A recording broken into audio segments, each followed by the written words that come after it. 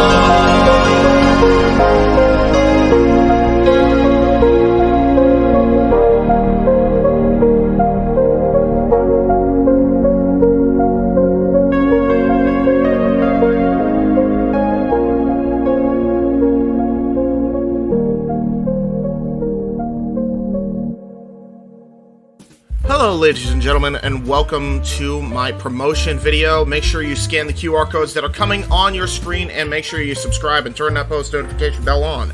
check out the official Button Mashers playlist, where you will find all the Stable Wars that we have done together. You can also check out our watch party of AEW Grand Slam, Dynamite, and Rampage. Check out Shared Experience, the script by Mistress Audio and J Hebert Side 95 on her channel right now. Check out our Retro Wrestling Review series of Survivor Series 2003 and 2013. Check out J Hebert's Side of Things Episode 3. JJ always promotes it all the time. Check out Michael X's Let's Play of Star Wars Jedi Fallen Order. 97 Halloween Havoc Retro and Watch-Along as well.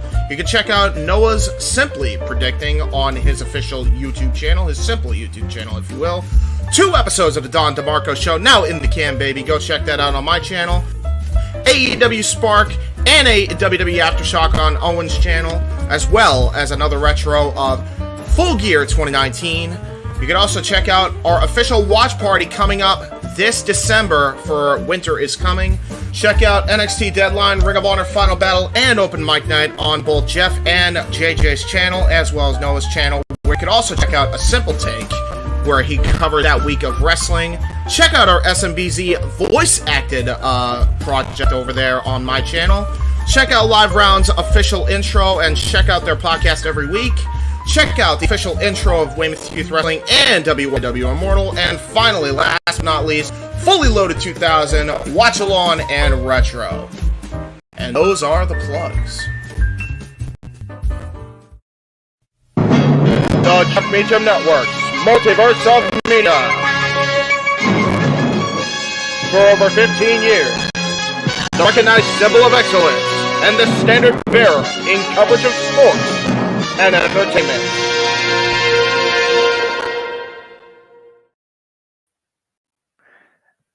Konnichiwa, good morning, good evening, good afternoon, good night, wherever you are in this fine world. Welcome to the first ever Jeff Meacham Network Multiverse of Media, NJPW, Wrestle Kingdom engagement, commentary, watch-along reactions. For those that don't know, I am the Simple Man, and my name is Noah Foster. With me tonight on the screen, it is James Hebert, keyword folks, Hebert, representing JMN 95, founder, creator, brainchild of FTW Productions, fellow NJPW fan, and also fellow panelist during my Wrestle Kingdom predictions. Thank you to those early birds in the chat. Hello, Raymond and Nathan. So James is, of course, to have it on my screen right now. We're just waiting for the kickoff festivities to commence. Jojo Vash, how are you? Are you ready for Wrestle Kingdom 17? I am looking forward to it. I just saw the Will Osprey promo of a lifetime from the pre-drum, and I am never looked forward to a Kenny Omega match more than this one in a long time. So I'm ready, man. I'm ready for this. All righty. And shout out to, of course, the Renegade, JJ Williams. So, I love the set. Theoretically, I heard that there's supposed to be 2 nights, but not back-to-back. There's supposed to be another night later in the month. But according to what I just saw with the NJPW schedule, it wasn't even on there. So I'm not sure. I'm sure we'll get more details regarding that tonight. All right, James, we're kicking things off. The pre-show begins right now. Gotta say, I love the set, by the way. I do love the set. This should be one of the biggest crowds in the last couple of years. Now that we know that the crowd will actually be able to be audibly heard, so I'm looking very forward to this. Yes, finally. Jesus. It's been too long. Too damn long. Yep. So we're going to kick things off here with a 3-minute exhibition match between Ryu Oya and Bolton Oleg. Of course, talking about the Young Lions that represent the NJPW dojo system. I think also they represent the Follow Dojo of Australia. And of course, you can talk about the LA Dojo. All 3 have a foundation when it comes to grooming, guiding, training, disciplining the talent that is the future of New Japan Pro Wrestling. And tonight, we're going to see 2 of the young prospects in action. Of course, we are like he made his debut against Kosei Fuda literally earlier this year. For Bolton, though, this is his first big chance. So we'll see what he can do within a 3-minute span. Yeah, I'm looking forward to it. We got Chris Charlton and Kevin Kelly. I believe they're actually there at Tokyo, which is the next change of pace. For the first time in, I would say, 2 to 3 years, this Wrestle Kingdom almost feels normal. And honestly, James, expectations are set so high. People think it could be the best Wrestle Kingdom to date. I don't know, man. You're one of the best Wrestle Kingdoms, one of the best Tokyo shows, period, that I've ever seen. You will be hard pressed to find a better Wrestle Kingdom than 12. So I think that's a high bill to live up to. Exactly. I mean, considering you have a double main event tonight, where of course we have Kenny Okada Omega taking on Will Osprey for IWGP United States Championship. It was back at Wrestle Kingdom 12, where of course Kenny Omega took on Chris Jericho and basically opened the world to Japan Pro Wrestling here in the Western Hemisphere, even more than his match against Kazuchika Okada at Wrestle Kingdom 11. And of course, Okada will be main event tonight for the IWGP World Heavyweight Championship against Switchblade Jay White.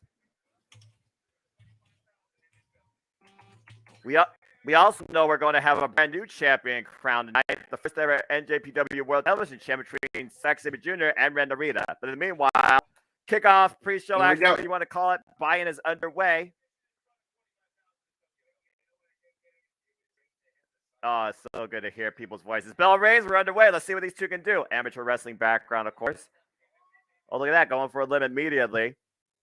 Looks like Gino Gambino's back, too. I wonder if he's going to tell us to salute Bad Luck Fale.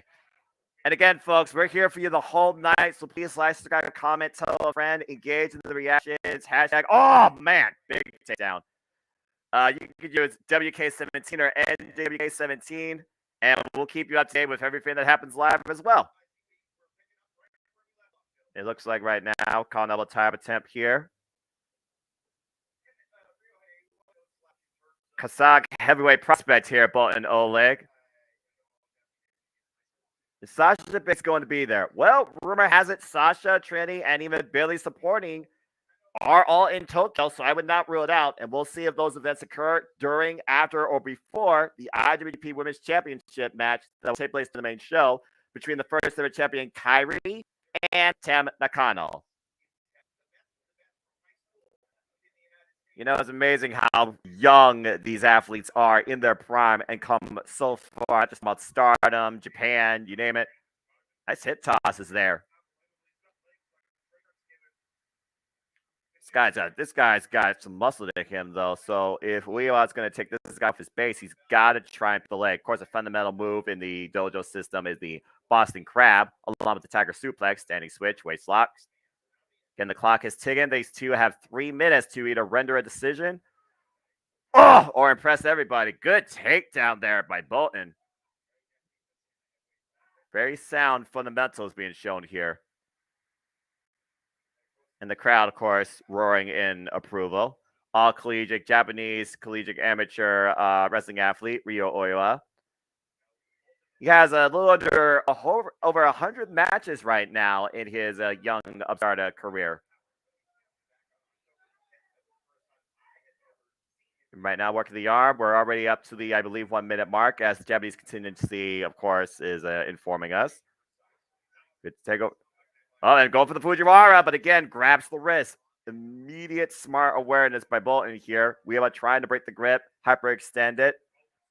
But also, Bolton, look at the way his body, and he makes his way to the ropes. It's very, very quick from the get-go. Neither man right now. 40 seconds left in this. Again, time flies. Should be one of the biggest crowds on hand here in the Tokyo. Oh, good shoulder block. Seen since the last 3 or 4 years before the pandemic. Clap cloud wrestling. Good agility with the leap there. Big hit toss. It's so good to hear Gino Gambino's point again. I hope I hear him say, oh my! There's a cover. 2, and Bolton almost got the win. And time's up. Near fall score by Bolton, but this exhibition is a draw. Fantastic showing here by both, though. Again, it's about what you can do in the time that you are given. These two had 3 minutes, and tonight, Bolton, he was out here to show what he's made of, and I think he surprised me out here a couple of times. Again, it's all about the fundamentals, and I feel like that's really a trade art of the industry that a lot of people sometimes forget. So seeing these two right here at the start of their careers, bringing that forward, very, very worthwhile exhibition by both. Good stuff. And, of course, bow respect. And, again, you think about, oh, it's 3 minutes exhibition. You're on the kickoff. This is the Tokyo Dome. This is the stage of Wrestle Kingdom. This is where you hope to one day be. Everybody wants to be there, New Japan Pro Wrestling, on the grand stage of Wrestle Kingdom. James, that was a pretty good exhibition, wouldn't you say? What's your thoughts based on what you saw, especially from Bolton? It was I like Bolton, but what was with that draw? I'd never seen anything like that. Is that a new thing they're doing? 3 minutes, dude. 3 minutes. That's odd. No, it's one of those things where I feel like, again, trial by fire. Well, Well, now we're going to get completely different, James. Get ready to have some fun here with this one. It's time for the KOPW Ramble. It looks like Show is our first entrance. This is going to be a wild melee.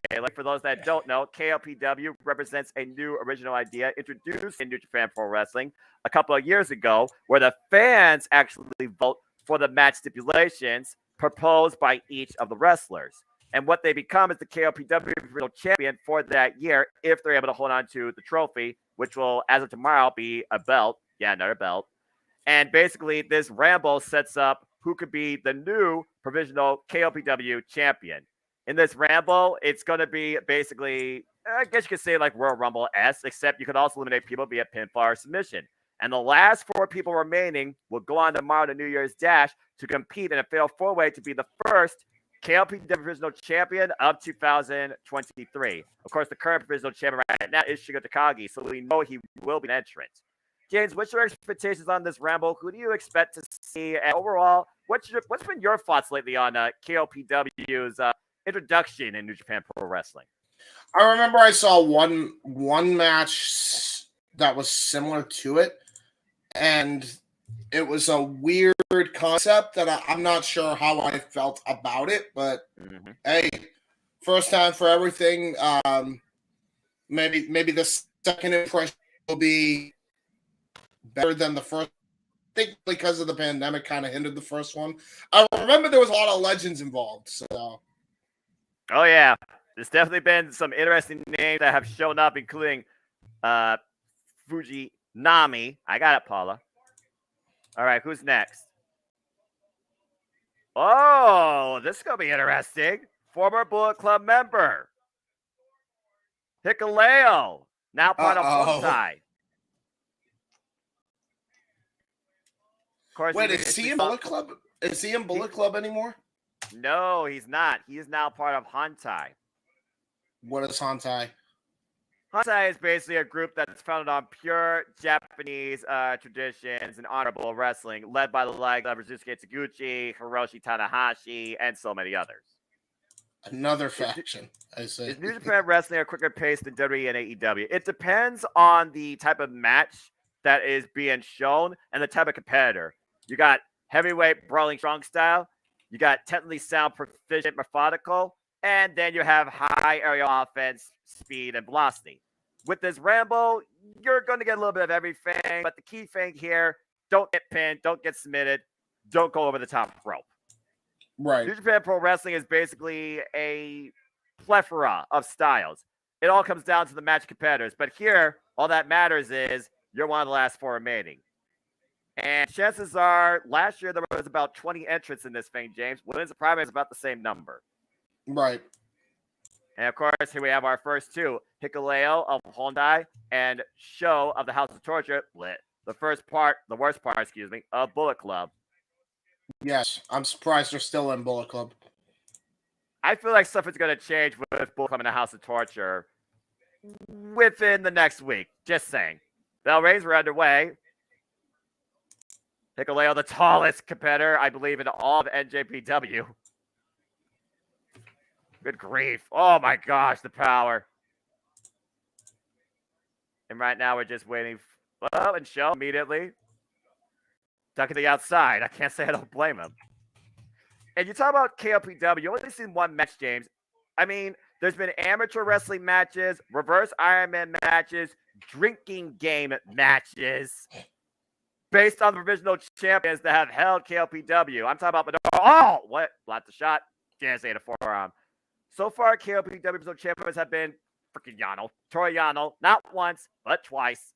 Chase Owens, Minoru Suzuki, and Kaiji, and most recently, of course, Shingo Takagi. All right, clock's counting down to our next entrant. Who we got? Oh, no. Well, I'm sure Show's happy about this. I know I'm not. Everything is about to be evil. House of Torture, evil, accompanied by that crook Dick Togo. In my opinion, Eva's become one of the weakest foundations of a wrestler in New Japan because he does the same old song every match. I guess James is going to watch from the backside of things. I'm okay with that. And we'll see if Bullet Club works together here. Wouldn't surprise me. Of course, Bullet Club right now in position of the six-man never openweight trios championships. Once again, Hikuleo show up and on the ring post and big clothesline. Pinfall submission over the top rope. You are eliminated. Whoa, and Evil trying to use Hikuleo's momentum against him. Great awareness by the young gun, the youngest of the brothers, might I add, of the Gorillas of Destiny. Up. Evil counter. Up, hook him up. Everything's here. No, counter. Oh, God. That was just a freaking ridiculous half and half choke slam to Uranagi. And the next entrant, we're just moving right through this thing. Number 4.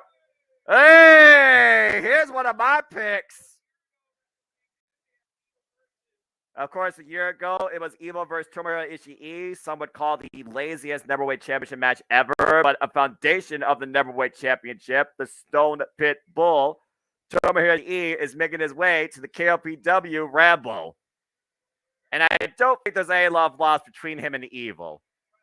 One of the most underrated wrestlers of the game. This guy, for his stature, for his style, he is one of the meanest hitters and the hardest fighters you will ever see in a wrestling ring, let alone face. Ask Chris Jericho. In fact, that was Tomohiro Ishii's last match, facing Chris Jericho for the Ring of Honor World Championship on AEW. But Ishii's always up to fight anybody, friend, foe, or indifferent, as he squares up against Hikuleo, literally looking up to the big man. And Show right now, Show's in a bad spot. Chaos and Hontai, necessarily not the same. Not the same outlook on the industry, but they can at least both agree we hate House of Torture, and I can appreciate that. Let's say him up. Leo got him hooked. Oh, wait a minute. Oh, wow. Impromptu double team there. Nice suplex by Show and Ishii on Hikuleo. No eliminations yet, but again, strange alliances do happen. And meanwhile, 2 seconds, we're going to our next entrant, number 5, I believe. Great Khan, representing the United Empire and the new RevPro British Heavyweight Champion. The Dominator. And definitely one of the, I would say, most unique wrestlers to come across New Japan Pro Wrestling with his style. Dominator Great Khan, previously involved in Wrestle Kingdom, had a one-on-one exhibition against Sonata. What do you think about Shinsuke versus the Great Muta? Tremendous match, by the way, considering how much Shinsuke respects Keiji Muto and the Great Muta. He said it was like honor to be in there, let alone beat him, using his own mist against him. I did not expect that. Again, Pro Wrestling Noah, it's hard for me to keep up with everything, but they hit as hard as New Japan Pro Wrestling sometimes. And I would definitely hope to see Shinsuke Nakamura in NJPW ring again. And Great Khan, especially the better part of Valor, waiting on the outside of the ring. Again, no one's been eliminated yet. I hope that Okan comes out to who was on would be awesome. I mean, weirder things have happened. Usually at Wrestle Kingdom, people at least get a new Titantron or a revamped version of their theme. So be on the lookout for that, especially during the main show. And right now, Hikuleo goozling Ishii, or as Taiji would say, that is a Greco-Roman throat hold, not a choke. And meanwhile, 8 seconds to our next entrance. By the way, botch. And also, you're fine. 3, 2, 1. Who's next? Oh. It's Doki. Excuse me. Botch. Doki of Suzuki-gun. Well, excuse me. R.I.P. Suzuki-gun. Gino, it's Donkey Kevin. He's going to use the Donkey Chokey. I really hope Gino gets to call that. Oh, man, it's so good to hear Gino Gambino's voice. I miss that guy. Of course, that crazy, he is local. Oh, wow, he dropped the pipe. I'm surprised by that. Well, I guess you can get disqualified. Can you get disqualified in this thing? I'm not sure. Average rip reversal off the ropes, and Doki immediately going after Great Okada. Nice! Take over Tijeras. Doki up the second rope. Good springboard. Good. And Great Okada roasts the outside ring underneath the bottom rope. Not eliminated. And meanwhile, got Evo and Ishii back in the ring. And Evo over the top. Lands on the apron. And Ishii and Dick Togo saving his parade. And, right to the eyes. And meanwhile, Evo hooking Ishii looking for the suplex over the top rope. Both men on the apron. Both men did be eliminated. Dick Togo trying to eliminate Ishii. Evo and Ishii literally 1 foot on the apron. Clock counting down to the next entrant here. Are we going to get elimination? And right now, Dick Togo. Seriously, someone eject Dick Togo. Seriously. The vein of my existence in New Japan Pro Wrestling. And here comes Rocky Romero. Rocky Romero made it to the Tokyo Dome. Chances are he'll probably be on the commentary side of things later this evening as well. And thankfully, now we have Rocky Romero trying to pull Evil off the apron, while Dick Togo trying to pull Ishii off the apron. Oh! Well, thankfully, Rocky Romero took Dick Togo down, so Ishii is safe. Now we're back in the ring. Why is Doki coming out like he's Han Solomon from WCW vs. NWO World Tour? Exercises down, and Evil's eliminated! Hey! Happy day! Oh, nice suplex by Rocky to show. That's our first elimination. I've already had the best Wrestle Kingdom so far. Evil will not be part of any sort of championship caliber type of fence. What do you think about Dragon Lee going to WNXT? Certainly surprising based on his style, with WWE being the safest style in pro wrestling. But overall, he definitely, with his experience, will be a great mentorship, coaching, influence to guide future Latinos and Lucha Libre type style in WWE. I think it's going to be interesting, but I'm curious what they'll do with him. That's really all I got to say about that. Tokyo Dome timeout. That's funny. Oh, well, this is interesting. Next entrant, former IWGP United States champion, former NJPW Neverweight champion. Fangs is back. Kenta. A person that Gio Gambino has literally put on his Mount Rushmore of pro wrestling. Also a standout from Pro Wrestling Noah. And for those that don't know, the former Hideo Itami from the Black and Gold NXT and from WWE. As he's speed-walking his way, Santino Marella style, down to the ring. What's up, Safety? Good to see you. And right now, Kenta is just taking his time.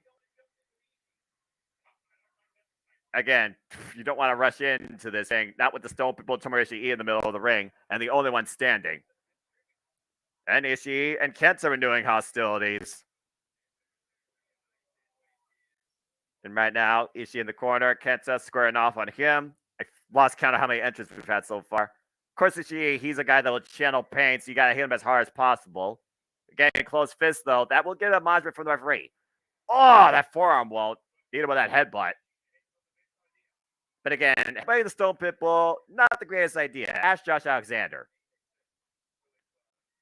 Got some fighting going on the outside here. Again, there's entrants on the outside of the ring that aren't eliminated, including Hikuleo.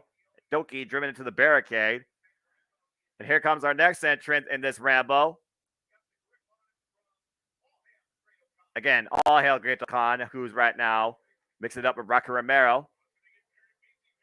And coming out next, the heel master and one of the best ever to come out of the junior heavyweight division with over 20 years of experience. Probably has that Satori whiskey with him. Yoshinobu Kamaru. Former IWGP Junior Heavyweight Tag Team Champion as well. Also former member of Suzuki-gun.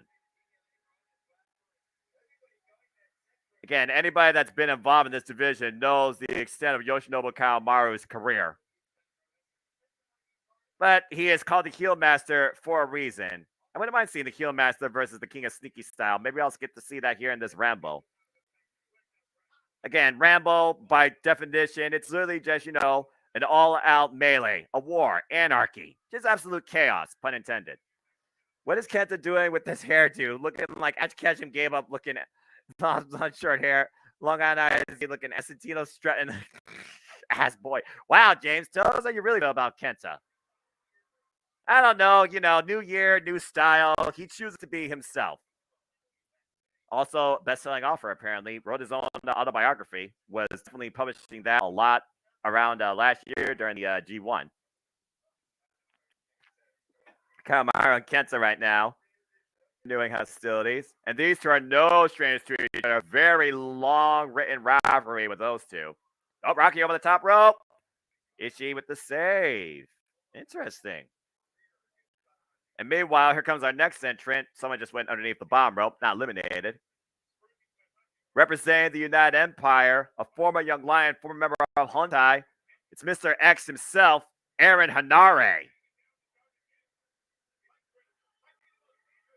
Aaron Hanare right now might be one of the most lethal men in this match thanks to his boxing background and that closed right fist body shot literally has incapacitated opponents. Again, his biggest win last year was in the G1, beating the ace Hiroshi Tanahashi. Irish whip, now squaring off Tomoyoshi Ishii. Big shoulder block. We got a shoulder block exchange here. I like this between Ishii and Aaron Hanare. Two men just squaring off. The forearm exchange here. Meanwhile, let's see here. Great Khan and Hikuleo in the corner.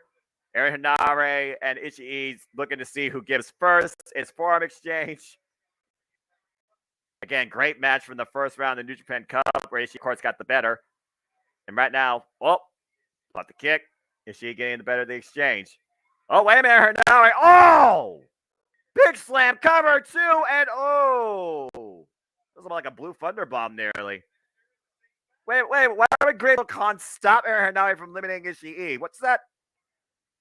All right, that was odd. Anyway, who's next? Well, this is going to get interesting. Or funky, however you want to call it. One half of the Mega Coaches, King of Bun Style, former IWGP Heavyweight Tag Team Champion with Master Wato. The coach, Rizusuke Taguchi. This is my dude. Please give him the dub. What the frick, you dope, Khan? LOL. I feel like the Ramble sometimes scrambles people's minds. It's like Royal Rumble. Why would you attempt to stop an elimination? And meanwhile, Great Khan and Aaron Hanare working together against the Stone Pit Bull, trying to eliminate him. Ishii on the top rope. 2 against 1, though. Ishii trying to save himself. Oh, double boot. Damn it. Ishii eliminated. I feel like that was for Great Khan just to get some revenge based on their last encounter against each other. Especially when I think Ishii beat Great Khan. All hail. Well, Tomoyoshi has been eliminated. So far, there's only been 2 eliminations in this thing. If you could believe that. And right now, we have Rizusuke Taguchi, Rocky Romero, Aaron Hanare, Great Khan, all hell, on the inside of the ring, while Doki and I believe Hikuleo are on the outside of the ring. Aaron Hanare is my dude, not the cosplay Masawa looking dude. Okay. Meanwhile, let's see who's next.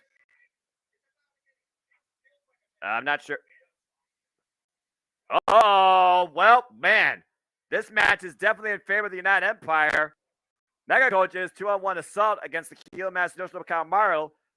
Oh, Suzuki with the cover. 1. And Rocky breaks it up. And here comes the Imperial unit of the United Empire. Jeff Cobb. Come back from injury. He has not been seen since that match against FTR for the IWGP Heavyweight Tag Team Championships. Of course, FTR will be involved later night during the main show. And we got Hikuleo right now. Oh, took him out the knee, Yoshinobu. Rizusuke Taguchi, tend to be eliminated. Show is still in this. I forgot about Show. Still on the outside, trying to help eliminate Taguchi. Impromptu. Show helping Rocky. Who would have thought you see that nowadays since his turn to the House of Torture? Former members of Chaos, Roppongi 3K. And right now we got Doki and Kanemaru, Suzuki-gun working together against Hikuleo, trying to take the big man over. Uh-oh. Oh, man! Good grief. Double suplex.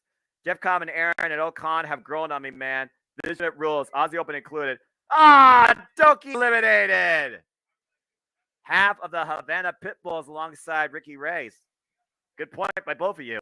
And that's a good. Oh, well, Cabar was eliminated. Or Show. Was that Show? I couldn't tell. And meanwhile, who we got next? Who is this? Oh, look at that. A member of TMDK, Shane Haste. And I know Gino's very happy because he's straight out of Australia. Former member, for those that remember XE, of TM61. See what Shane Hayes could do here. We got a little bit of NJPW strong presence. I wonder if Filthy Tom Lawler might show up in this thing. Well, meanwhile, we got, let's see here, Kenta, Rocky, Shane Hayes, Greto Khan, all hail. Rocky Romero, Rizusuke Taguchi, and Hikuleo, and Jeff Cobb in this thing. And Shane Hayes right now squaring off against Rocky Romero, taking him over with the Exploder. Oh, my! Good grief. Head over heels, face first. And Shane Hayes hooking Rocky up, going for a big step. Oh, counter! Good counter. Shane Foreign, the best Smosh cameo. LOL. And Rocky with the cover on Shane. Kicks out at 2. Action too fast to call here almost, it seems. Or at least too far to look at. And right now, most of the action is on the inside of the ring, thankfully. The stage just starting. This show hasn't even fully started yet. And we're counting down to our next entrant here. And meanwhile, Hikuleo squaring off against Kenta. Too sweet. And the other half of TMDK, Mikey Nichols, a former member of Chaos himself. Haven't seen this guy in a long time. Again, Gino Gambino right now is having a moment. Not only is he back in the Tokyo Dome calling the action, his fellow Australians, Aussie, are literally in the New Japan Ramble. Shane Hayes, Rocky Romero still squaring off. And Mikey Nichols taking his time down to the ring. Saving his energy. If Rocky's aware of it now, you're in a 2-on-1 situation. Before Nichols get in the ring, though, good shot by Rocky here. And currently in the ring, we just have Shane Hayes, Rocky Romero, Rizusuke Taguchi, and Hikuleo. Kenta jawjacker from the outside, not eliminated. Where's Shane's former tag partner? Still in the WWE? I don't know. Good question. Oh, drop kick. Rocky Romero eliminated by Mikey Nichols. He's not going to get in the ring, Kevin Kelly. You know better. It's smart strategy, honestly. Seeing how many times the Royal Rumble. Double team on Rizusuke Taguchi by TMDK. Here's the cover. 2, and Taguchi eliminated. And we're finally starting to thin the field here. Oh, wait, the roll up. Oh, Greto Khan almost got one there. All right, who's the next entrant? Uh-oh. Well, here comes another member of House of Torture, the Tokyo Pimp, Yojiro Takahashi. No pizza. That makes me sad. Only one of 2 bunnies I actually like in the industry. Meanwhile, he has that stupid pimp stick with him. Rocky Romero's fired up as he goes to commentary. I was in the Ramble. I had a chance. I feel like Rocky Romero will one day be IWGP Junior Heavyweight Champion again. I know that's his ultimate goal. And meanwhile, Yujiro using that cane against Hikuleo on the outside, bringing him back inside the ring, trying to pin the big man. It was Yujiro. Oh, that got steamrolled by Hikuleo in an impromptu exhibition earlier last year. And Jeff Cobb and Hikuleo squaring off. I like this. I feel like Jeff Cobb's going to be one of the final 4 here. If I have to names of the final 4, I'm going with Jeff Cobb.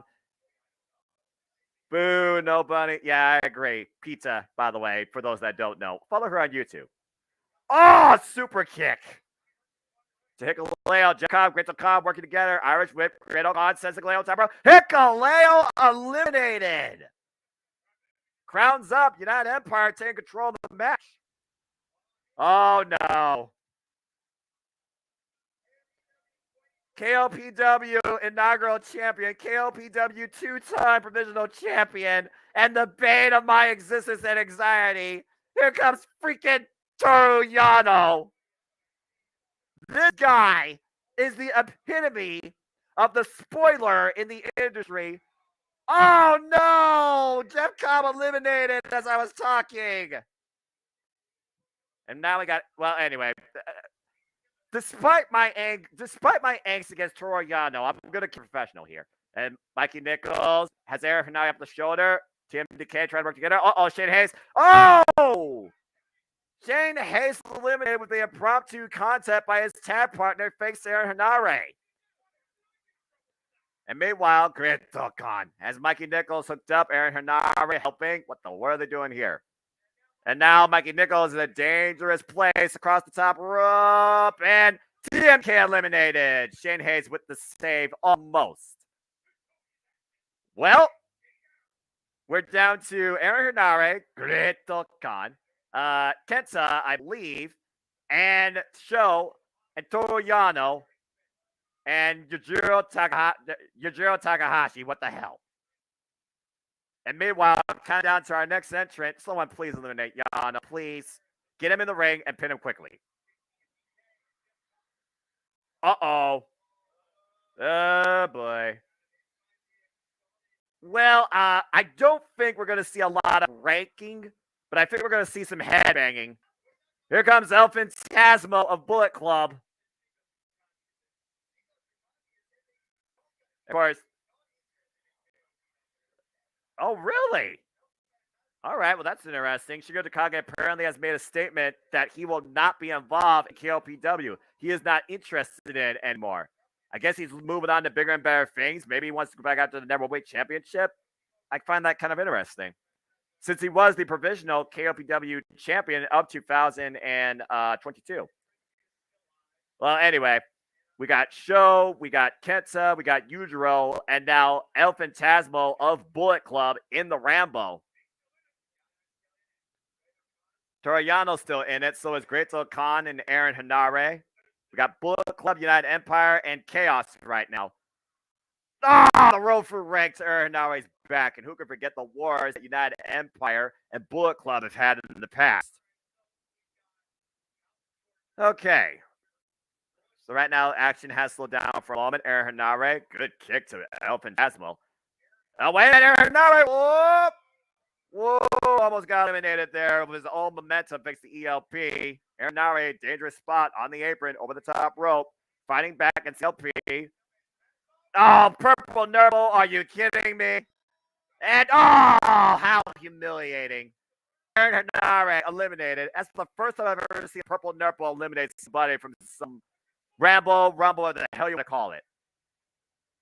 And coming out next is the Holy Emperor and former KOPW champion, Taiji.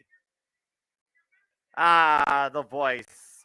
The voice of a king reigning out across the Tokyo Dome for his masses. Incredible wireless microphone technology. I feel like his performances are more worthwhile than an Elias concert. There, I said it. Then meanwhile, ELP is just doing jumping jacks in the ring, not even acknowledging that somebody is coming forward. I wouldn't mind seeing Taiji with this. He wanted to raise it to something more important in the first place. He's the reason why Toru Yano doesn't have it, thank goodness. Hopefully he can still be that. Meanwhile, Taiji's got to take off his mask and his robe. Also, bravo! With that performance. So who we got up here? We got, everyone's on the outside of the ring except for Taiji. What the world? Everyone's fighting on the floor. You can't get eliminated like that. And Toru Yano has not gotten in the ring yet, might I add. Purple nurple to eliminate someone from a battle royale is like someone breaking someone's foot in an MMA match via a ref stoppage win. Well, there you go. And meanwhile, Sumo stance, Great Khan and Taiji square it off. I like this. And meanwhile, trying to take somebody over. Taiji takes Great Khan over with a sumo toss. All right, well, who the hell else is like, wait a second. I should have known Shingo would give you the false sense of belief. Here comes the current KOPW 2022 champion, Rampage Dragon, Shingo Takagi. So, with that being said, I think he's the last one, so that's the last entrant in the Ramble. Oh, and Taiji is ready and waiting.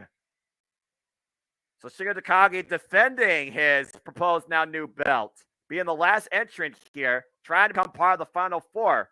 We got Los Ganabas de Japón, former Suzuki-gun, United Empire, and Bullet Club, and Chaos, all represented in this Ramble still. Now it's just a matter of thinning out the numbers. It looks like Shingo and Taiji are going to renew hostilities. Oh, man.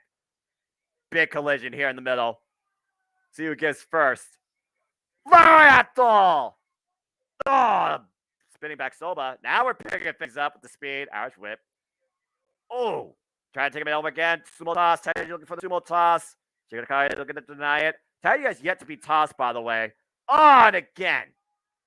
The power of Taiji. How far Taiji has come as a pro wrestler is truly something to behold. Really taking things more seriously. And now Taiji's like, come on, square up. Come in the ring with me. Come on, Bullet Club. Show us what we're made of. Here comes Sho, ELP, Yojiro, and Kenta. Discretion the better part of valor, Taiji. I don't know how wide this is. It's 4 against 1. Taiji's like, all right, come on. Make a move. I mean, 1 versus 4, you're not going to beat the numbers. Oh, no. And meanwhile, they might just throw him over the top. Shingo, though, trying to save Taiji. Oh, no, he's not.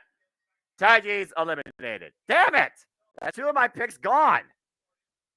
All right, so we're down to 1, 2, 3, 4, 5, 6, 7 people. Toriano, Sho, ELP, Great-O-Kan, all hail. Shingo Takagi, Kenta, and Yojiro Takahashi. At least 3 more people have to be eliminated before we have our final 4. And the final 4 will move on tomorrow to New Year's Dash in a fatal 4-way, crown the first KOPW Original Champion 2023. Nice double DDT there by Shingo. Double clothesline follow-up, Kenta and Yujiro. And Yujiro from the top rope. Yujiro eliminated! And Kenta is gone too! Wait, is that it? 1, 2, 3. Wait. Oh, God, what a Yukon Lariat. Oh, the rake by ELP to Shingo. We're going to get the Hoosier Daddy match in freaking last year. Oof. Oh, here we go. ELP and Shingo squaring off. Yeah, we're down to 5 right now. 1 more person needs to be eliminated. Phantasmo, Shingo, Toriano, Great-O-Kan. Daddy. Who's your daddy? Shingo is ELP's daddy. It was confirmed last year. The daddy. It's like, okay, son. There you go. Look at that. Nice embrace by ELP and Shingo. Went for the crotch punch. Oh, Shingo saw it. Oh, just see the knee instead. Meanwhile, reversal Irish whip. ELP still top rope. Lands on the apron. Now eliminated. Shingo. Eliminates ELP. Wait a second. ELP landed feet first on the barricade. ELP is not eliminated. How the hell is ELP going to get back in this thing? ELP in a Kofi. Clever. And Yujiro and Kenta saving their Bullet Club member as ELP is back in the Ramble on the apron, squaring off against Shingo, looking to eliminate him. Oh, big head kick. And meanwhile, Sho coming in for a prop 2 shot. Shingo blocks it. Sho trying to look for it again. Uh-oh. Whoa. And Shingo, watch it. Oh, boy. Shingo and ELP both on the apron. There only has to be 1 more elimination. Where's Yano? What the hell is that idiot? Then meanwhile, Kenta watching on. Sho trying to take advantage here. And here comes Sho. And Sho eliminates ELP! And that's it. That's our final 4. Tomorrow at New Year's Dash for KOPW 2023. It's Great-O-Kan, Sho, Shingo Takagi, and freaking Toru Yano. And freaking Yano was barely in the damn ring. – Well, so much for having a single winner. Well, who's holding the title though, James? I don't think that's not a bad call What? right now. What is with all these championships? New Japan Pro Wrestling. I don't know. You tell me, Dude. Why are they just? I understand having Strong getting championships there. Are these for Strong? Or all these for Strong? As far as NJPW Strong, no, this is a completely separate entity. Toriano standing. Okay. So help me God, if Toriano wins tomorrow, you're gonna hear the biggest rant possible in Open Mic Night this Saturday night. And meanwhile, Shigeru Takagi defending his KOPW championship for now. Now he has to win it tomorrow. But Grizzle Khan already claiming that he will be KOPW champion. We'll see who joins the list tomorrow morning at New Year's Dash. Well, that was about as chaotic as I expected. Why did it have to be Toriano? It had to be freaking Yano. I would have liked to see ELP compete for it. Yeah, you and me both. Oh. But Great Khan, that's not yours. What are you doing? Somebody get that belt from him. Hey! You're not the champion. Shingo technically is right now still. Hey, it's not an escort, Okan. It's not an escort. You know. Not an escort. It's not a VIP pass. VIP pass, brother. You gotta bring that back. Hey, I admire Great Khan's confidence, but it is what it is. All right.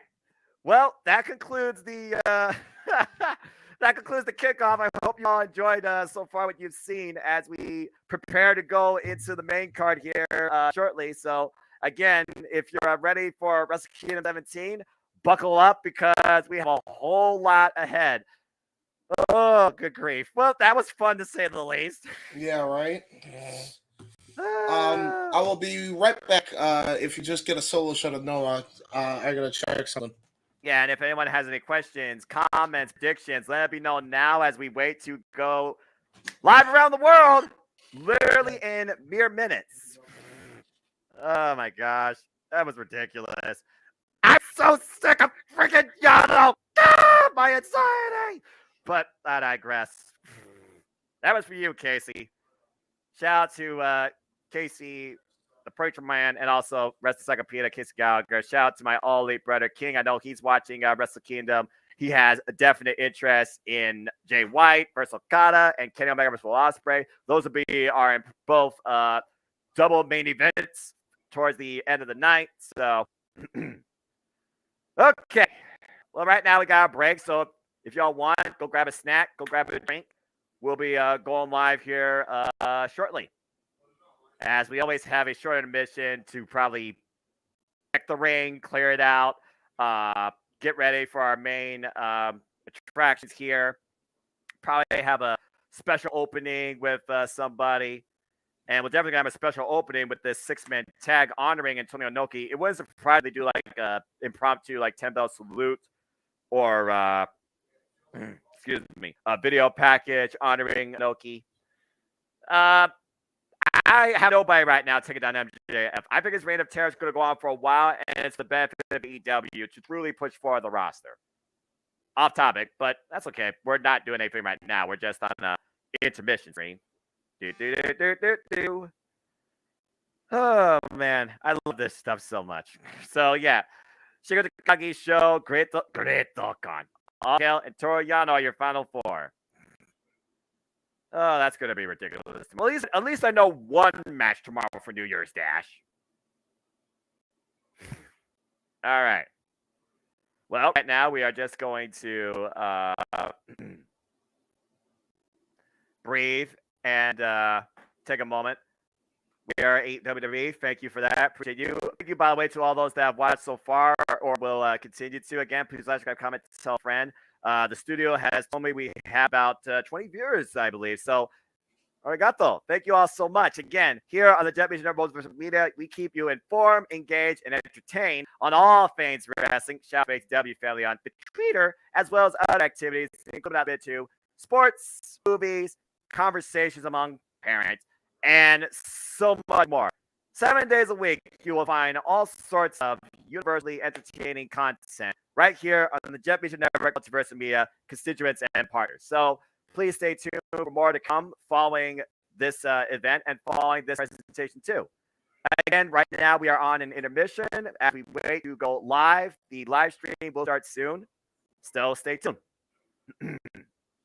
As far as coming attractions, let me also promote here on the Jet Meacham Network Media. If you want to hear more of my takes on all things wrestling, oh, never mind. We're back in the arena. Looks like we're going to kick things off here momentarily. I love the setup. All right. We got Tosuke Mitani bringing us into the show. I'll let you know. I'll let you know if I find it. I have it in either the computer drive or on my notes on my phone. Okay. Okay, so it's like a media spotlight right now, which makes sense. Considering now that people in Japan can get NJPW World as part of Amazon Prime, I'm kind of jealous of that. Got an announcement here? No. All right.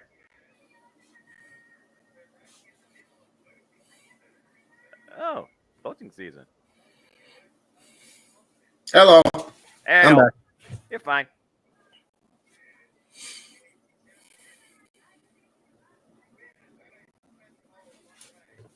It looks like they're doing something very special for the people there in Japan.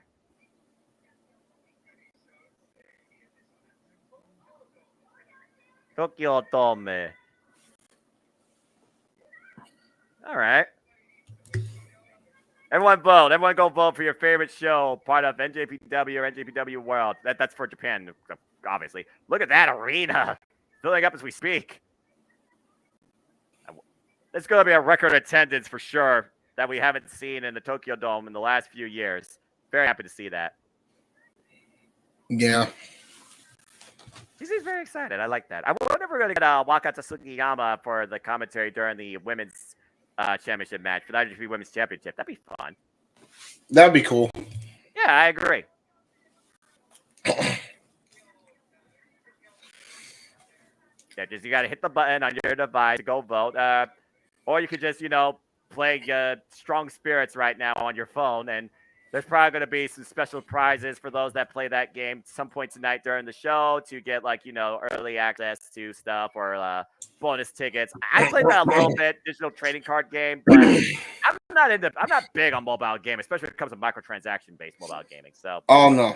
I kind of fell out of that. That's just me. But, you do you. I love to know the person who's able to even spend that kind of money on mobile games like that.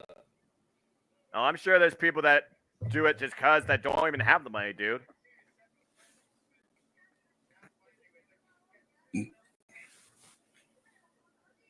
I wouldn't mind getting that KOPW or NJPW t-shirt or that zip up.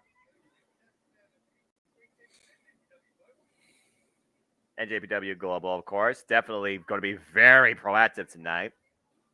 What time is Wrestle Kingdom supposed to start? Oh, hello, NASCAR dude. Honestly, it's probably starting right now. They're just doing a bit of a media appeal, it sounds like, and talking about some early festivities for the attendance tonight in the Tokyo Dome. So go to NJPWWorld.com and click the live feed now because they are live, dude. And I think once this promotion is done, I think we're going to get right into the show. NASCAR dude, since you're in the chat, go check out my NASCAR Thunder 2004 Let's Play on my friend Casey's channel. I'm not gonna lie, you should play Daytona. Daytona's still best race after the stream, of course. Yeah, good caveat, James. Mm-hmm. The pro wrestler. Oh wow! It just occurred to me too that they still have an actual tarp as a roof, don't they? Yes, they do. Because you can see the freaking outside and the little holes. Yes, that's correct, James. And it's still daylight. This is my first time watching New Japan. I have seen clips, but never watched the show. Well, if you're going to pick a show to watch during the year of New Japan Pro Wrestling, 2 shows, Wrestle Kingdom and Dominion. Dominion in June, Wrestle Kingdom sets the year right now. All right. Truth. All right, looks like Gino and Kevin Kelly are coming back to the ringside announce table. Nice to see them there live this time.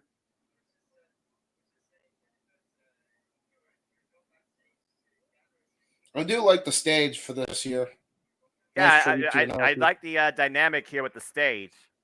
It's got a little bit of that Wrestle Kingdom 14 vibe, but it also still has a bit more personality, almost like kind of like a crown, like the Wrestle Kingdom 15 set. Where last year was just big flat rectangle LED screen. I still to this day think the best set was 12 that they've ever had. I agree. 12 is the best set they ever did. Definitely agree. Would you consider Wrestle Kingdom as their WrestleMania? Bar freaking none. Yes, it's their WrestleMania. You're damn right it is. I mainly watch Sports Sasha. I respect that. But Osprey and Mega is going to be amazing. You're damn right. Yes, NASCAR. James and I are going to lose our shit calling that one.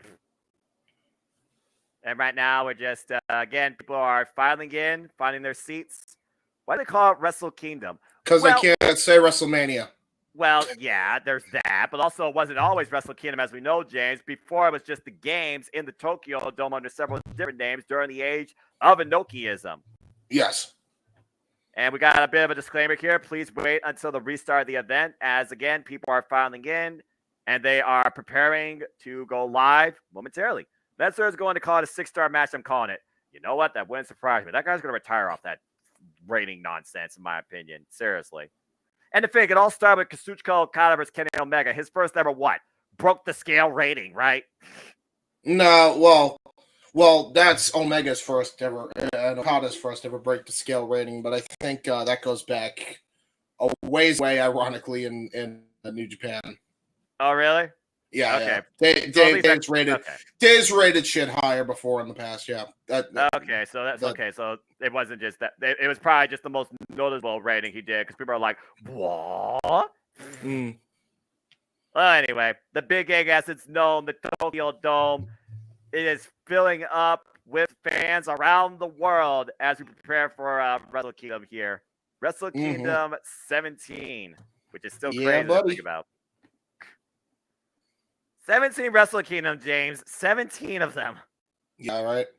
Still to this day, and we're probably going to do a retro on it. No, Owen and I, after the Rumble season, we're definitely going to do a retro on Wrestle Kingdom 12 because, you don't understand how much I adore that show from top to bottom. The best. I think everyone does, dude. Seriously, like if you have never watched any New Japan, you want like a retro show to go back on and watch it.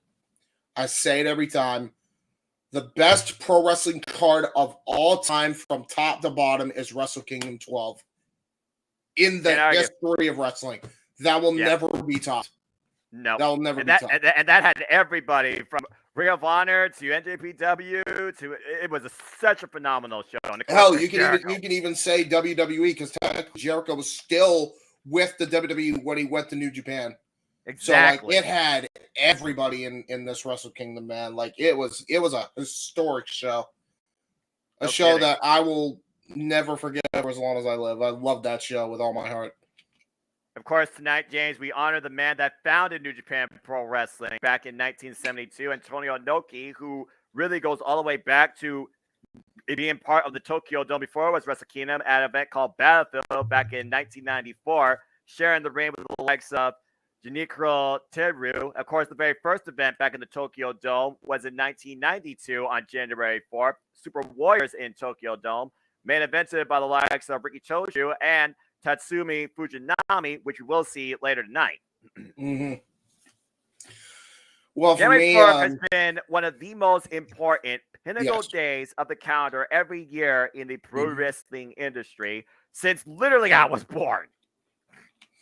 Yeah, for real, man. There's not much else I could really add to the legacy of Inoki and what he has done for the wrestling industry. Good and bad. and beyond. Like, you could say what you want about him, but like, without him, we don't have Japan wrestling the way we know it today. So, like, you got to give kudos, much like we gave kudos to Vince McMahon on Open Mic Night on the New Year's special. Got to give credit to Inoki where it's due when it comes to how he built New Japan from the ground up, essentially, and Japanese wrestling as a whole as a result. So, exactly. Show King Troy will start momentarily. We're just right now just getting things in order, but it is on the screen. Do you think Triple H would let Shinsuke show up tonight, considering he let him work Pro Wrestling Noah against Great Buddha? So Shinsuke is in Japan. I would not rule it out. There's a reason why Carl Anderson's here, and he's part of the WWE, and of course he has no championship. Now, whether or not this is his last appearance for a while at JPW, that remains to be seen. But Triple H is definitely more comfortable, it feels like, bringing out the superstars of the WWE beyond the WWE banner. Did Read the Dragon Steamboat come from Japan Wrestling? No. Although I can't. If there is one match I would have absolutely, beyond a shadow of a doubt, loved to have seen, and I don't know if it ever happened, Ricky Steamboat versus Great Muta would have been a banger. Oh my god! Oh my gosh! Oh my lord! It would have been phenomenal. Now you got me thinking. Mm-hmm. Give me a second here while you keep talking about that. Yeah. Please look up if it happened. I apologize, but no, you're good, man. Shoot, that's one of the all-time greats right there. Let's see, Great Muta or Cage Muta. It's funny you mentioned that because we all know Great Muta, born out of hell from the Great Kabuki, is the alter ego of one person tonight that will be in their last NJPW match, Keiji Muto. A bit of retrospective there. Yes, Great Muta did favor the Dragon Steamboat back in New Japan Pro Wrestling and Total Inoki 30th Anniversary Memorial Festival in Yokohama Arena back in 1990. Oh, wow. So it did happen. Okay, great. That's good to know. I'm sure that had to have ruled. There you go. Triple H isn't necessarily working with Triple A NASCAR, dude. He signed Dragon Lee because Dragon Lee was basically ostracized from both Triple A and New Japan because he did a deal with New Japan and also did a deal with another company. Didn't he do something with CMLL that also probably put in a sour note or something? Yeah, I'll just simplify it here. Cartel Yakuza nonsense. Okay, there we go. That all right, takes fair care enough. of that one. Yeah. So yeah, Triple H I feel is definitely willing to work with other companies. But hey, the more you know, NASCAR. That's why we're here to also engage you and educate. A pleasure to screw up your name, but thank you for tuning in, Mr. Kapil. Do you think any Japan wrestlers enter in the Royal Rumble? Besides Shinsuke Nakamura for either Japan Intercontinental Champion, to say that somebody tonight that we see in the Tokyo Dome shows up in the Royal Rumble, that's a stretch. I mean, other than Carl Anderson, but that's the obvious choice. Exactly. All right. There we go. Oh, well, we've been talking about Antonio Inoki. James, this is going to be a very retrospective of a six-man tag match. Time for the Antonio Inoki Memorial match between Blue Justice, Yushin Nagata, Satoshi Kojima, and Toga Makabe. I'm so glad. Fujinami. I'm so glad they let him come out to this. Yeah. I'm so happy he's coming out to this. And look, he's wearing a towel. God damn right he is. They're all wearing them.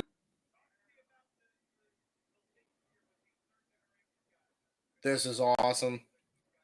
Oh my gosh, the theme, the presentation. Again, that is rumor, but we'll see, and we'll talk more about that during the Women's Championship match.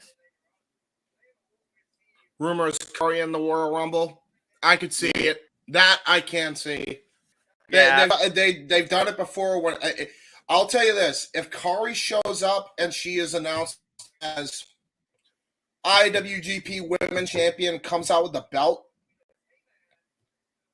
that is a sign that WWE and AEW might be closer to working in WWE than we have ever been. Because, no doubt. that doesn't happen if Tony Khan doesn't let it happen. You know what I mean? Because keep in mind, he's in a working agreement with New Japan. You know what I mean? So we'll see what happens. I'm not saying it's going to happen this year, but there's a good possibility of something like that could happen. You know? Like I said, James, if we learned anything from last year with this industry more than ever, it's never say never to anything. The last 2 years, more like. Bar none. Yeah. Punk came back, then Punk showed his ass. Vince McMahon retired. Stone Cold came out of retirement. Just about everything that you thought couldn't have happened did happen. Code came back to the WWE. I mean, do I need to go on? Oh, good grief. And meanwhile, oh, wow. Yeah, everybody's just wearing towels. Tiger mask. Oh, yeah, buddy. Tiger mask. Fujinami, a guy involved in the very first show of New Japan Pro Wrestling. Literally, Tatsumi is first generation. We're talking about different generations here. Togi Umaga, Toshiko Kojima, Yuji Nagata, they are third generation, literally being brought under the same era. And then, of course, the chairman of NJPW, Antonio Inoki, would say these three men were undeniable at the time. And, of course, Antonio Inoki had a huge hand in all these men's training and influence. So, again, James, there's a lot of emotion you can tell right here with all six of these men. Hey, Tiger Tori! Hey, man. I thought Tiger Tori was done refereeing. I guess I think he made an exception for this. But I'm going to just say this right now. I'm hoping this ain't a Ric Flair situation where Tatsumi Fujinami can barely move because he was walking a bit gingerly there while Tiger Mask and Minoru Suzuki were walking without any problems. Well, here's the thing about that, James. Tatsumi Fujinami's been in action all this year. You remember he came into literally Japan Pro Wrestling during the Ramble, and later on was tagging alongside Shuchiko Okada. This guy never stops. So what you're telling me then is this dude is putting on a front? Probably. All right. Taped. All right, I'm interested now. Don't underestimate any of these six men in the ring. That's all I gotta say. And there's a shot of the Japanese commentary team. I wonder if Justice and Minoru Suzuki are going to do hostilities. These two fought one time during New Japan Road over the Never Openweight Championship. Bell reigns were underway. I will say those skyboxes are filled to the gills. Anyway, this is a very special Wrestle Kingdom, to say the least. Continental tie right now between Blue Justice Yuji Nagata and Tatsumi Fujinami. Oh man. This is a history lesson being revisited, brought forward to us in 2023 when it comes to original greats of New Japan Pro Wrestling that led the way. Of course, most people probably don't even know who Blue Justice was before WCW. Standing switch, of course, Tony Inoki, he was the chairman back when these two men were involved. Well, excuse me, several of these men were involved in New Japan Pro Wrestling. And right now, we're going to see who takes advantage here. In the ropes, with the front headlock, though. Got to break the hold.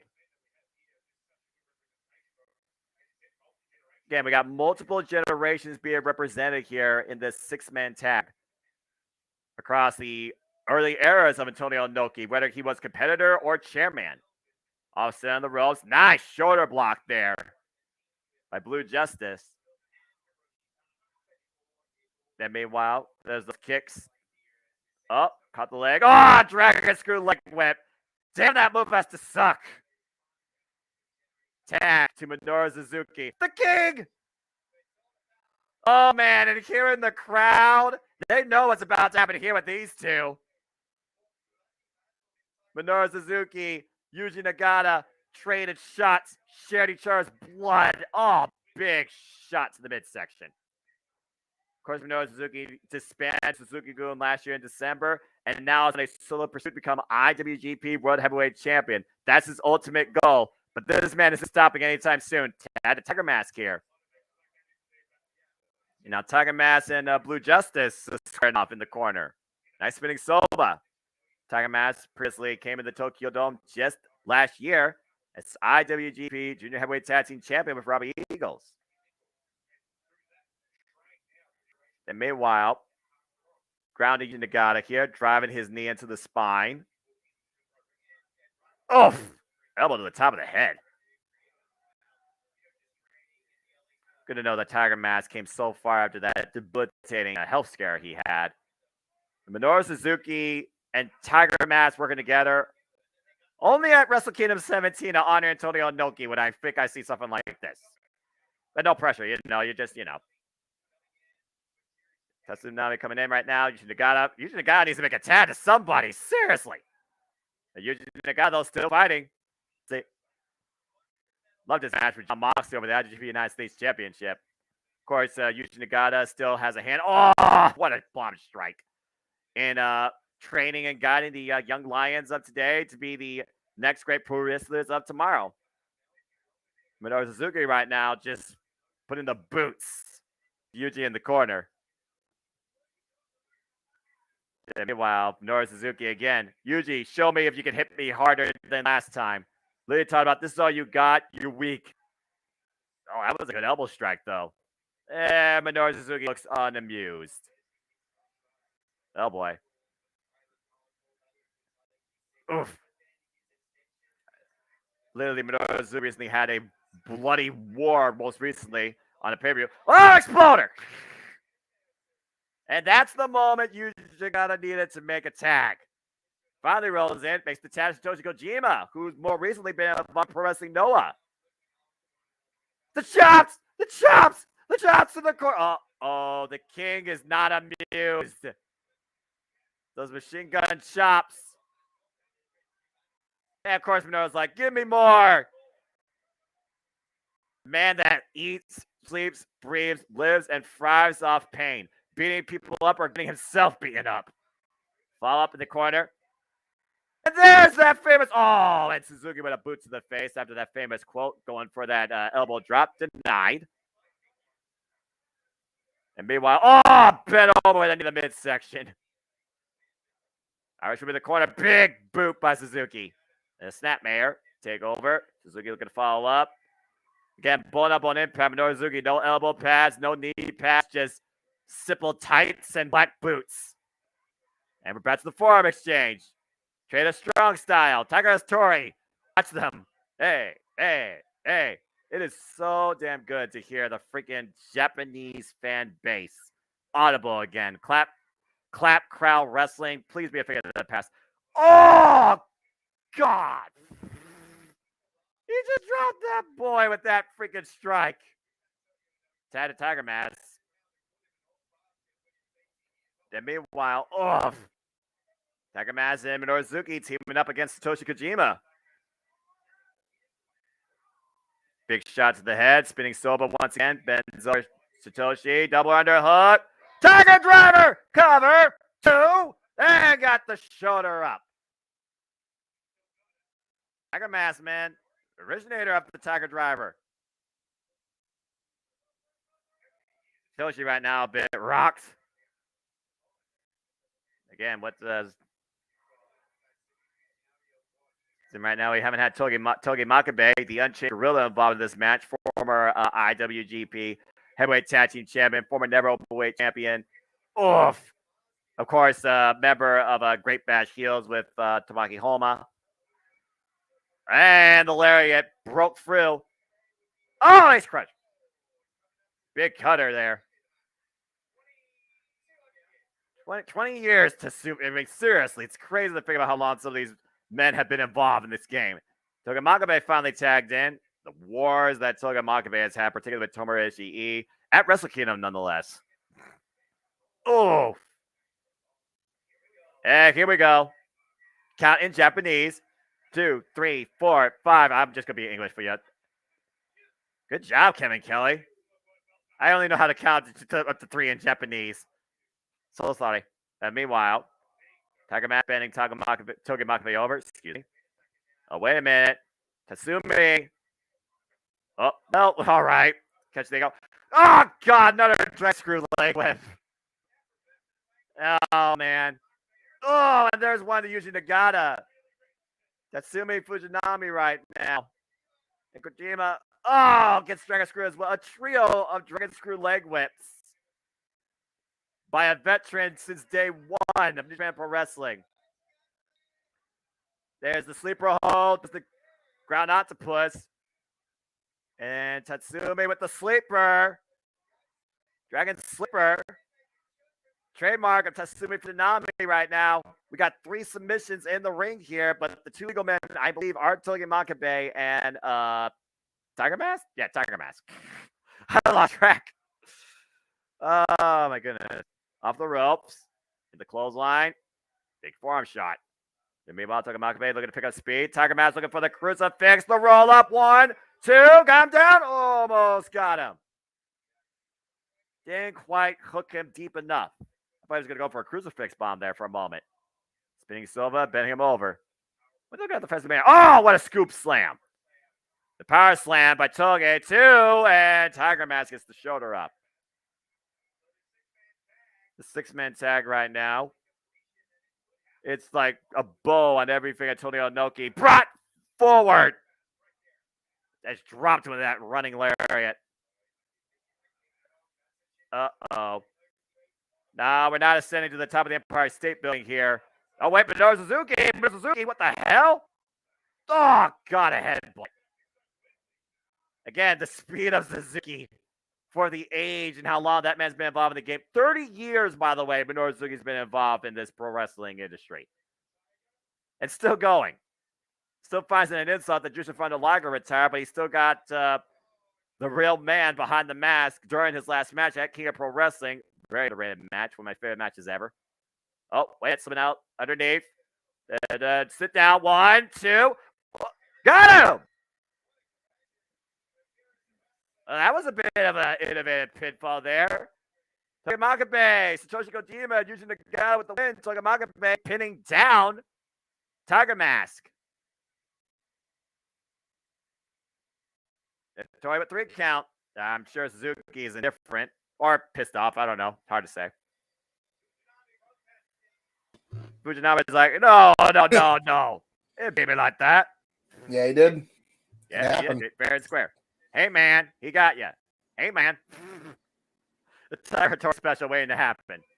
Well, there you go. Satoshi Kojima, Yuji Nagata, and Togi Makabe, your winners in this first match, honoring Antonio Inoki in the 6-man tag. But great stuff among all 6. While Minoru Suzuki's on the outside of the ring. Now, whether or not Minoru Suzuki is going to even get anywhere near these 5 men again, that remains to be seen.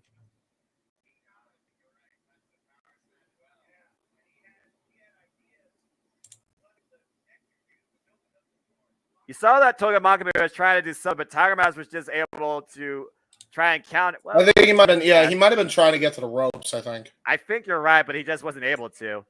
We're seeing respect among all 6 men, though. That's very noble. Even Suzuki. Watch, this turns out it was a freaking botch and the wrong team won. Well, I'm sure there would be a lot of words traded among Chairman Shigebayashi. Mm-hmm. Oh, wait a minute. Suzuki's got a microphone. What? Ooh. This should be interesting. That's pretty cool. Let's see what Suzuki has to say. As Chris Charlton would give us the translation. Oh, it looks like Janami's actually going to speak. Yes. All right, let's hear what this guy's saying.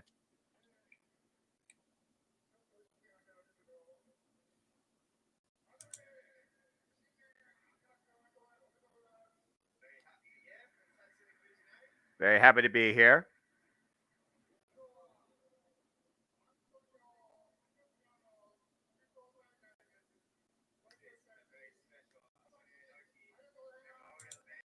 Very special Antonio Inoki Memorial event, and thank you all for coming.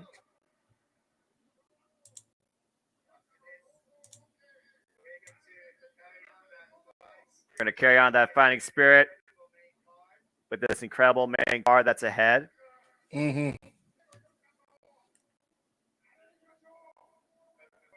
Before we get started.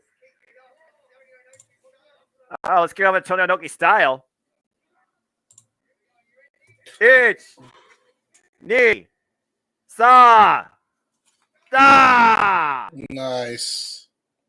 That's how you go into Wrestle Kingdom. As they play the man's theme himself, arigato and RIP to Antonio Inoki. That's a heck of a moment right there.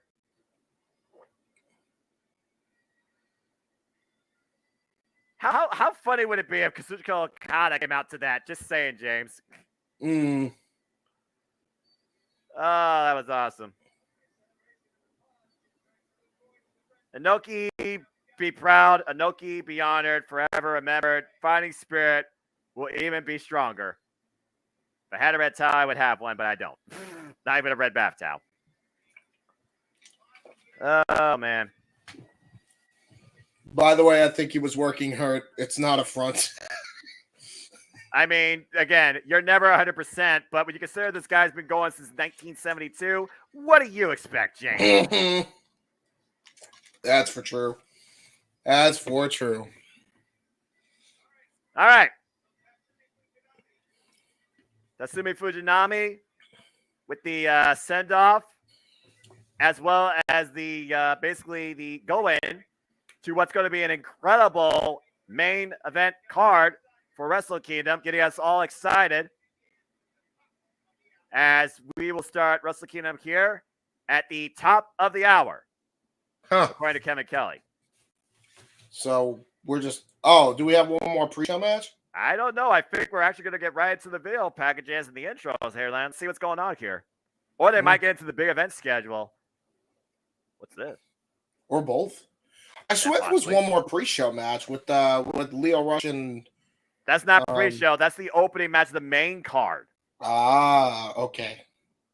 Well then. All right. So let's see what this is about. And I wish I could read Japanese, but...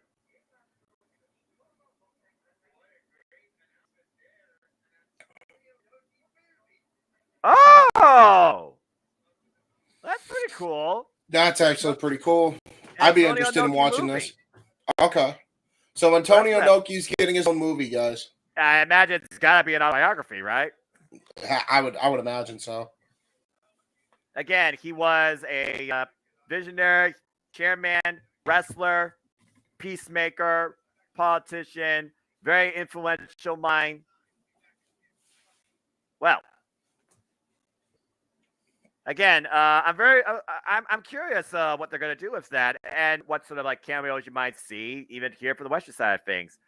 All right, so yeah, this is our impromptu intermission here, as they usually do at Wrestle Kingdom. Folks, we'll be back live with play action at the top of the hour. So again, stretch, grab a drink, grab a snack, go to DoorDash. Well, middle of the night here, so do all of it. Do all of it. Why not? Do all of it. And go ahead, get your final predictions, thoughts, questions in. We'll be going live here soon, and we are here for you the whole night for this whole show, too. Thank you again for those that have tuned in so far. We hope you're enjoying the engagement, the activity, and the commentary. Like, subscribe, comment, and tell a friend.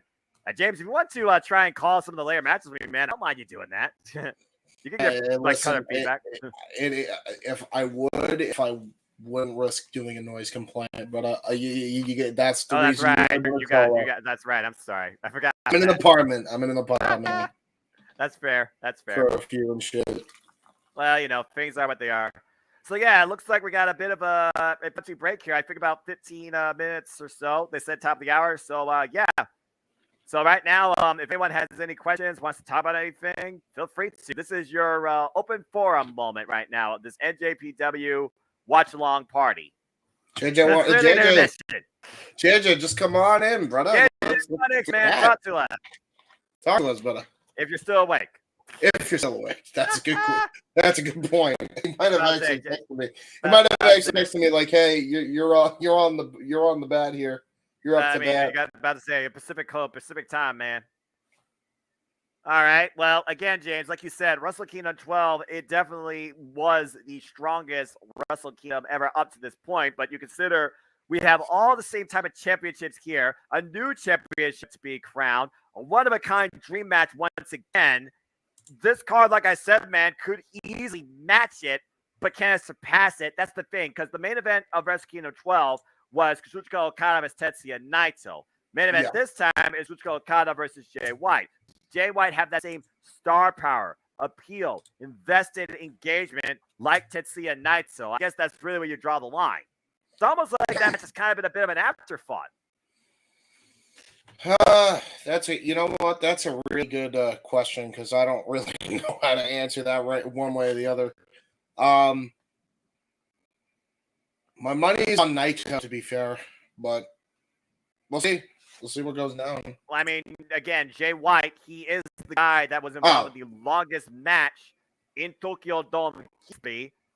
47 minutes back at Wrestle Kingdom 15 Night 2 against Kota Ibushi for the IWGP Heavyweight and IWGP Continental Championship. So, all good, Kaza. I would watch tonight, but I'm going to watch tomorrow because me and my dad watch every preview together, and he gets home from work tomorrow. I respect that a whole lot. So definitely enjoy it when you can, and as always, try and be spoiler free. Yes, that way yes. Do not watch this show then. In fact, with all due respect. Yes, go watch my other content and Noah's other content. There you go. And use the hashtag NJWK17 to be a part of the conversation across the Twitter. Of course, you can follow NJPW World at NJPW World on Twitter, NJPW World 1972 on Facebook, NJPW World on TikTok, and NJPW World _official on Instagram. Mm-hmm. Again, Wrestle Kingdom 17 is mere minutes away, about 15 minutes away. You can still get NJPW World as part of your subscription. It's literally less than $8 a month, and all you gotta do is put in an email, password, and boom. You are subscribed 1 month to NJPWWorld.com. Not only do you get Wrestle Kingdom tonight, you get New Year's Dash, the start of the New Beginning Tour, and so much more, including an archive library of all the previous Wrestle Kingdoms. Mm-hmm. Again, we're just killing time here. We're just dealing with this anime vibe. Although I like the other song better, I'm pretty honest with you. So yeah, James, we got some time to kill, man. So again, we know our opening match is going to be for the IWGP Heavyweight Tag Team Championships. Yo, now with Lio Rush. Yo, now a 4-time, I believe, World Tag League winner on his own right as an individual. Of course, we have Catch 2 and 2, where TJP and Francisco Akira, they really have come together as a protege mentor type tag team setup that works kind of to their advantage, and they've kind of been constantly reinventing themselves as a tag team. So do you think Yo, who has so much experience in the tag team gold, can get the night? What's the intangibles you think in this tag title match? You're asking me these questions that I'm doing promotion, to be honest. I'm promoting the stream. Yeah, go ahead and promote the stream and then get your brain going. Okay. Ask the question. So again, we look at Yo, who has won the tag team gold at least 3 times over at Tokyo Dome, now a 4th-time winner of the tag league, now tagged alongside Lio Rush. And we also, of course, have Catch 2 and 2, TJP and Francisco Akira, defending the gold here. History at the Tokyo Dome has not been good for the champions coming in. So, I don't know, man. I gotta wonder, can they break that, Lex, hello! If anybody can, I feel like Lio Rush and Yo probably could, although I've never seen them team. So. Well, they went through the entire tag league together, man, and while they had a rocky start to begin with, it was Yo and Lio Rush that finally figured out the formula together. And Lio Rush had a rough start with somebody. Gee, I haven't heard that one before. I know, right? Doesn't that seem like a pretty obvious thing? That's some shit. And of course, they beat Chris Bay and Ace Austin in the final to win these trophies. Chris Bay and Ace Austin, tremendous debut run as a tag team in the tag league. I know, Lex. I'm very jealous. I hope you have an incredible time. Send pictures in the ATW chat. And again, man, let your voice be heard. Yeah, amen. All right. So as we move on from there, looking at the rest of the card, I know somebody talked about Kyrie maybe being involved in Royal Rumble. We talked about Sasha Banks maybe showing up tonight. We know that her and Brittany and Bayley are there in Tokyo. Of course, we have the IWGP Women's Championship first defense coming as Kyrie defends against Tam Nakano. Tam Nakano looking to give Kairi a very special type of hell she wants to bring tonight. At first, she looked at her with love and admiration. Now she sees nothing but pure hatred and rage and frustration. Tam Nakano's been a rough year lately in Stardom, especially after just losing the Goddess of Stardom Tag Team Championship. So I wouldn't write off Tam Nakano, but Kairi, that cutlass, spinning back elbow strike, and the insane elbow pretty much are the two aces in the hole for her. What are your thoughts with this match, man? Definitely Kairi retaining because they just put the belt on her, if I'm not mistaken, correct? Yeah, she won it back on November 20th against Mayu Iwatani during the historic crossover. So I would venture to guess that Kairi retains the championship for sure. So there we go. All right. I mean, again, it's fair. Of course, Kairi, one of the original Free Stars of Stardom, made her voyage back to Stardom back in May, early last year. And we saw her have matches with Starlight Kid, tag team affairs with Tam Nakano, tag team affairs alongside Natsupoi, and most recently a 15-minute exhibition to a draw against Utami Hayashita, former World of Stardom champion. So, again, we'll see what happens during that. Bishamon, of course, won the World Tag League for the second time in a row. Of course, talking about Yoshihashi and Rookie Goldo, two guys that personify fighting spirit, two OGs of New Japan Pro Wrestling. They take on the top guys, FTR, Dax Harwood, and Catch Wheeler for the IWGP Heavyweight Tag Team Championships. FTR's run lately has been a domino effect of losing title after title after title match. Can FTR get it done, though, in their first ever match in the Tokyo Dome? It's a good question. Of course, we saw Bishamon was able to overcome Aussie Open to get this opportunity, while many were hoping the Aussie Open would win and we get FTR's Aussie Open too. Could that still be run back, title or no titles? As far as Hiroki and Yoshihashi goes, they don't really know what FTR stands for, but they want to bring those titles back home to New Japan. I think FTR is going to retain, and then I think I don't know if FTR is going to lose the belts here, but I think at New Year's Dash they're definitely losing it. I think they're going to lose it the night after. So we'll see. Well, again, James, I got to stress this to you. New Year's Dash literally has no match card lineup, and the matches this year will not be known until the participants make their entrances to the ring. So this is the most unpredictable New Year's Dash ever. Whether or not there's a tag title match, though, you're even going further than that. That's crazy. Especially since right after Wrestle Kingdom, first tour of New Japan Pro Wrestling 2022 is the new beginning. I can honestly see them saving the title match during that, but I know that also ends towards February, so we'll see.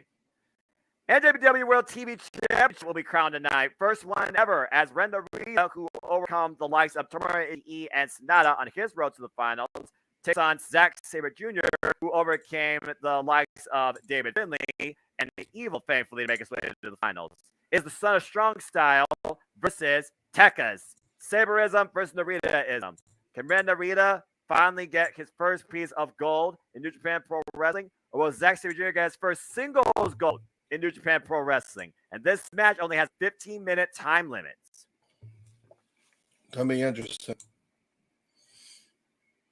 Going to be an interesting match, to say the least. There's a lot of interesting matchups on this card, the way they laid it out. Yeah, no kidding. Again, every match on this main card, by the way, just put in perspective, are championship matches except for one. And that's a six-man tag that involves Keiji Muto.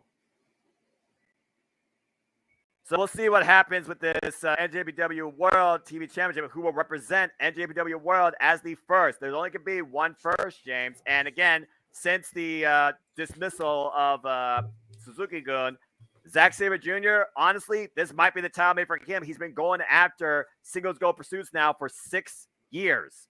Why Ren Narita recently came back from excursion, and we've seen how far he's come most recently, including a great victory in his hometown at Ryogoku. So this match could literally go to a draw. And if it does, a coin flip will determine the winner. Yeah, that's going to be weird if it goes to a coin flip. I kind of want to see a decisive victory. I'm hoping Sabre pulls it out only because I feel like there's money to have submission match between Joe and him at Forbidden Door. For all the gold on the line, all the television gold on the line. I could see Joe pulling an FTR in that aspect and really cementing himself as the undisputed king of television for real. Get another championship all on that waist of his.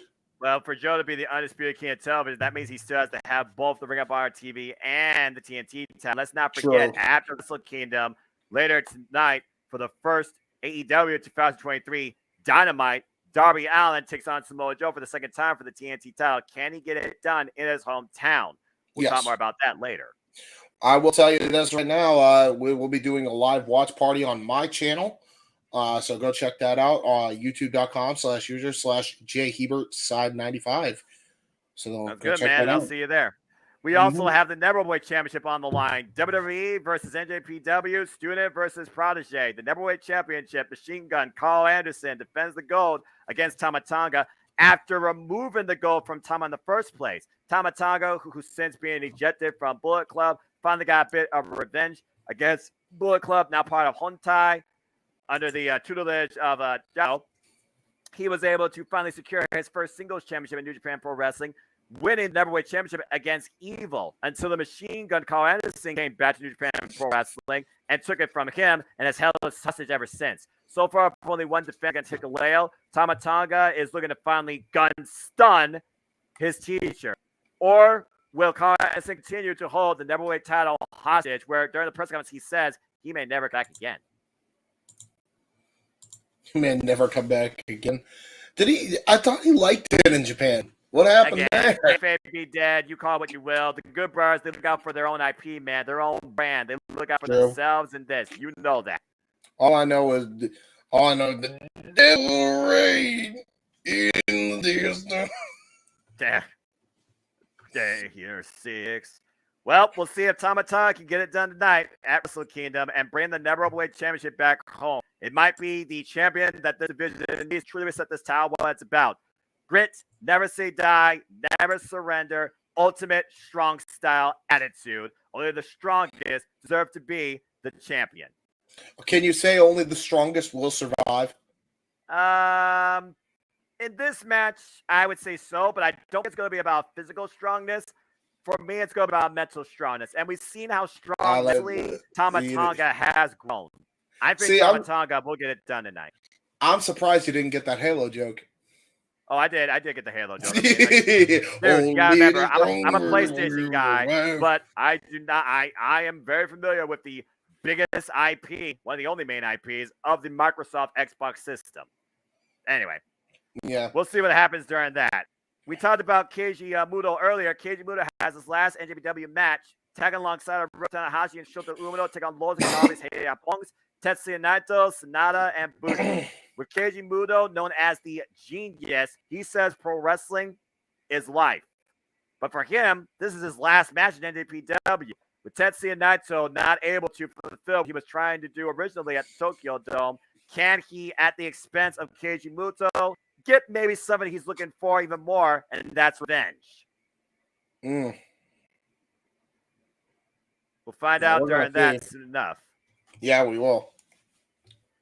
Games, IWGP Junior Heavyweight Championship is going to be determined in a four-way as Bone Surgeon Taiji Ishimori defends against Hiromu Takahashi, El Desperado, and Master Wato. You talk about Wrestle Kingdom 12. That was the last time we had a four-way dance to determine this title, and the champion did not come out with it in the end. It was Marty Scurll that lost it to Will Osprey. Do you see a new champion in this one? And could it be Master Wato's time finally? It's really hard to determine, honestly. I'm not entirely sure with it. But if I had to, really think about it, I think it's going to be Hiromu. Hiromu Takahashi is going to take the win. I'm just expecting a clinic. That's what I'm expecting. It feels like El Desperado, Hiromu Takahashi, and Taiji Ishimori are underestimating Master Wato, considering how familiar El Desperado, Hiromu, and Taiji are with each other.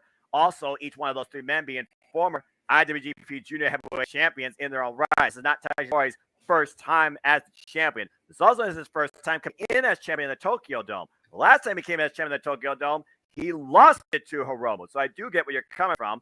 back at Wrestle Kingdom 15. But since regaining it and overcoming Hiromu at one point, who also won Best Super Juniors again last year, it may very well be his time. And believe it or not, folks, that's the undercard of this main card before the double main event, which will go much more in detail during the next intermission during Wrestle Kingdom, because James, we're less than 3 minutes away. We're about to go live. Yes, we are. The music is finally off my screen. Here we go. Well, now we're just waiting. We stay on our screen. Yeah, well, that's what they have to do. And then we'll hear Baron Yamasuki. I probably screwed up his last name. Of course, give us the great narrative rundown of the entire card, and we're going to get right into it. What I've noticed, aka the best male Japanese voiceover guy in the history of combat sports. Yeah, absolutely. Although Tatsugo, he did a good job at the Forbidden Door. I'm not going to lie.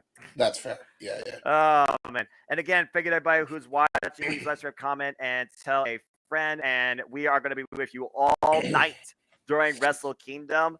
So enjoy the engagement, enjoy the commentary, enjoy the reactions. Because who knows who's going to show up? Who knows who will surprise? Who knows who may shock us? And who knows what upsets we may see tonight? Again, Tokyo Dome, history, statistics. Will they all come into play tonight?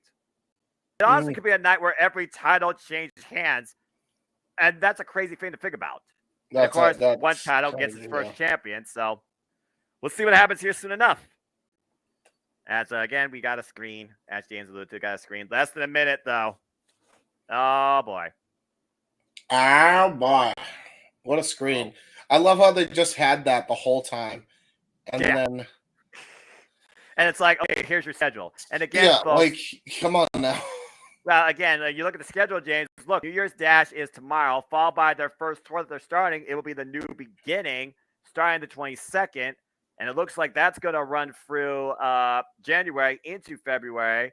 And then they have a pay-per-view special you can buy for WWE World here for New Japan of America, Battle of the Valley, on February 19th. That's what's known officially so far in the event calendar for New Japan Pro Wrestling. Jeez, what is Battle Valley? What? Battle of the Valley is the name of a pay-per-view that they do sometimes here, right here in America, for the NJPW of America side of things. NJPW America. Okay, so it's... See, it's in San Jose, California. I see. Although I do find it interesting that right now I do not see no Wrestle Kingdom on this calendar. Yeah, that's weird. So, again, are we going to get a setup to that, or was that just rumor? Because you know what they do during Wrestle Kingdom is Big Event Schedule 2023, where we'll learn, of course, the dates of the G1 Climax, the Best Super Juniors, the New Japan Cup, the World Tag League, the Best Super Juniors Tag League, Dominion, Dontaku, Power Struggle, and they'll probably have some specialized tours that I won't even know the names of. That will probably be like the first time named tours. How long does the main show starts? Milano de Oliveira, I probably just script your name. Minutes. We are mere minutes away. They said they're going to start top of the hour, so I imagine there you go. Here we go. Video package. Folks, it's showtime. As look back. Again, it's crazy to think about. At this time last year, Antonio Inoki was delivering us a satellite, a message. And then the world lost him. And now 1 year later at this Wrestle Kingdom, we honor him. It really is weird when you think about it, James. Yeah, yes. That's why I thought. And again, it was not on that calendar, so I don't know. Antonio Inoki, who literally has been in the reigns with the all-time greats, including Ric Flair.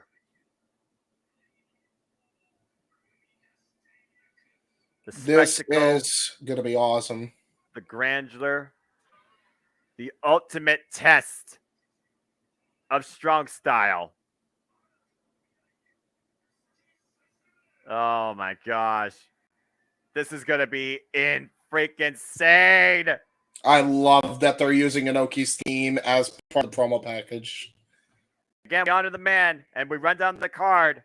IWGP Junior Heavyweight Tag Team Champions will kick us off. TJP and Francisco Akira of the United Empire will defend the gold against this year's winners of the Super Junior Tag League, Yo and Leo Rush of Chaos, after overcoming Chris Bay and Ace Austin in the finals. In the second match, the IWGP Women's Championship on the line for the first time ever, as Kyrie, the first champion after that insane elbow to Mario Tani at the historic crossover, defends the gold after a promise made against leader of Cosmic Angels in Stardom, Tam Nakano. And I know somewhere Jargo is watching on with bated breath. I love that belt, by the way. Wow. In the third match, the IWGP Heavyweight Tag Team Championship will be on the line as the 96 champions Dax Harwood, Cash Wheeler, FTR of AEW defend gold against this year's winners of the World Tag League for the second time in a row, Meacham, Hiroki Goto, and Yoshihashi of Chaos. Looking to bring those titles home. In our fourth match, the first NJPW World Television Champion will be crowned as Zack Sabre Jr. goes one-on-one with Ren Narita, strong style versus Saberism. It could come down to something that says the Narita Plex or the European Clutch. This is going to be the Technical Wrestling Championship. In the fifth match, the Never Openweight Championship will be on the line. Carl Anderson defends against his student, Tama Tonga. Tama Tonga finally looking to overcome his teacher and send him back to WWE. In the sixth match, Kaiji Muto's last NJPW match, six-man tag team fair. Keiji Muto, Hiroshi Tanahashi, and Shota Umino take on Los Ingobernables de Pongs, Tetsuya Naito, Sanada, and Bushi. A man nicknamed and christened the Genius, former IWGP Heavyweight Champion. In the seventh match, and probably the most unpredictable match of the night, Taiji Ishimori defends the IWGP Junior Heavyweight Championship against Master Wato, El Desperado, and Hiromu Takahashi. This is going to be probably the most unpredictable match of the night, to say the least. Wow. In the double main event, the first one, Will Osprey defends the IWGP United States Championship against the first holder of that title, Kenny by God Omega. You fought Wrestle Kingdom 12, set a benchmark? Again, James, this match alone tonight could surpass that. Looking to change the world once again at the expense of Will Ospreay's mentality. But after that promo during that press conference, Will Ospreay says he has the drive, says he's mentally stabilized, and feels like he needs this match to finally maybe figure out what it takes to beat Okada, but also to cement himself truly as the best professional wrestler on the planet. And in the main event, IWGP World Heavyweight Championships on the line as Switchblade Jay White defends the gold against Rhythmica and the G1 Climax champion and a guy that has proudly carried Antonio Inoki's spirit more than anybody else in this roster currently, Kazuchika Okada. Will we still breathe with the Switchblade? Or will Okada once again make it rain in the Tokyo Dome? And ladies and gentlemen, this is your entire Wrestle Kingdom 17 match card of the night. Only the strongest will prevail. The strongest in pro wrestling as we honor, celebrate, and commemorate the spirit, the legacy of Antonio Inoki. This is Wrestle Kingdom 17 in Tokyo Dome. Let's get started. Amen. Good promo package, man. Beautiful promo package. Hello, everybody, and welcome to this Meacham Network Multiverse of Media live watch-along event. You know what this is if you've been here before. If not, allow me to bring you into the fold. I am the Simple Man, and my name is Noah Foster. In the studio, of course, is my producers, my color cohort you will see at times, maybe during matches or maybe only after matches. James Hebert, J. Hebert Sign 95. Founder, creator, brainchild behind FTW Productions. We are in the Tokyo Dome. We are live, man. This is the show that sets the benchmark for the year for the professional wrestling industry, and the fans will be heard for the first time since the pandemic. Are you ready to go? I'm ready to go, man. This is going to be a hell of a show.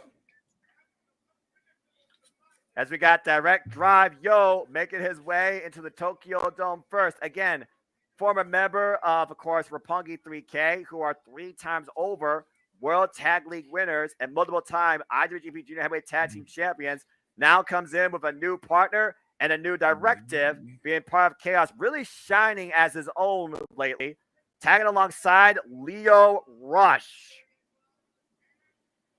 And again, to all those, we got Gino Gambino back with the commentary as well. This is about as normal as it gets. This is going to be so much damn fun.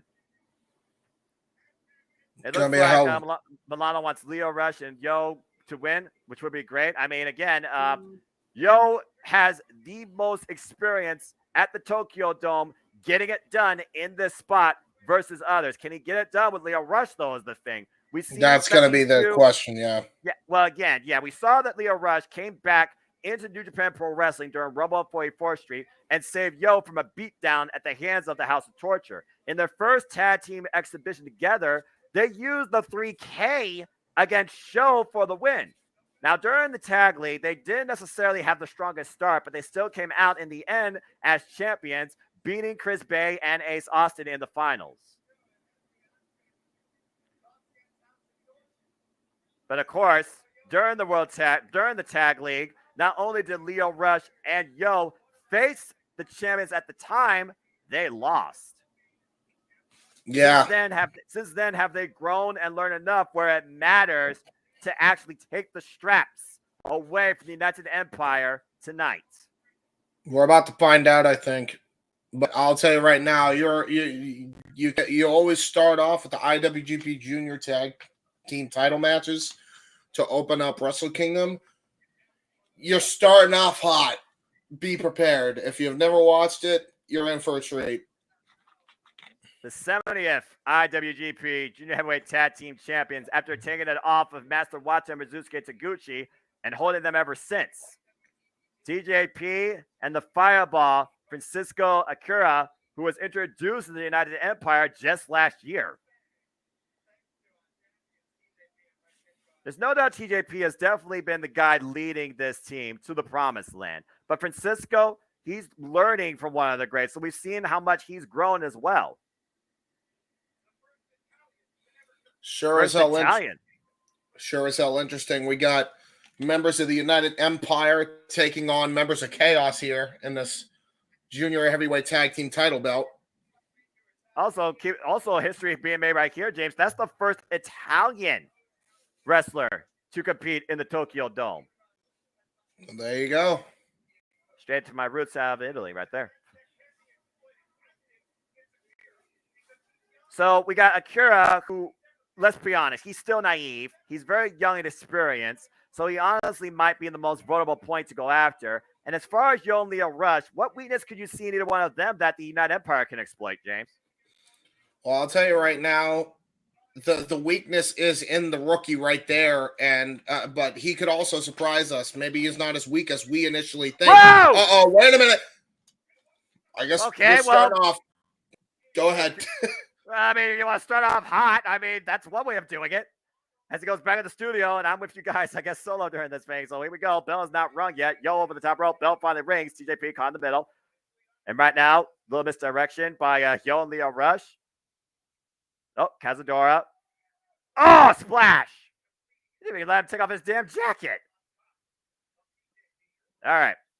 And Raymond, you want Yo, I want to Yo. All right. Well, we'll see. Oh, and Leo over that top rope, wants out United Empire.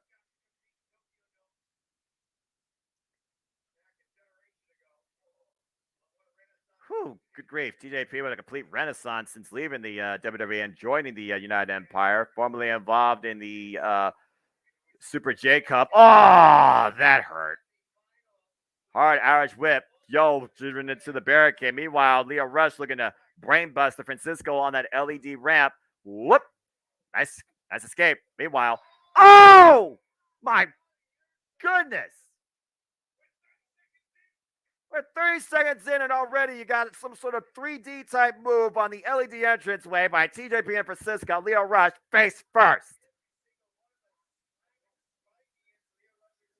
Jeez. Look at all those bumps on that ramp, too. That is not flat at all as the referee starts his count. Titles can be retained via 20 count. Leo Rush might be a non-factor for right now. That was face first. Got all of that. Eesh. Again, Leo Rush, he has a temper, and that honestly might be the weakness of this duo here. But Yo right now trying to take on United Empire 2-on-1. Kick combination. Drop it. Oh, big drop kick. Run drop kick. TJP with the cover, the count, and Yo gets to show up at 2.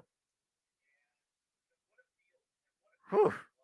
What a feel, by the way, the Super Junior Tag League was with some impromptu first-time teams like Alex Sane and Linderman that surprised the hell of a lot of people. Chris Bay and Ace Austin, they definitely represented Bullet Club strongly and definitely proven the Morrison Machine Guns. Hey, maybe we could beat you for the Impact World Tag Team Championships. Francisco Akira right now falling up the clothesline in the corner.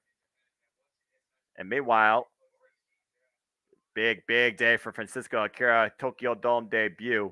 Tag. Defending the IWGP Junior Heavyweight Tag Team Championships. Tag TJP. Oh, look at this. Step up across the ropes. Walks the line. Oh, man. Drop kick. Good tag team move right there right now. United Empire firmly in control. Again, with TJP, it's like everything just floats when it comes to what he does. Former Impact Division champion, former Cruiserweight champion, WWE. What the world is this? Up on the shoulders. A snapshot. Oh, my word! All right. Launched him with the Centron drop from the apron to the floor. Francisco wiping out Yo. And Leo Rush finally crawling back to the ring. And meanwhile, catch 2 and 2 as they're called, in control of the challengers. IWGP Junior Heavyweight Tag Team Championships changed hands. Actually, no, they didn't. They didn't change hands last year at Wrestle Kingdom, so Champ's looking to retain them again. They did change hands at Wrestle Kingdom. They didn't change hands at Wrestle Kingdom 15 either. Oh, that's just a boot wipe to the face. TJP picking up speed. Off! Running knee strike in the corner. I couldn't imagine how many stats Chris Sampson gave Kevin Kelly.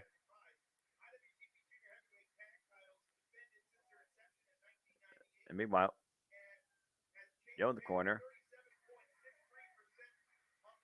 37.63% change rate apparently for these titles at January 4th. Oh, what a spear by Leo Rush to TJP. So definitely statistics favor the champions here, actually. At least for the time being. Yo right now trying to get his breath back in or to make a tag to Leo Rush. Oh, TJP denying the tag. Irish whip reversal. Irish whip. TJP off the ropes. Nice agility. Nice drop kick by Yo. Leo Rush gets in this fame. This match is going to go from 10 to 100. Tag to Leo Rush. Tag on both sides. Leo Rush busted open, by the way. Oh! Nice roundhouse. Oh, blocks the kick. TJP hooked him up. Reversal. Leo Rush out the back door.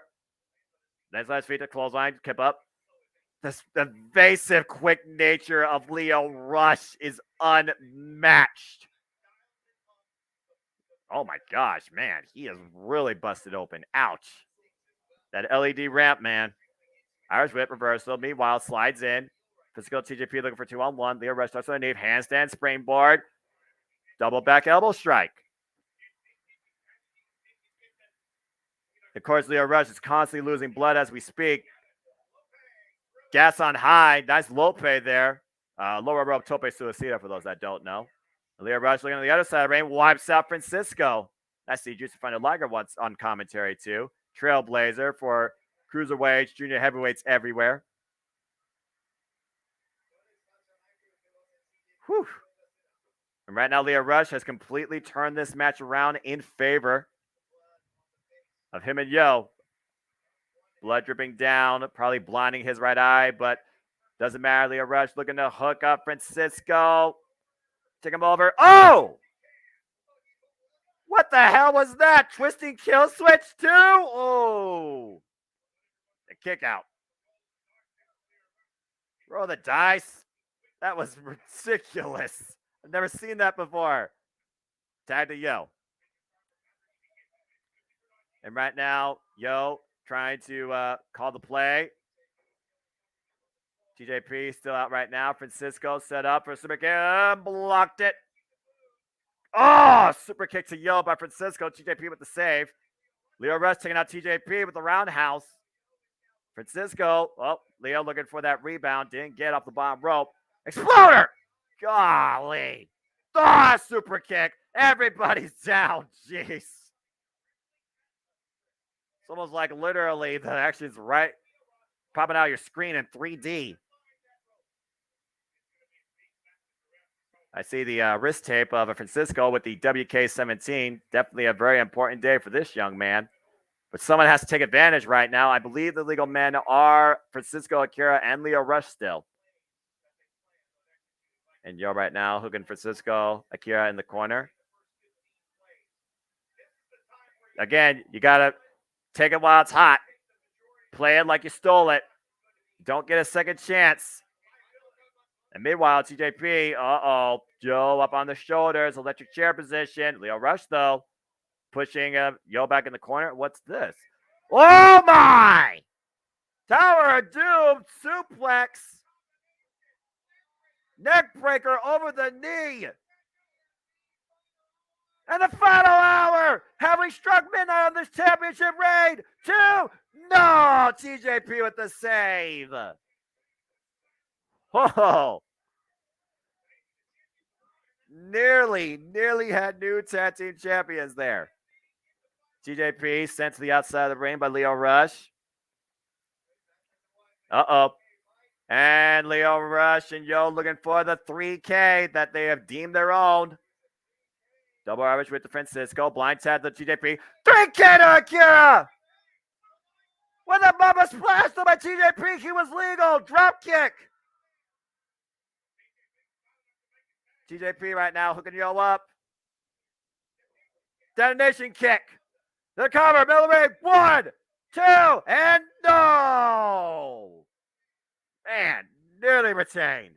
Again, Christian Garcia, if you wish to watch this, go to njpwworld.com. We do not pirate here. We simply react to it. I encourage you to go to njpwworld.com. Less than $8 a month. Click it. Email, password, payment method. Boom. Watch Wrestle Kingdom. The Jet Leader Network Multiverse Media does not support or condone the idea of pirating live content for your viewing pleasure. Please be reasonable and understand where we're coming from. Thank you. And meanwhile, TJP and Francisco looking to once again go for their finisher. Yo up on the shoulders, electric chair position. Over a Poison Rana! And meanwhile, leading tower denied. Leo Rush now running in. Francisco out of the corner. Standing smash fly! Running stage smash fly by Leo Rush to Francisco Akira. Hook him up. 3K! Cover! 1, 2, no! Francisco throws Leo Rush into the decision to break up the move. And again, nearly had new tag champs. Whew. Again, use your own partner, use your opponent, use anything you can to keep the titles. What does it mean? To hold on to the championships. Open palm strike to Leo Rush by Francisco. Oh my gosh. 8-shot fury by Leo Rush. And there is that rebound cutter off the bottom rope to Francisco. How long has freaking Leo Rush been waiting to do that to the fireball? TJP and Yo are the two legal men. The only two men right now in the ring. And Yo looking to hook him up. Direct drive. Oh, wait, counter. Inside cradle with the leg, 2. And the chance retained. Whoa.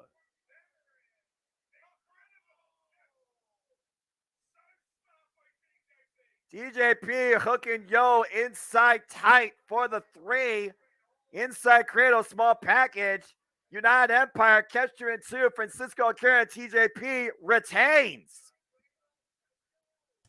There we go. How good is TJP, James? Yeah, he's freaking phenomenal. TJP knows what he's doing, man. He knows how to get the job done better than anybody else, and they got it. I feel like Akira used Leo Rush's own temper against him because Leo Rush drove Francisco Akira to the outside of the ring. He was nowhere near the decision to see it happening or try to break it up. And TJP just trapped Yo, countered the direct drive attempt, and trapped him with a basic wrestling move. Small package. Very, very smart move there. You entertain the crowd while I go and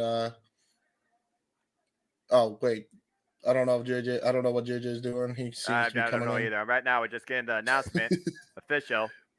But either way, you entertain the crowd. I'll be back as soon as I get this ticker updated. All right.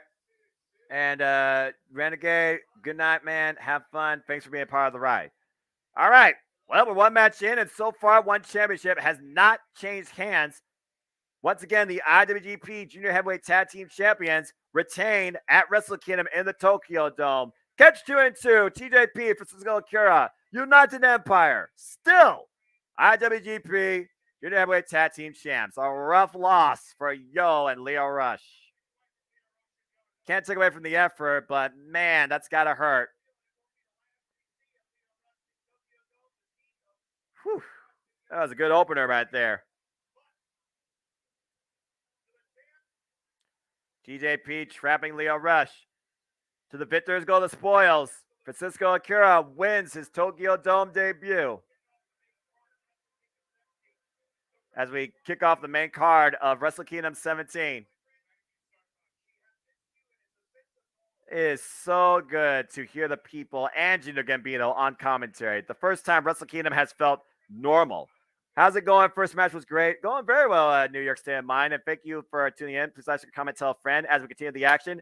Time for our second match. The IWGP Women's Championship is on the line. Tam Nakano looks to take the gold from one of the 3 original Daughters of Stardom, Kairi. All right. Here we go. I did it. I did a StreamYard. Nice.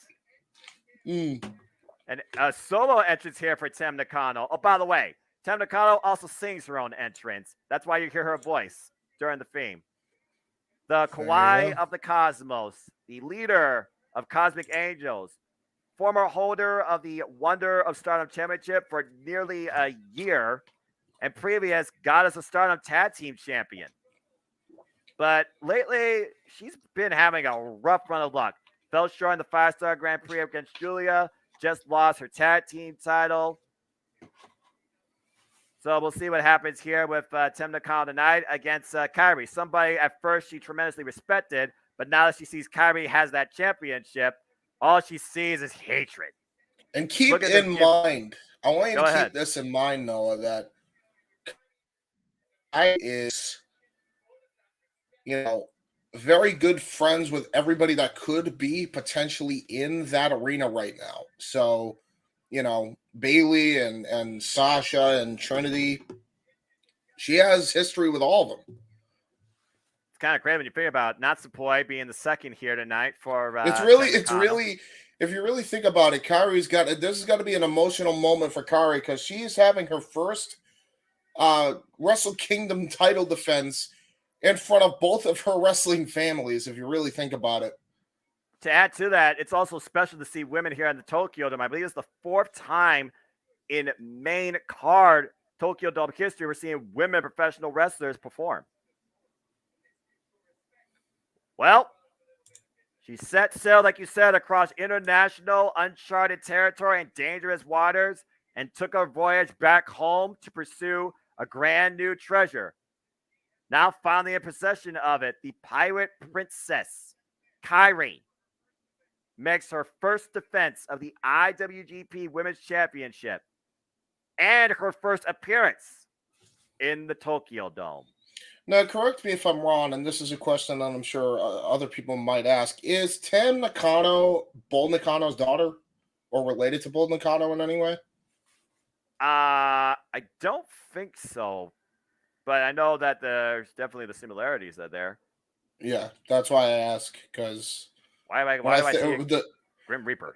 I don't know. When I see Nakano, I think of Bull Nakano. That's I could be butchering that name, and it's actually Nakano, but I'm pretty sure it's Nakano. Well, yeah, I don't see anything about Tim Nakano here. Taji Yuria, born March 22nd here, competes under the name Tim Nakano, or Nakano Tamu, as it's usually announced by the Japanese contingency. Doesn't say anything about Bull Nakano related to her, so I would say no. Okay, fair enough. I missed this entrance. Boy. This is definitely Eric's probably moment here. Shout out to Eric, our inquirer on ATW. As Kairi enters in the Tokyo Dome, the first ever IWGP Women's Champion, wearing that beautiful strap, celebrating, honoring the legacy of International Wrestling Grand Prix, inspired by the Version 2 IWGP Championship. Tam Nakano locks her eyes dead on. Batten down the hatches. Kairi most recently involved in Stardom. Again, 15-minute exhibition to a draw against Utami Hayashita. This is a very, very historic moment here. No doubt.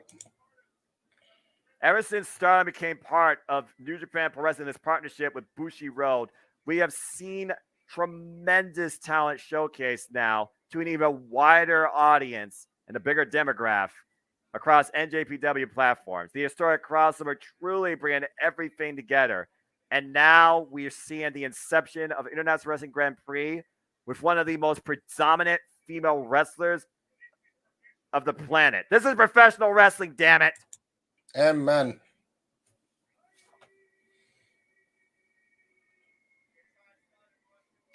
Again, we're talking about one of the three original daughters of Stardom. Take it in, James. Take it in, man. I miss this woman like you don't even believe. You got to think about this. Kairi is one of the only few women to actually win not only the Wonder of Stardom Championship, but the World of Stardom Championship, a feat that Tam Nakano has not yet been able to do.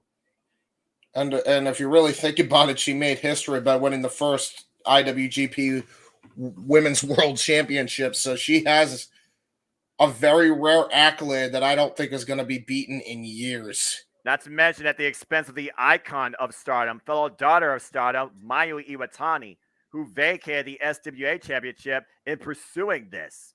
Mm-hmm. It's all yours, brother. Go nuts. Well, again, with New Japan Pro Wrestling, it's a disciplined art. Bell rays were underway. 60-minute time limit. Man, the Dome definitely woke up for this match here. The energy. Continental tie-up to begin things here. Again, we're going to see a lot of strikes, a lot of kicks, and a lot of suplexes. Those are fundamental arts of Stardom. In the ropes right now, Kairi and Tam Nakano. Tam Nakano, formerly under Mayu Iwatani and Stars. Whoa! A bit of a fake out there. Shades of Okada. Oh! Body shot!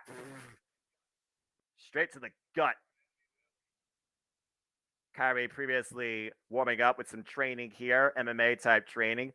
That spinning cutlass backhand strike. Watch the right hand. Definitely could not Tam Nakano's lights out.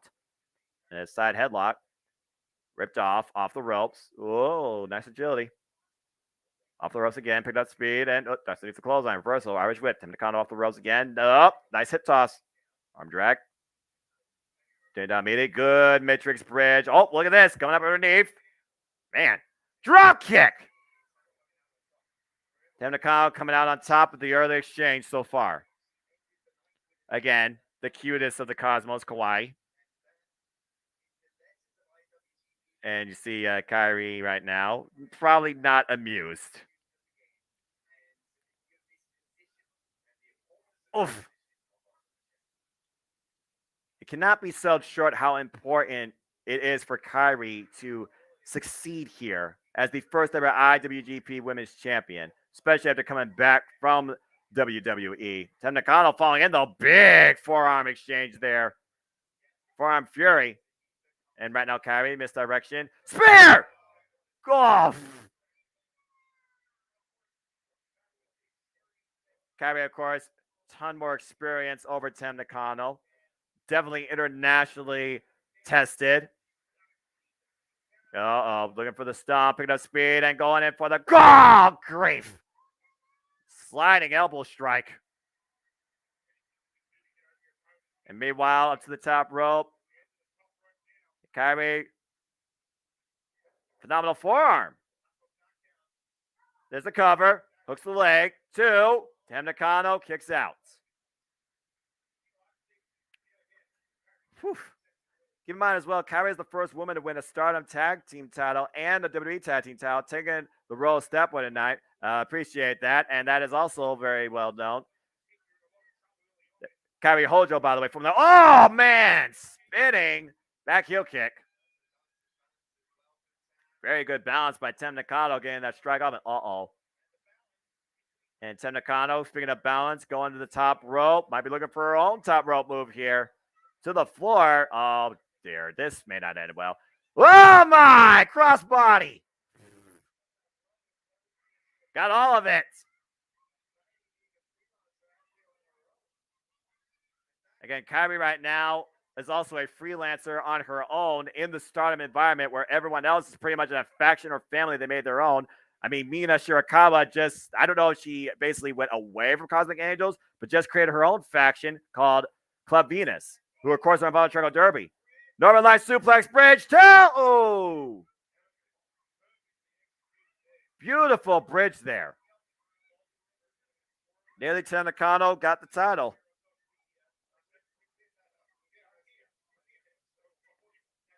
Again, use the hashtag WK17 to be a part of the conversation here as we all talk about Wrestle Kingdom. Oh, we look for the brain buster counter. Meanwhile, oh, big right. Cut the side of her head. These are just straight up loaded shots. Oh, went for the kick again. Ducks underneath. Oh! Block the cutlass. Smart move. Tam Nakano, reversal. Hooking Kyrie up. See if she gets it. Uh-oh. Scott Steiner S. Oh! Violent screwdriver cover to new champion. No! Good grief. Holler if you hear me on that move. Going all the way back to 1992 with that. And Tam Nakano, again, she did say she was going to release her own type of special hell here. How funny. You talk about Scott Steiner, and last night you talk about Braun Breaker, a different Steiner. Axe kick. Yeah, I think Kyrie just hollered from that axe kick to the spine. Tam Nakano looking to follow up. Oh, my God! Cutlass, spinning back fist, 2. No! Jeez, I thought she knocked her out. That has got to be one of the most lethal spinning back fists I've ever seen. We're only 5 minutes in this match right now, and they've already put all the shots. Another spinning cutlass, dropping Tam. Uh-oh. Yeah, no kidding. And meanwhile, Kyrie might be looking to say, bon voyage to Tam. Insane elbow! Cover! 1, 2. Kyrie has retained. Wow. That's how you get the job done in quick fashion. Furious match, though, brought by both for the time that they used. Yeah, you ain't kidding. Holy. You know, Kuzan talks about how Joshi wrestling is so underrated and so underappreciated. We just saw why here. I mean, these two women damn near killed each other for, 10 minutes? Give or take. I mean, again, that spinning cutlass stopped Tem Nakano in time before she dropped. What a brutal spinning back fist. Then meanwhile, wait, what? Uh-oh. What? Wait, what the hell's happening? Dang. Holy shit, she's actually here. No way. Oh my god. Someone wake up Greg Cherry. No way. No way. You gotta be kidding me. It's her. There's only one person with that stroke. Sasha Banks! Holy shit! Mercedes Bernardo is here. Mercedes Moné, James! Mercedes Moné is in the Tokyo Dome! Mercedes Moné, the former Sasha Banks! What the fuck? Walking out like the Statue of Liberty, the way she's strutting down the ring here. The freaking goddess in her own right. The boss is in the Tokyo Dome at Wrestle Kingdom. She has officially signed with Bushiroad, a part of the Stardom and New Japan Women's Division. Holy shit. And somewhere right now, ATW brother Indigo just passed out happier than ever. Someone get that man a defibrillator. My God, what does that hair do? Look at that Tokyo, look at that Japanese gi that she's wearing too. And just moments after Kairi's first successful defense of the IWGP Women's Championship. And these two are no strangers to each other. No. Oh, my Lord. She's not going to wrestle right now, is she? Oh, my gosh. She is. No way. And she's dressed to do something, clearly. That's my point. She's in a wrestling gear. Oh, man. Oh, man. The champion, though, raising the belt. Take a screenshot of this. Raising the belt in front of Kairi. Oh, my God. You hear the audience, right, James? I do. Okay, civil handshake. I don't think you trust. Oh, yeah, there it is. Hook her up. Oh my God. Tease the bank statement. Like that. Almost teased the bank statement. Dropped her on her face. Yeah, it was like an impromptu DDT. Uh-oh. That was... One day about to speak. I'm going to shut up. Well, I'm not seeing that. Hold on. Okay, here we go. Well...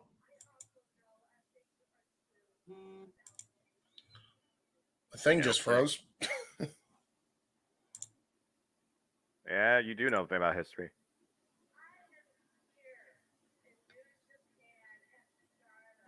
New Japan Star.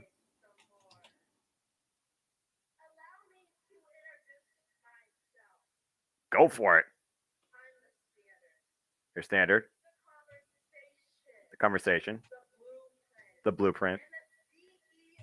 CEO of this women's division. Damn.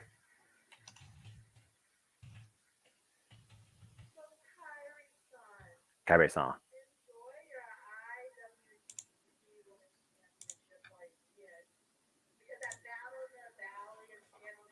What?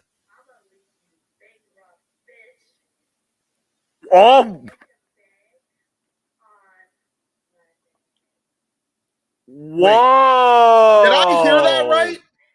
You heard that right. At Battle in the Valley, the pay-per-view on NJPWWorld.com, right here in America, in San Francisco, California, it will be freaking Mercedes Moné versus Kairi for the IWGP Women's Championship. That's Insane. Holy hell! Oh my God. Get to Ticketmaster, become a subscriber to WWEworld.com, and buy that preview separately. Hell, buy it through 5 if you want. We got our first match. Kyrie, she's going after Raymond. It's boss time indeed. Mercedes Moné for the IWGP Women's Championship at Battle of the Valley. Sasha Banks is here, Alexis. Holy hell. The former Sasha Banks, now Mercedes Moné, is in New Japan Pro Wrestling. Sasha Banks about to make me act up. Stop it. Stop it. Dude, how you think people feel right now in the Tokyo Dome watching this woman walk? Act civil. I don't know if we should act civil. I think we should slow it down, brother.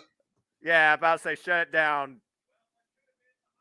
Well, what should have been the most, incredible moment of Kyrie's illustrious career has a heck of a freaking,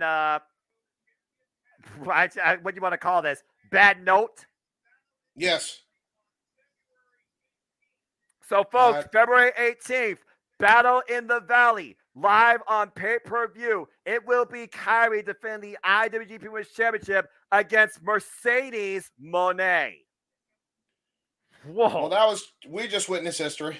Get okay. And the history is about to continue.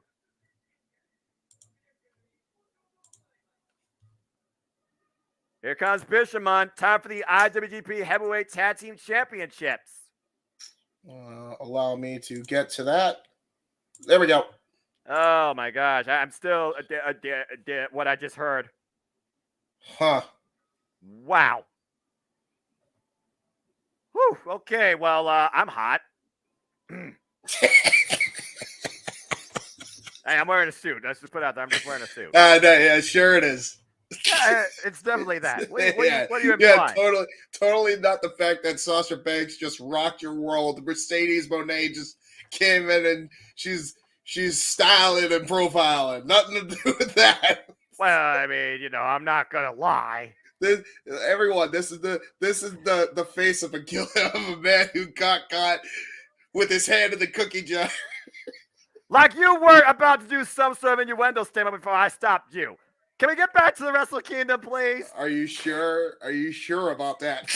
Yes, I'm sure about that. And I'm also sure that Bishamon believed that the IWGP Heavyweight Tag Team Championships belong strictly in New Japan Pro Wrestling, and they look to reclaim them for the second time in a row at Wrestle Kingdom tonight.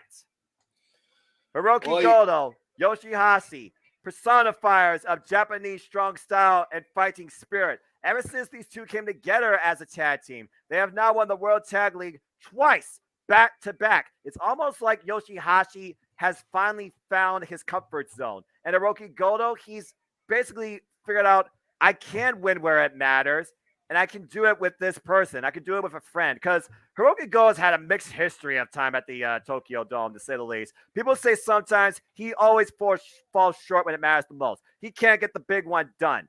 Well, Yoshihashi and Hiroki Goto got it done last year at Wrestle Kingdom. They're going to do the same thing tonight. But instead of facing Dangerous Techers, who were two different styles that came together for the short run as a tag team, James, they're arguably facing one of the best tag teams of the last decade in FTR.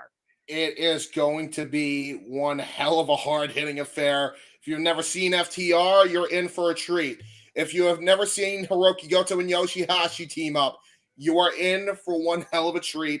This is going to be a match of the year contender, and we just effing started. All right. Goto, Hiroki. Savage Warrior. Big thing I want to point out, because I always bring it up, man. Wrestle Kingdom 12, one of my favorite matches of all time. Minoru Suzuki versus Hiroki Goto, title versus hair. You owe it to yourself to check that out, man, for the Never Openweight Championship. Outstanding match that was. And now he's teaming up with Chaos member Yoshihashi. Chaos taking on FTR here tonight. And for the first time ever, FTR enters the Tokyo Dome. What a moment. the And I 96 love IWGP Heavyweight Tag Team Champions, Cash Wheeler, Dax Harwood, top guys, living legends. FTR is in the Tokyo Dome. These two have studied, lived, adapted to tag team wrestling, unlike any tag team I have seen in my entire life. With inspiration for the likes of the Hart Foundation, the Midnight Express, the Rock and Roll Express. These guys are smash mouth, no nonsense, hybrid, one of a kind athletes. After coming off an incredibly year-long rivalry with the friggin' Briscoes, we now see FTR in the Tokyo defending the IWGP Heavyweight Tag Team Championships. The capabilities of these two men is virtually unmatched. But tonight, it's not going to come down to just tag team wrestling. It's going to come down to the strongest spirit. Yeah, you ain't kidding. This is going to be a hard one for FTR to win here. This is going to be crazy. Yeah, you ain't kidding. Again, FTR is facing the best tag team right now in New Japan Pro Wrestling, the two-time defending World Tag League champions, Bishamon, Hiroki Goto, and Yoshihashi.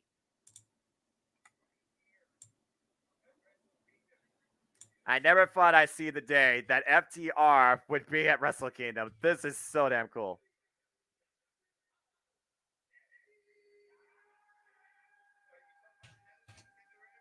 Again, no flips, just fists. Guarantee you're going to get your share of fists in this match tonight. You ain't kidding. There's going to be a lot of fists flying, I'll tell you that right now. And Raymond, she marketed and trademarked that name. It's part of her new industry, her own individual line. That's why she's using her real name. And again, I acknowledge all of you in the chat. Hope you're enjoying the conversation, engagement, and fun. We are on our third match. The IWGP Heavyweight Tag Team Championships on the line. FTR defending against Bishamon, Yoshihashi, and Hiroki Goto. I will show your comments up on the screen. Keep in mind that I am new to StreamYard and I am currently working on the ticker. So do not fret. You will have your comments shown momentarily. StreamYard is extremely easy to use, though, James. You got to admit. It is pretty easy. Yeah, it's pretty good. All right, I'll be right back. It's all you know. All right.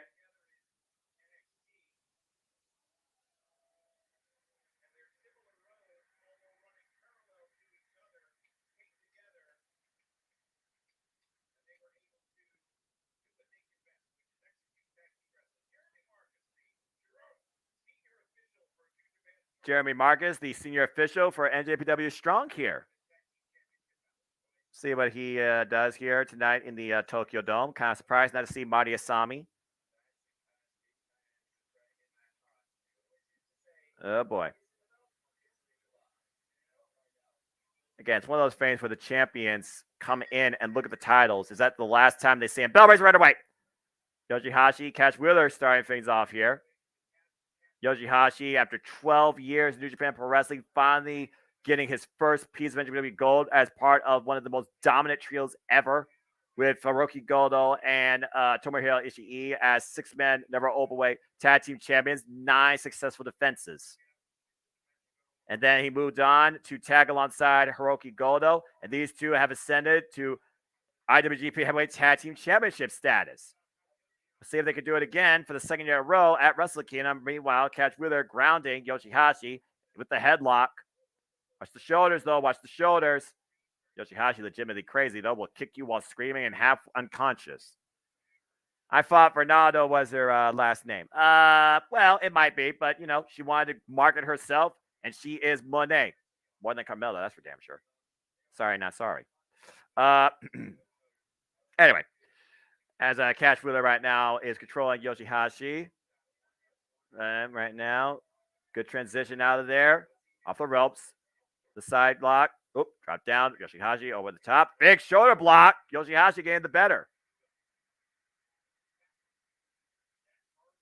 And Dax Harwood and Cash Wheeler now getting a bit of a feel for the type of dynamic they're going to have to deal with tonight against Yoshihashi and Hiroki Goto.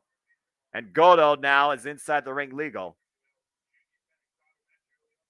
And meanwhile, completely different dynamic from the junior heavyweight tag team title match. Dax Harwood now tagged in. I can only imagine what's going through the minds right now of FTR.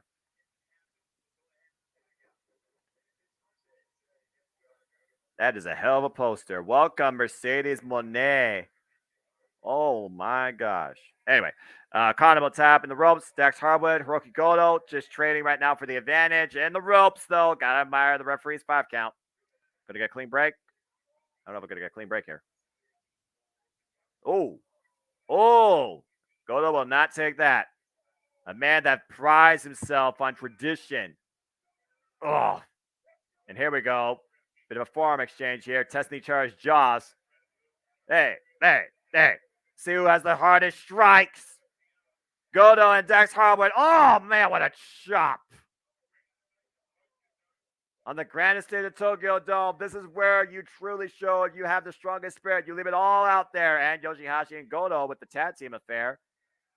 Nice hip toss. Fisherman loves to use that move.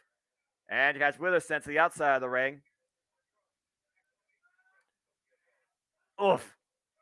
We still got people, of course, with the thunder sticks and clapping throughout the Tokyo Dome as well as some audible noise being heard here.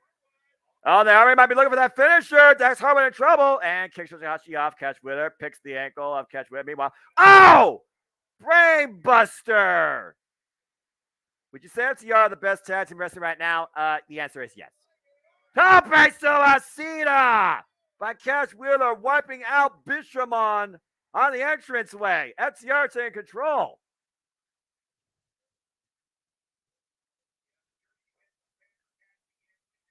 And right now, Dax Harwood. Looks like FTR has some trouble with travel. That's why they went at the press conference, by the way, in case people are wondering. I mean, it's got to be difficult sometimes traveling from America to Japan, even with the borders open. And what the hell is Dax looking for here with Goto? Oh my! Superplex! And the splash! And a cover to retain the titles! No! Goto gets the shoulder up. Woo! The unbreakable will of the Savage Warrior on full display here, surviving that tag team offense by FTR. And right now, FTR working in sync, lining up and isolating Hiroki Goto on both sides of the ring, waiting for Goto to get up. Not sure what they're looking for here. And Goto got from the man. Oh, clubbing shot back and front. Goto finding back, though. Take on FTR 2-on-1. Oh, broke their clothesline. Big forearm exchange. Dax lifts Goto up. Power bomb. Rolls him through. Sends him to Cash. Cash with the... Ooh. Dragon suplex. The bridge. The jackknife float over. The cover. 2 to retain. Yoshihashi with the save. Flying in. Whew. Hey, Matty. Good to see you. How are you? And right now, Yoshihashi keeping the match alive for his team. FTR in control. Goto still a legal man. Crowd game. Big Rig coming up. Big Rig coming up. Goto blocks it. Meanwhile, oh man, Discus clothesline drops Cash. Dax Harwood right now looking again. Maybe pile driver. Goto denying it. Affirming his base. Back to the forearm. Big shot. Goto. Look at dash up. Uchigurushi. And both men are down. Woof. I'm not sure if Goto's jaw got jacked or he chipped a tooth there, but definitely needs to make a tag to Yoshihashi. Meanwhile, Dax rolls over to Cash. Tags on both sides. Got some blood on the gums there for Yoshihashi as well. I know he's no stranger to that, but still. Yoshihashi attacking FTR 2-on-1. There's a kid to the midsection to break that up. Cash reversal, Irish whip. Cash falls up, misses. Oh!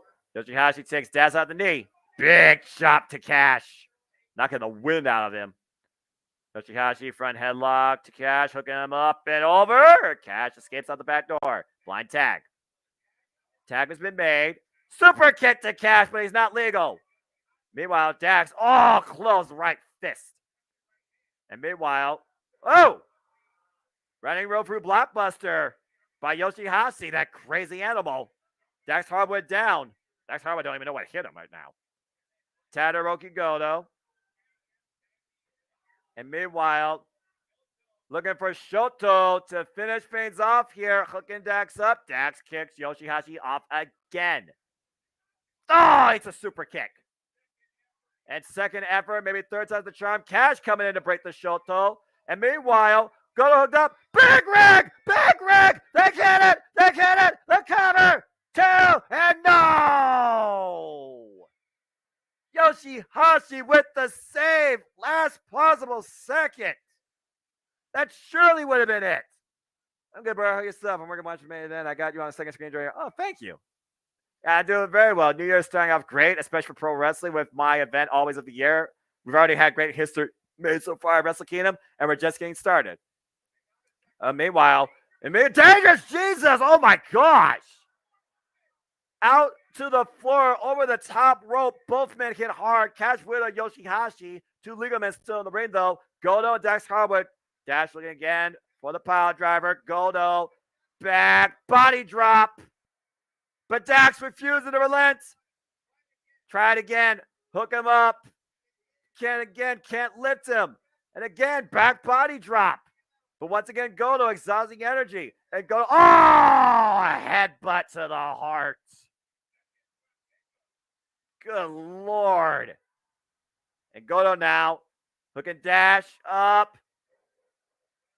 Vertical suplex. Good grief. Yoshihashi somehow climbing back up. May have hurt his ankle back. FTR going to try and capitalize on that. Well, Yoshihashi is back on the apron. What does that tell you? And meanwhile, Yoshihashi tagged in. Legal men looking for that lariat. And Dax breaks it. Eats a chop. Dax fired up. Oh, runs a super kick. And meanwhile, whoop. Karma. Oh, reversal. Standing switch. And Dax Harwood hooking Yoshihashi up. Pile driver! Spiked him. Cover. 2 to retain. No! Oh my gosh. How'd he kick out? And look at this. Stop pile driver. Assist. 1, 2. Goto with the save. How the hell did Goto have the awareness to come back in and break that up? Whew. FTR pulling out all the stops tonight. This is the Tokyo Dome. This is Wrestle Kingdom 17. IWGP Heavyweight Tag Team Champions on the line. Goto breaks the closeout again. Cash falls up again. Rocks Goto to a knee. Oh, kick to the midsection. Sends Goto to the outside of the ring. Goto not the legal man here. And now Yoshihashi hooked up once again. Irish whip reversal. Looking for a big rig. Oh, Yoshihashi breaks the attempt. Cash, it's a super kick. And calling for the plague, bringing Goto back in. And Goto takes Cash over the top rope to the floor. Dax, reversal, standing off the ropes. Oh, clubbing shot to the back of the head. And meanwhile, Yoshihashi super kick to Dax. The spit goes flying. Hooking him up. Here we go. Can they get it? Shoto! Cover 2. We got new tag team champions. Bishamon have done it again! Wow! That match ruled.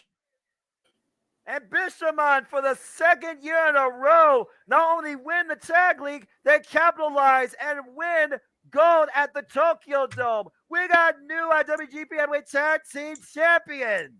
Congratulations. Now Yoshihashi are the best tag team. Literally, not only New Japan, but you gotta imagine they're the best, one of the best going in the world right now. They did it again. You gotta figure out what they survived too. Spike pile driver, big rig, and somehow, James, they were able to overcome all of that. Right? FTR losing the belts. They are now titleless. 4 straight losses for FTR is a rarity. And a show of respect, though. Once again, the hands being shown here. There you go. And once again, the trend continues. We got brand new IWGP Tag Team Champions in the Tokyo Dome. I would love to see this match ran back, though. That was awesome. Hey, there's always a chance at Forbidden Door, or maybe even sooner than that. Well, yeah, but again, that's a long way in the future. As far as the present, as Cash is grasping his lower back and Dax right now, just making sure he's conscious. And we see the new champions posing with those beautiful straps. Congratulations once again, Hiroki Goto, Yoshihashi, Bishamon, your new IWGP Heavyweight Tag Team Champions. Could Uso take over as FTR as the best tag team in wrestling? Maybe in this year, but it depends on what FTR do this year. And it depends if the Usos actually have more than 2 challengers. Exactly. FTR buried. Ryan doesn't like this. RYN does not like it. It's a weird setup, and honestly, I know FTR at one point did say maybe this year they'll finally take it easy. You gotta remember, they've been going non-stop across AEW, NJPW, and Ring of Honor the last year. I think they deserve a little bit of a break.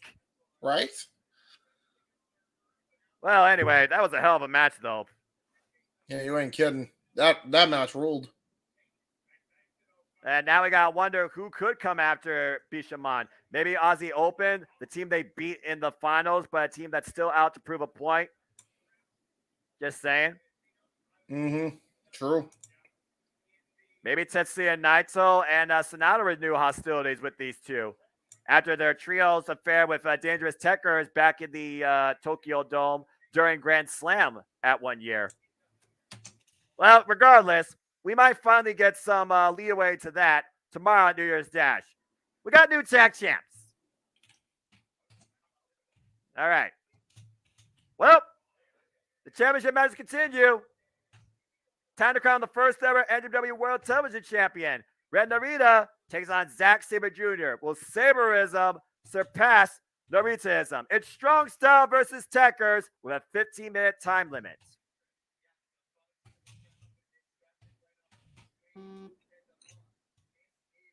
This is going to be something very special, James. Yes. We got Strong Style versus Tekkers. You have a definition of what could be a technical classic, and they have 15 minutes to play with. Only. Yep. Only 15. It's amazing how much this match really hasn't had like a lot of marketing put towards it, or a lot of, I feel like, attention drawn for it. This could be a sleeper to really surprise us. Wow, and, New York State of Mind with a bold take. Hey, you never know, though. I wouldn't mind that either. But again, the Acclaimed, they're on a hot streak right now. Let's see how far they can go. We're also going to see how far Ren Narita has come. Christened the son of Strong Style. Remember, it was this time last year he took on Katsuyori Shibata in a one-on-one exhibition. What we thought was only going to be a catch wrestling rules match turned into a traditional wrestling match because Katsuyori Shibata is crazy. But tell me that match wasn't pinnacle on Ren Narita's growth. Oh, man, this is going to be so damn good. Again, Ren Narita, he made his way tonight to the Tokyo Dome, beating the likes of Sonata and Tomohiro Ishii. Meanwhile, Zack Sabre Jr., been involved in New Japan Pro Wrestling for the last 6 years, finally looking to get his first piece of New Japan singles gold. It's crazy to me that he has still not won a championship within New Japan. Singles championship, particularly. Yes. Oh, look at this. Zack Sabre Jr., the gold standard.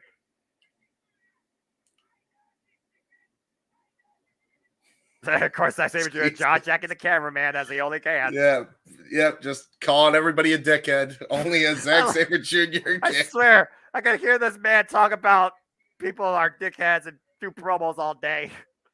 You know what he looks like? And maybe you know this person, maybe you don't. You know what he reminds me of? Just the face and the hair. Yeah. You know Mini Minter from the Sidemen? Yeah, absolutely. He looks like Simon. I didn't even think about that. Look at him. Do a comparison shot between the two. No, now he's got the gold hair, so I do agree with what you're saying. Yeah. That's a new standard for Zack Sabre Jr. So yeah, man. Again, former British heavyweight champion, James. Yeah, no doubt.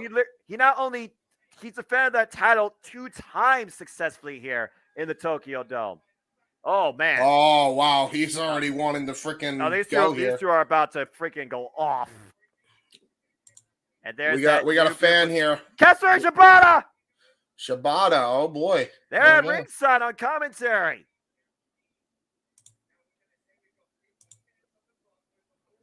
Oh no, a jobber to Orange Cassidy.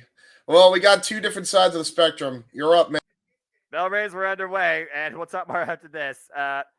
Again, don't blink. 15 minutes on the clock. Meanwhile, immediately going for the arm, trying to trap it, and we're going straight to the mat game. Once again, looking to hyperextend the arm, and Narita counter. Zack Sabre Jr. counter, blocks the wrist. We have to wonder, can these two men beat the clock? 15 minutes. Whoa, went for that PK. Looking to pick the ankle. Zack Sabre Jr. Oh, what? Zack Sabre Jr. looking for the PK. Stalemate so far. Looking for the hit toss. Reversal. Drop down. Stomp. Miss. Stalemate. Whew. Hello, Caitlin. Hello. I hope that you are doing very well. Happy Wednesday to you. Thank you for stopping by and tuning in. As always, God bless you, my friend. They better not put Monet Banks over my girl, Julia. Well, I mean, it's not like Julia and Monet have confronted each other yet, but we'll talk more about that later. That's a hot take, by the way. Sexy JK Jobber to cast the out. And Matty, yeah, Sexy Jr., so underrated. But I got y'all. I got you all. And meanwhile, straight jacket hold. Reversal by Ren Narita with his own straight jacket hold. And these both men right now are counter for counter. So Zack Sabre Jr., incredible neck strength. Yeah, make sure you get some sleep, my friend. It's 4:09 a.m. I know you're an early bird, but come on. Good night. God bless you. Meanwhile, I don't know how wise it is to kick the son of Strong Style, considering that's a Katsura Shibata staple, Zack Sabre Jr. Big boot to the face, and so is that. Zack Sabre Jr. right now. Checking his feelings. Ren Narita, hook him up. Oh, Zack Sabre Jr. trap. Nice move. Oh, just rips him down by the arm. And that's the opening Zack Sabre Jr. needed to take control in this match. When did Zack Sabre Jr. part mostly machine guns? Not that I recall, no. And meanwhile, Zack Sabre Jr. looking for some joint manipulation. Trapping the arm. Oh, no. That Shades of Menorah's looking. Oh, gosh. Again, trying to manipulate those bones and stop right to the arm. Jeez, oh, jeez. This match is going to end at the last second. But to put it in perspective, Taiji versus Sonata during the tournament literally ended with only 3 seconds left, so very well could. And Zack Sabre Jr. right now with the kicks to Ren Narita. Ren Narita just trying to get feeling back in that left arm. Right now just trying to straighten it out. But Ren Narita using the good arm. Forearm strikes, trying to get back in this. Oh, rich. Zack Sabre Jr. picking up speed. And big belly-to-belly exploder suplex overhead. Building some distance.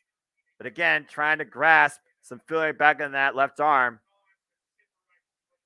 Only thing that separates these two men being the first ever NWW World Television Championship is 15 minutes on the clock. And Ren Narita following again with the hip attack in the corner. Looking again. There's the Dragon Suplex. Bridge. Whoa. Northern Lights gets a 2 count. Obviously, that worked left arm had to come into play to prevent him from having a firmer hold on that decision. And now going for ground octopus, the abdominal stretch counter by Zack Sabre Jr. Looking for it now. Can't lock the wrist in, though. Ren Narita once again looking for it, but again, bad arm. Can't fully apply the hold. Zack Sabre Jr. taking advantage of it. Literally, Zack Sabre Jr. using that arm. Oh, PK to the back of Ren Narita. Okay, now you're just inciting Ren Narita, Zack Sabre Jr. Snapmare. There's a PK to Zack Sabre Jr. now. Oh, here we go. Oh, boy. Katsura Shibata stands in the middle of the ring. Sit down. Give him your best shot. Zack Sabre Jr. Oh, God. The ring in the spine. And Narita again showing his strong spirit. Oh, and Zack Sabre Jr. is like, all right, now you do me. This is shares of Tomoyasu Ii versus Katsura Shibata at Wrestle Kingdom for the number one championship. Kick the hell out of each other. The strong style being personified here, being tested.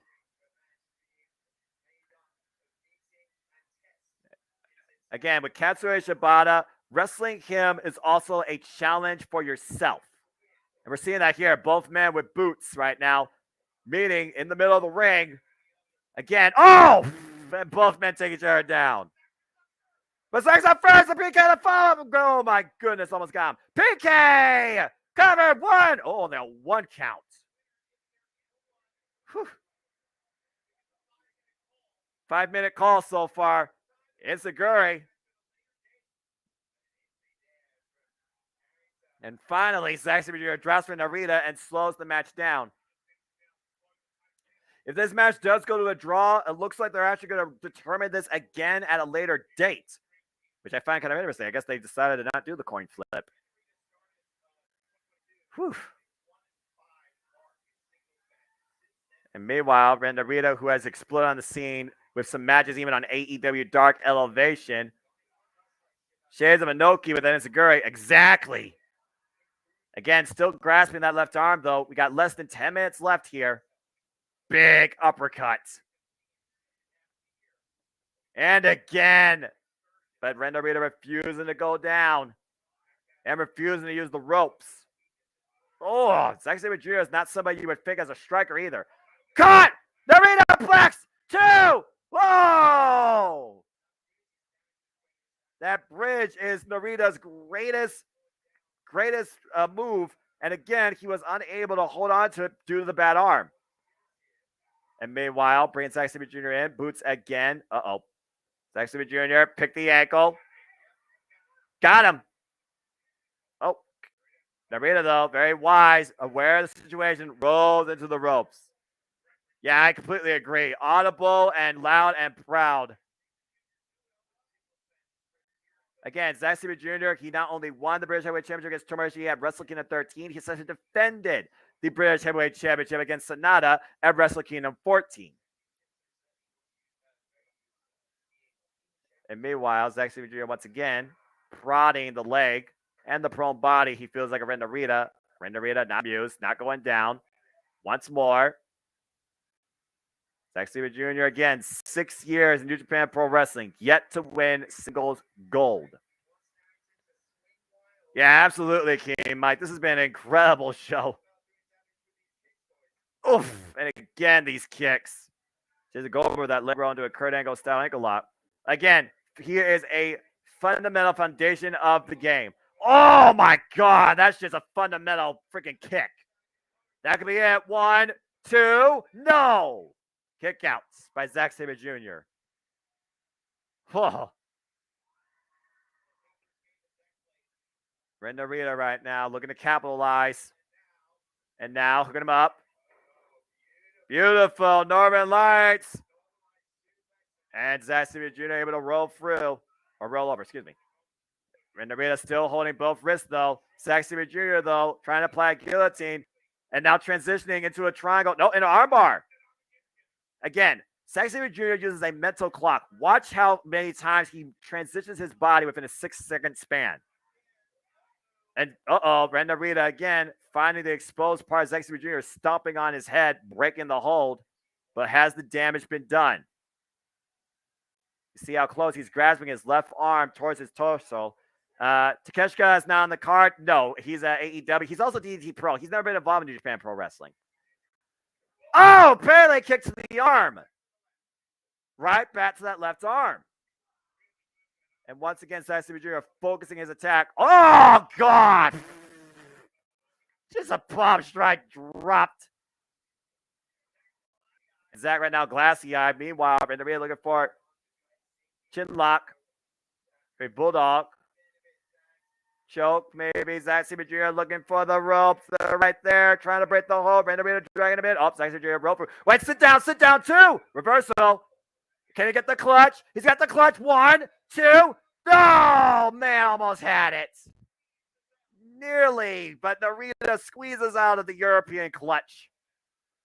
Oh. That was a beautiful transition. Nice suplex release. And meanwhile, Narita's back up. There's a suplex for him. Zack Sabre Jr. rolled through, back on his feet. A bit rocked, though. Narita falls up, looking for that. Oh, for that leg lariat. Missed. Oh, God. That kick past the chest. Now Narita, though. Back up, though. Pop up. Wait a minute. No, wait a minute. Reversal. Roll for 1, 2. No! Come on. Nearly had him. So damn close. Strong style versus catch as catch you can't. This shit rules. Completely agree. If Ren hits 3 chin locks, he's golden. Maybe. And meanwhile, Zack Sabre Jr. looking for the ground octopus. Domino stretch. Ren Narita countering it, denying it. Ren Narita looking to apply one of his own. And once again, they don't want to pin each other. They want to submit one another. I still remember when Zack Sabre Jr. was mad that one of his wins in the New Japan Cup was via pinfall. He wanted to win the whole thing via submission. But at this point, you just take what you can get. A reversal. Oh. No. Go for the heel. Reversal. I got him! He got him! He overextended the arm! Zack Sabre Jr. wins! Just like that! He went for the leg, and Zack Sabre Jr. immediately grabbed that already injured arm, hyperextended it, and he had no choice but to tap. Zack Sabre Jr., after 6 years, finally wins singles gold and is the first NJPW World Television Champion. One step closer to a dream match, baby. Let's go. Do it. What an submission match. Samoa Joe Sabre Jr., please. Oh, my goodness. Again, Oh you my saw how God. much Ren Narita was grasping that arm as close as he could to his body. As soon as Zack Sabre Jr. was able to grasp and extend it, it was game over, James. Yeah, it was. Hell of a technical exhibition, though. Zack Sabre Jr. finally a single champion in New Japan Pro Wrestling. You damn right. About time, baby. Wait a minute. TMDK.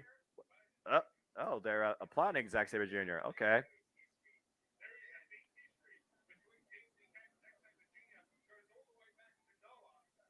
Oh, apparently they go all the way back to Pro Wrestling Noah. That's interesting. Wait a minute. Wait, what? What? They're inviting Zack Sabre Jr. to TMDK. Is he going to accept it? Think about it, though. If he joins, he could get another set of tag team titles. Never open weight. Or, who knows, AEW Trio possibly in the future? I don't believe this. Zack Sabre Jr. is back together with his Pro Wrestling Noah running mates and has joined TMDK and is the new NJPW World Television Champion. What the? I love this belt. I shouldn't, but I love that it looks coming. like a television. Wow. This rules. Zack Sabre Jr. wins, tapping out Ren Narita, and rejoins his running mates now in TMDK. What is Pro Wrestling Noah? Well, hold on.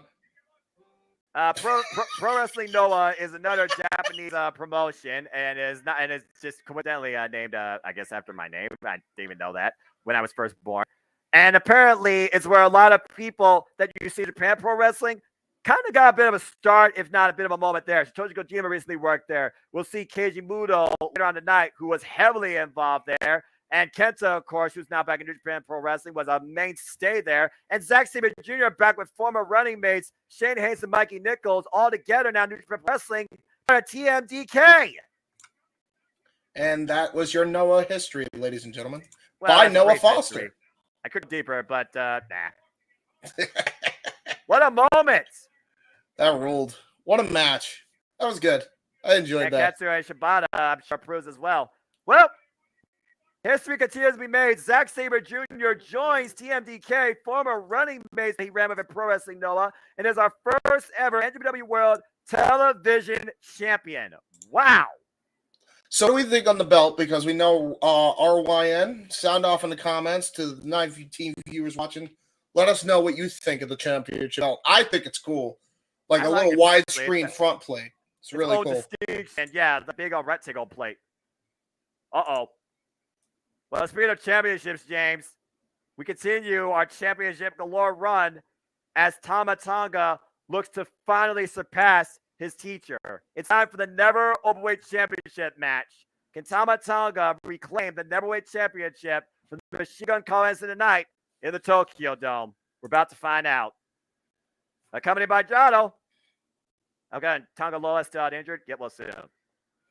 Yeah, exactly. Tama Tonga, though, since the injury to Tonga Loa, man, what a breakout year it's been for him this year. Again, he had his first singles run in the G1 and ran the distance, getting the better of Switchblade Jay White and making it to the finals, semifinals, facing Kazuchika Okada. He had his chance for the IWGP World Heavyweight Championship later on at Declaration of Power and took Jay White to the limit, but fell short. After beating Evil for the Neverweight Championship, it was back at Dominion where the Machine Gun Carlson came back and reclaimed the Neverweight Championship. Currently 2-0 against Tama Tonga. Tama Tonga is finally looking to see if third time's the charm and finally get out from underneath his master's thumb. Good point, huh? Good point. You talk about the growth. We're going to see how far Tama Tonga truly has come. If he can surpass Carl Anderson tonight and reclaim the Never Openweight Championship, there's no telling how far this guy can go. Remember, it was Carl Anderson that wanted people to remember the name Carl Anderson when he fought John Moxley on AEW as well for the IWGP US title all that time ago. And ever since he's won that championship, oh boy. Former G1 Climax finalist, former IWGP Heavyweight Tag Team Champion, former Impact Tag Team Champion, former WWE Tag Team Champion, and look at the shirt he's wearing. Current Never Openweight Champion. The Machine Gun, Carl Anderson, is back in the Tokyo Dome, and he is rolling solo. It's kind of weird seeing Carl Anderson without Luke Gallows and, more importantly, Ember Gallows. I know he has his hat as white, but I'm just saying back when those three ones came in the Tokyo Dome, all as champions. But again, is this Carl Anderson's match? Is he that confident? And honestly, after this, if Carl Anderson retains, will we ever see the Neverweight Championship in New Japan again? Honestly, since Carl Anderson's had it, it's kind of been held hostage, James. Yes, it has been.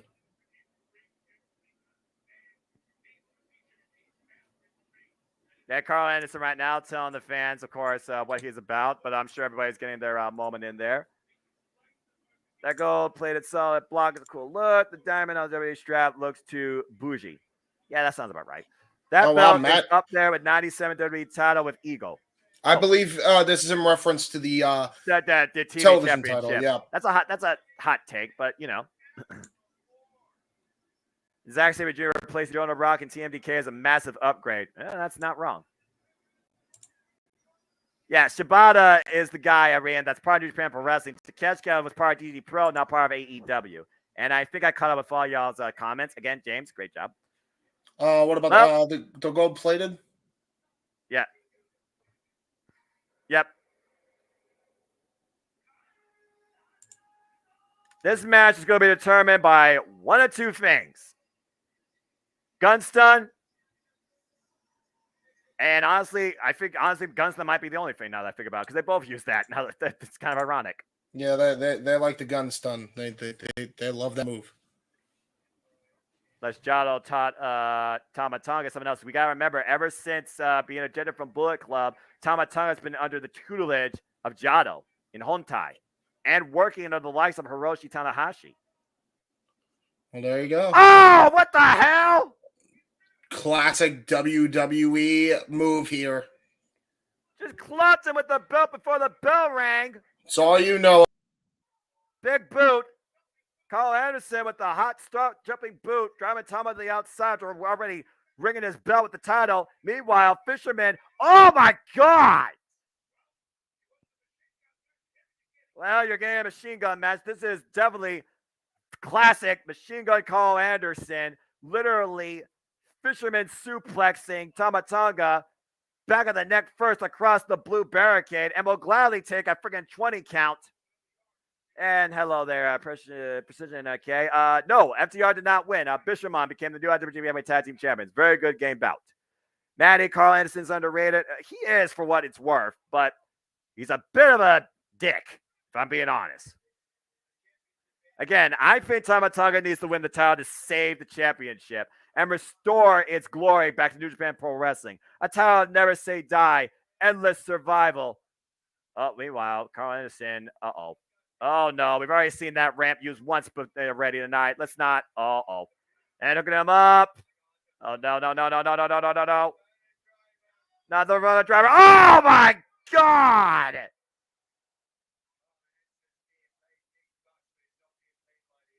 Carl Anderson literally making sure he's getting paid by only a few minutes. That might have just took Tama Tonga out of this freaking match. Head first into that freaking LED entranceway. Good God. The freaking metal grate and the lighting grid combined together. You see the details now on that LED entranceway. Literally busting open Leo Rush. Might have busted open Tama Tonga back on top of the head. This is the first time I've never seen Japan hit 10K Twitter lights, to be honest. Mercedes a start. Well, it's freaking Mercedes Monet. So, yeah. And, oh, no. Come on now. This is just adding insult to injury. Referee not even starting his count yet. Knowing both men are on the outside of the ring. It's gotten inside. Tama Tonga finally gets up to his feet. And guns down tonight. Carl Anderson lands back first on the ramp. Whew. I agree, James. Brutal. I always wonder why we haven't changed our viewing of matches like how Japan does it with the extra space. Yeah, that's a good point. That really is a good point. I feel the elevated stage definitely helps, especially with the farther off crowd. But then again, a lot of the Tokyo Dome is literally level, while most stadiums and arenas, they have those stair bleachers. So maybe that's the case. But that's a very interesting point. And meanwhile, Carl Anderson driven to the side of the ring. Tama Tonga finally makes it back into, grasping the back of his head. Both men rocked here. Both men on the apron. Tama Tonga looking to follow up. Tama Tonga has to stay emotionally in check if he's going to win this. He can't let his emotions get the better of him. Again, this is more than just the Neverweight Championship. This is about getting out from underneath Carl Anderson. And meanwhile, Tama Tonga to follow up. Gunstone on the entrance. Oh, almost on the apron. Meanwhile, another jumping boot. And Tama Tonga laid out flat. Oof. Again, we'll have to see if Jado's teachings has been enough to push Tama Tonga to finally overcome his former mentor. This is a mentor versus protege match. The master versus the student. What once was a very personal, realistic bond is now a bitter rivalry. And it has to end tonight, in my opinion. You think about Bullet Club, you think about OGs, you're looking at two of the OGs right here. Tama Tonga find out from underneath. Nice body shot. Carl Anderson, though. Oh, once again. Tama Tonga looking to follow up. Carl Anderson, though, getting the better. And again, the Tama Tonga and Tonga Loa, I believe they're from California. And they live out in Florida. Of course, under the... oh, gosh, what a shot. Again, he takes it and then he dishes it. Noah, did you watch Shinsuke vs. Muta? Yes, I did. And the fact that Shinsuke Nakamura used his own mist against him was freaking epic. What a match. That is the King of Strong Style, former IWGP Intercontinental Champion at its finest. The best I've seen him perform since his WWE debut against Sami Zayn at NXT TakeOver Dallas. There, I said it. And if you can go watch that Pro Wrestling Noah show, I highly recommend it. Big splash for Tama Tonga in the corner. And again, Tama Tonga turning up the offense, but he's only got a 5 count. Body shot, body shot, body shot. Big lefts and rights here. Oh! Of course, Tama Tonga, a son of Haku. Whew. And meanwhile, Irish whip in the other corner. And the splash misses, comes up empty. And Carl Anderson falls up again with another nice boot. And meanwhile, what's he looking for here? Oh! TKO, the cover. 2. No. Kick out again. Oh, my goodness. So, actually, they were adopted. It doesn't say where they're from, but native island of Tonga is where they grew up, and then they moved to Florida. Big blockbuster. So, now you know. The cover. 2 by Carl retained. Oh, Tom, I guess, the shoulder up. I will just say that was a gun stun, by the way. Oh, I didn't see it. Thank you, because I was looking at the comments and stuff. Thank you for that. Mercedes been indoor too, possibly. Yeah, it was a great finish. Maybe based on roots and heritage, sort of, but I see him beyond that personally. Excellent babyface song, definitely a great RYN. Do you think we'll see Tama Tonga WWE? No, I really don't. And meanwhile, Gunstun countered this time. Nice. SRC. Now, will we get the Supreme Flow?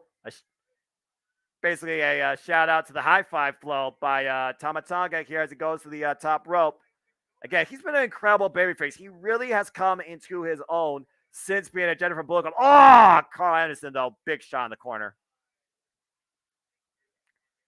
This is a big old ham hock right. Oh, no. Elbow again to the exposed wound, probably in the head. Right now, both men up in the corner. Carl Anderson looking to take Tama over.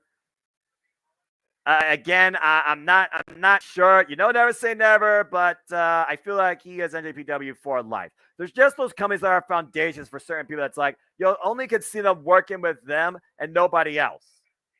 And meanwhile, the fans are not happy with Carl Anderson as jaw-jacking. Looking to superplex Tama Tonga off the top rope in the corner.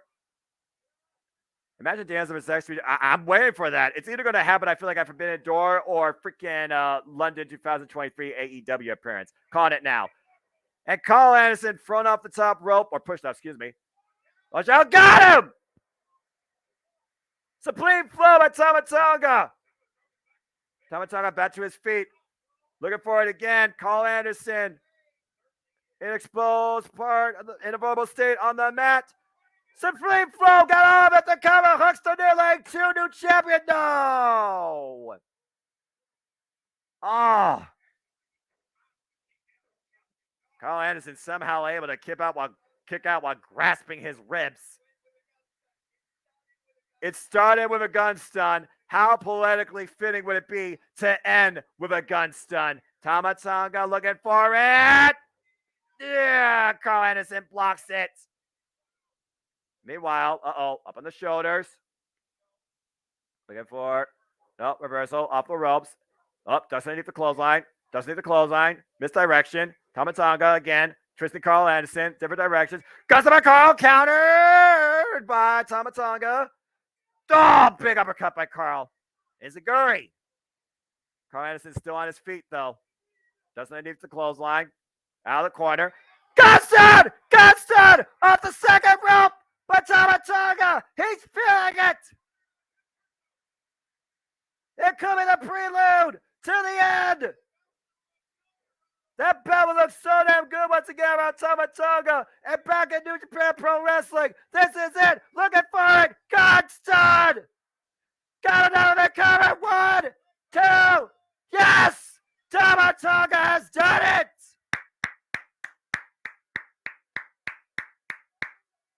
Tama Tonga has finally surpassed his master and is once again the never open weight champion.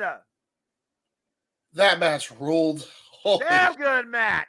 That ruled, man. Wow. Whew. And Maddie, I agree. This match, I'm the one calling it. What do you think?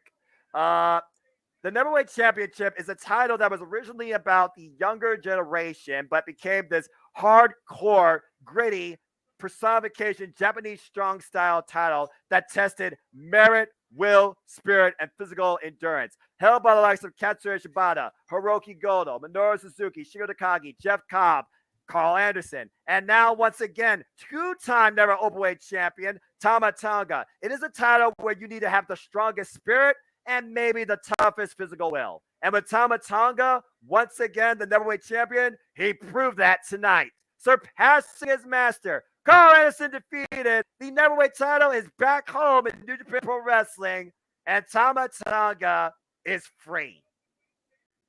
What a match and what a moment. How far, again, James, this guy has come.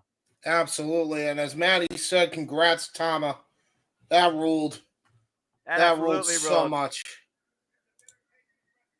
Bitter taste. You see the frustration, but I gotta feel like Carl Anderson probably deep down is proud of him.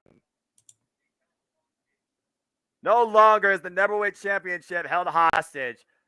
The Neverweight title is back home in New Japan Pro Wrestling, and Tama Tonga is your new Never Openweight Champion. Now, who's going to come first to challenge him? I can't wait. Oh, yeah, right? Whew. Again, Wrestle Kingdom is about beginnings, but it is also about finales. And I think we finally saw the end of the development between Carl Anderson, so far guiding and controlling Tama Tonga. Home tie even stronger now. Home tie with some gold. And it ended with a gun stun, James. It ended with a gun stun. It did end with a gun stun for sure. Congratulations, Tama Tonga. And thank you, Carl Anderson. That's WWE, though. Arigato. Oh, I'm sure he had enough heat from the audience. Oh, boy. James, you see what's on that graphic, do you? Oh, man.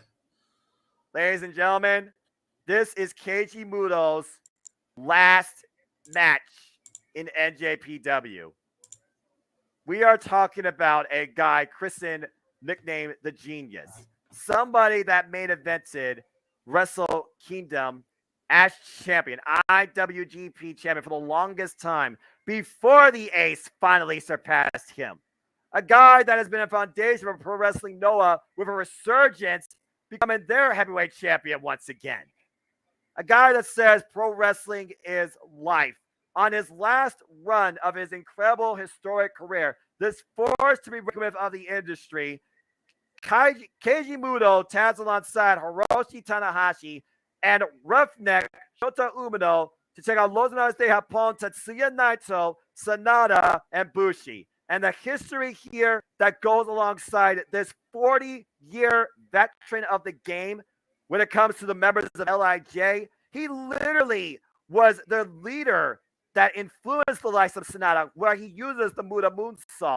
At one point, literally, Tetsuya Naito faced Keiji Muto one-on-one in the Tokyo Dome, when before he was the Ingovernable One, he was the Stardust Genius. A match that went over 28 minutes. Keiji Muto got the better of him then. This is going to be something special. For Keiji Muto, it is a finale. For Tetsuya Naito, it very well could be closure. Man, you know your stuff, Noah. I'll tell you that. Yeah. I mean, you talk about the definition of tough, talk about tranquilo, talk about the guy that literally will wrestle like he has no knees, Tetsuya Naito, looking to make his destino be a victory over Keiji Muto.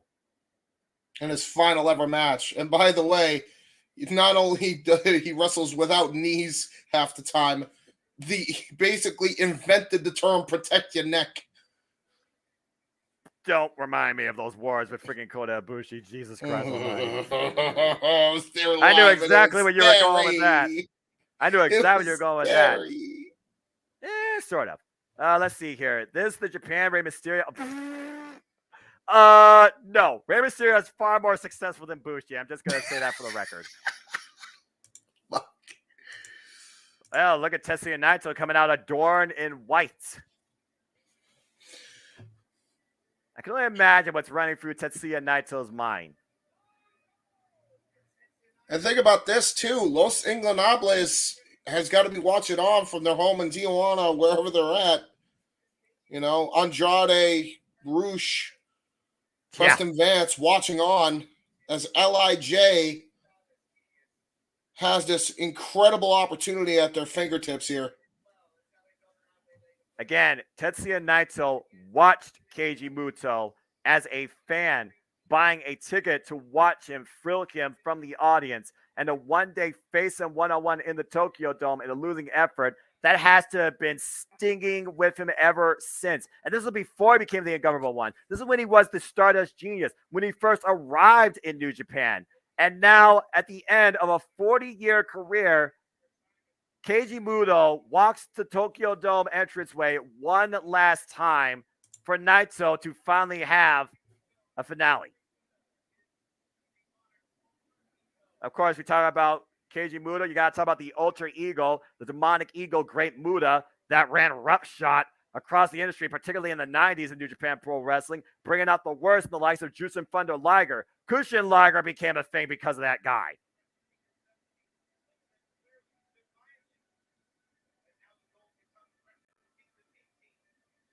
The original goal of Tetsuya Naito was to close out Wrestle Kingdom 17 as champion and do that Los Campeones de Japón roll call. Now that has to be a goal to look forward to at Wrestle Kingdom 18. For tonight, Tetsuya Naito is looking for one thing, and that's to humble Keiji Muto.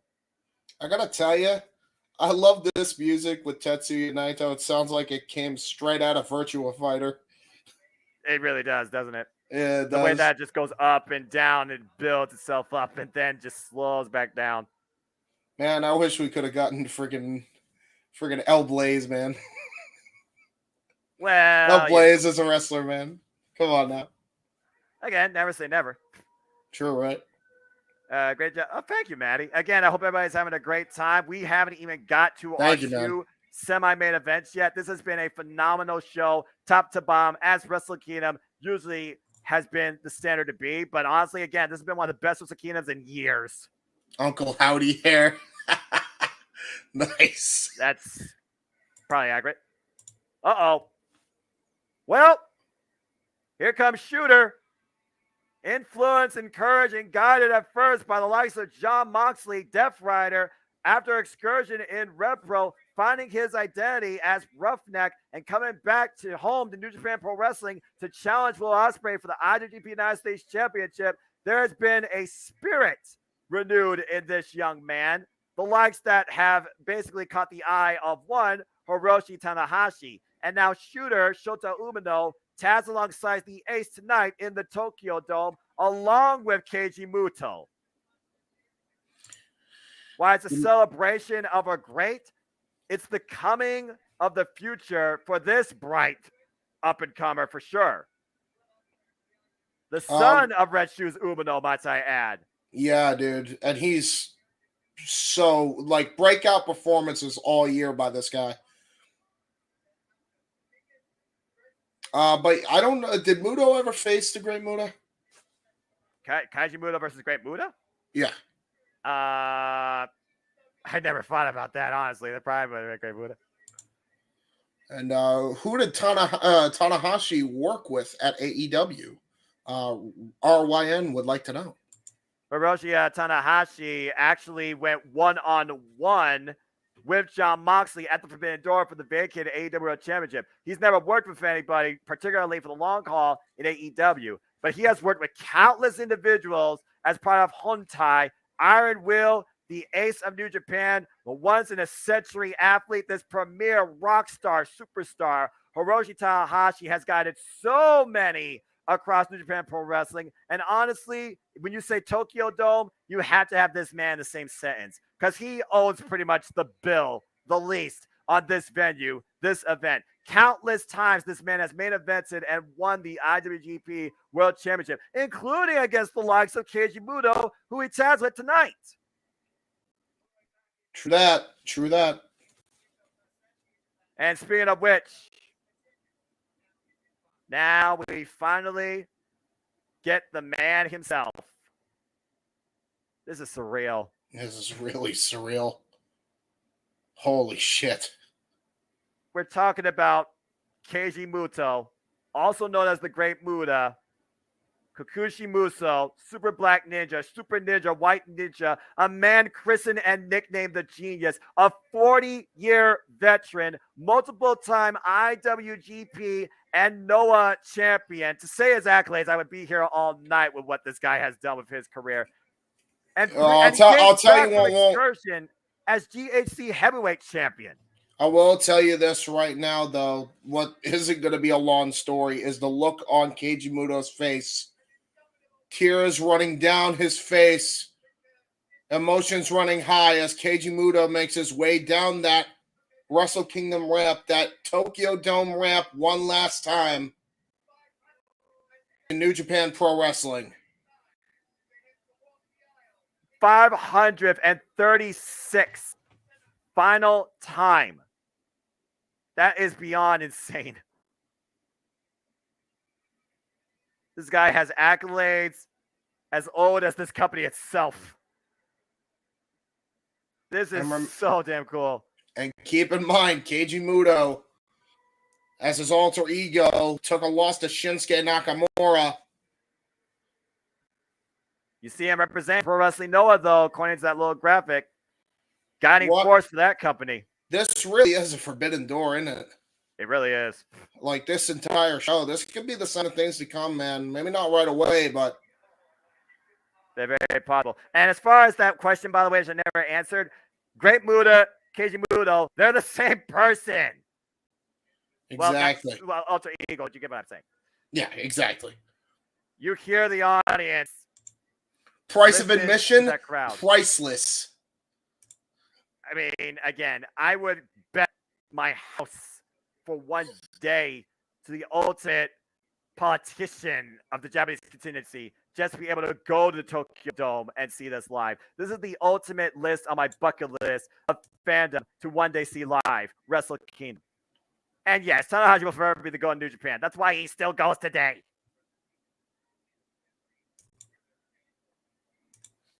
Again, adopts his style. This is going to be absolutely crazy. WCW, Starrcade, Wrestling Noah, Keiji Muto, Great Muta, you name it. He's been there. He's done it everywhere. And, oh, what? Keiji Muto wants to kick things off.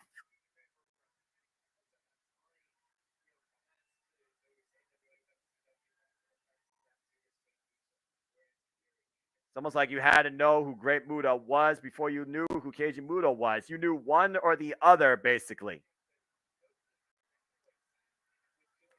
Keiji Muto, 60 years old, by the way, has been going at this for 40 years.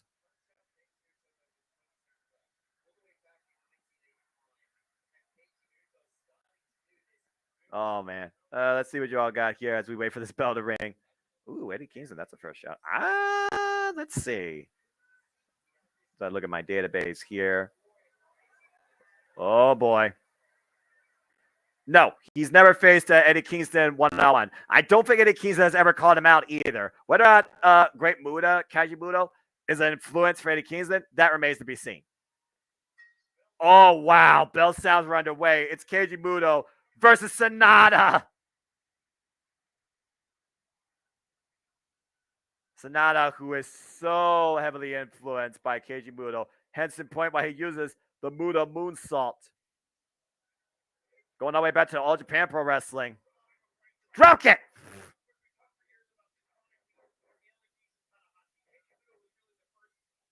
And meanwhile, Irish Whip reversal, things getting underway. Sanada up and over on the apron. Springboard, drop kick, drops Keiji Muto. Oh, my word. Talking about Mutoism, Tanahashi, Sanada, all these men have been influenced by that. And immediately, Sanada, Muta moonsault, cover, are you kidding me? 2, whoa! Woo, boy.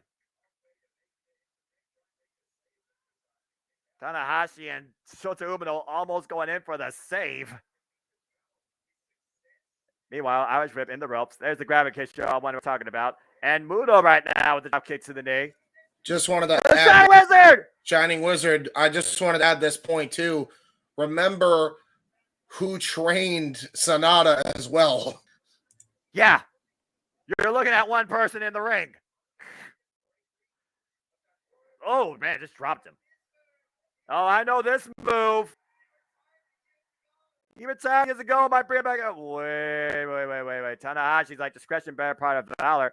Oh, what the hell not? It's the Tokyo Dome. Go out. One more time. Do it. Just do it. Come on, Tanahashi. Let him do the moonsault. Oh. Okay, maybe for the sake of his knees, maybe that was for the best. I don't know. That meanwhile, the Snapmare off the ropes. Keiji Muto, big elbow drop. That flashing elbow, a man that's all about style and all about physical punishment, Tad Hiroshi Tanahashi. And the crowd just really popped open for this elbow drop right now. Sonata is in need of attack. They're wearing merch shirt. Well, of course, I mean, again, it's a big thing. It's Keiji Muto's last match in NJPW. Also, you got to sell. I mean, again, wrestling, you got to sell. So buy the shirt. Air guitar, thrown out to the audience. I wonder if we're going to get a concert tonight from the Ace. So many Tokyo Dome events closed out with the likes of Hiroshi Tanahashi and Keiji Muto back in its early days. Then meanwhile, Bushi with a cheap shot to the back, and Naito takes him out the knee, and Sonata falling up. LIJ working together, finally taking advantage of this match. And I knew there had to be a breakdown eventually. Love how they take their time in the ring. Again, in New Japan Pro Wrestling, there's a lot more of a disciplinary approach. There's strategy. Oh! There's not reckless abandonment. And now the Rudo faction, though, bringing in their own form of anarchy, planned anarchy, might I add, as Sonata takes control of Tanahashi for the moment. Tag to Bushi. Bushi, of course, member of the junior heavyweight division. One of the original members of Looking Out as They Have Pong. Nice net breaker there. There's a cover. 2, and Tanahashi gets the shoulder up. Again, Keiji Muto. Some people call, this guy's the guy in the industry. This guy's the guy in the industry. Keiji Muto is the guy of pro wrestling.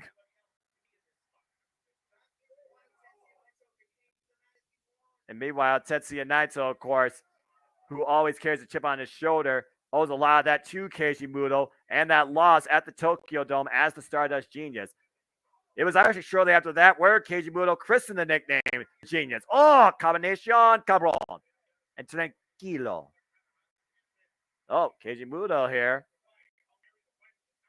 Naito looking for the fist bump. Yeah, Keiji Muto's like, no, I'm not doing that.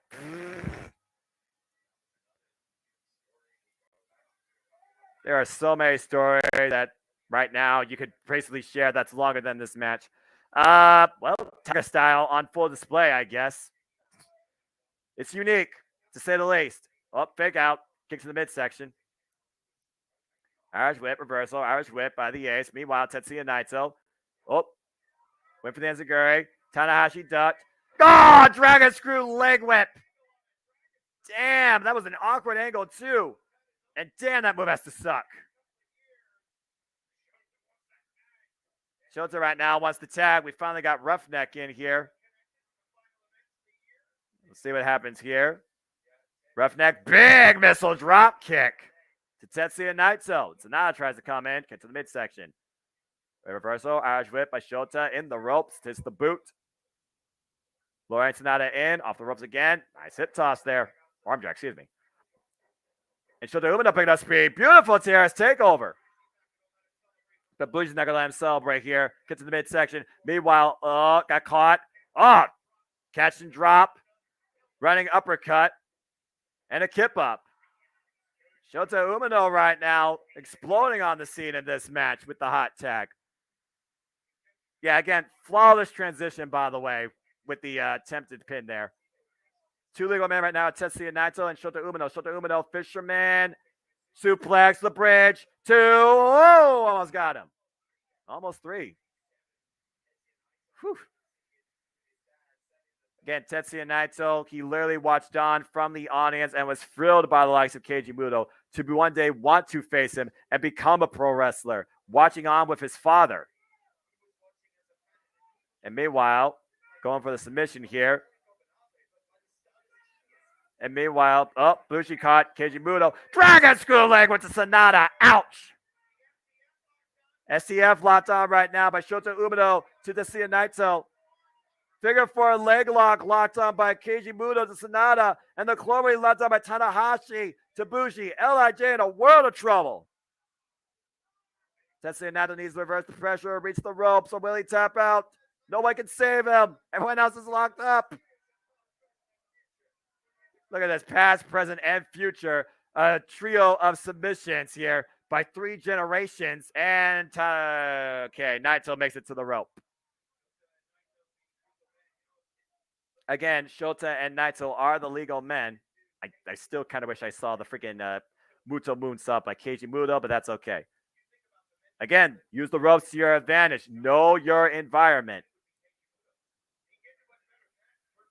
And meanwhile, talk about being on the learning tree. Tanahashi, Keiji Muto, what a night for Shota Umino.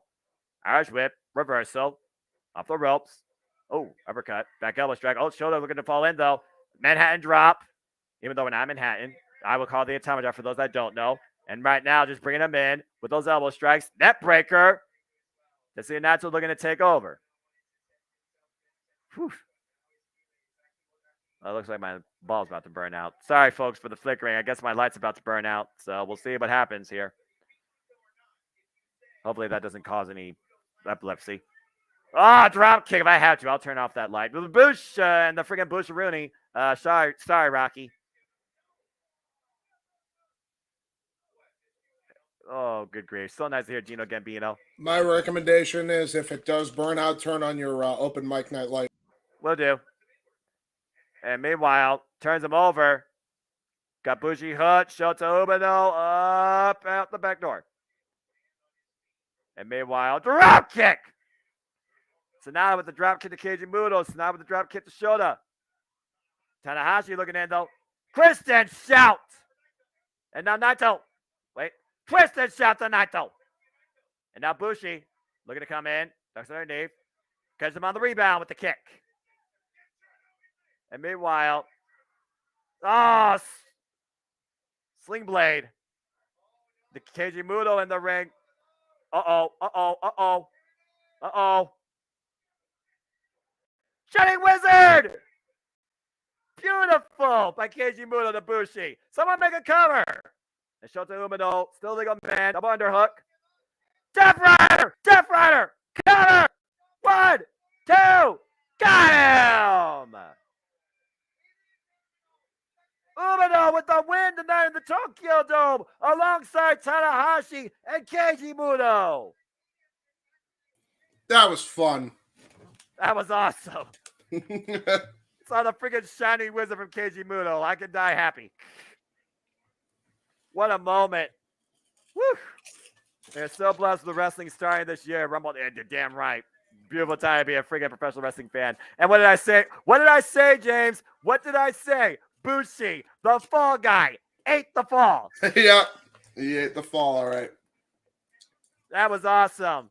Congratulations to Shota Umino, Roshi Tanahashi, and Keiji Muto. The freaking Gino's like, Chono, get in the ring. Oh, whoa. Well, you see Naito right now, not even looking back, but Shota Umino jaw-jacking the former Stardust Genius. Well, I don't know what the future holds for Keiji Muto regarding the wrestling industry, because it's hard to step away from something when you really have done it for everything. But regardless, what a send-off from NJPW for Keiji Muto. The freaking charisma of these two. What a moment. That was freaking so awesome. Cool, man. What a tribute to Inoki, man. He's gonna be smiling from ear to ear right now. And what a win for Shota Umino in the Tokyo Dome. Mm-hmm. I'm gonna go back to eat my chips. You talk to the peoples. Oh man, all we needed was the Muda Moonsault, but I'm glad we got to see the Shining Wizard, the most perfected Shining Wizard of the last 40 years. Tegan Knox be inspired. All right, yeah, that was awesome, and it was a real fun wrestling clinic. Well, so now we look towards, of course, what's still ahead, and I think we're going to have a little bit of a break here to catch our breath. Whew. Oh, no, we're not.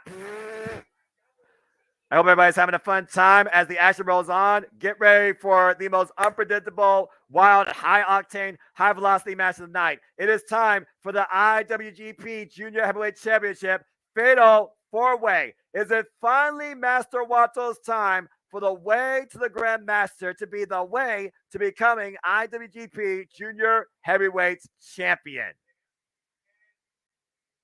Master Wato, of course, getting a surprise non-title victory over Taiji Shimori to get the bout in the first place. However, former champion El Desperado and the last winner of the Best Super Juniors, Hiromu Takahashi, have also thrown their name into the hat. So Taiji Shimori decided, all right, I'll defend the title against all four of you.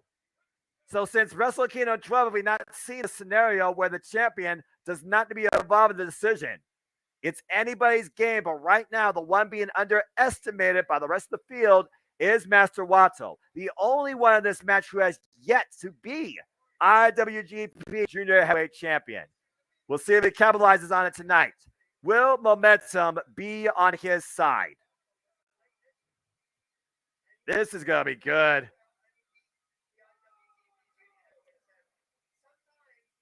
All right. And Master Wato, a complete reset for him when he faced the likes of Kazuchika Okada. Real fun match wrestling clinic. Oh, absolutely. What a moment. Yep. And let's see who you all got. And Maddie's got, I got Wato to get this. All right, so we're with Master Wato, the only one who has yet to claim the gold. Has been in the ring, though, with the likes of all four of these men and Kazuchika Okada. In a way, after being, guided in a short run, first coming to Japan Pro Wrestling under the likes of Hiroyoshi Tenzin, he's kind of come into his own and kind of reset himself. Previous tag team champion at 6 or 9 with Rizusuke Taguchi. All right.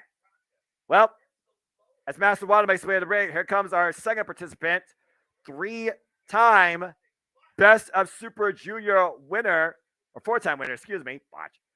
Multiple-time IWGP Junior Heavyweight Champion. Ticking time bomb. The definition of, what's the word I'm looking for? Hype.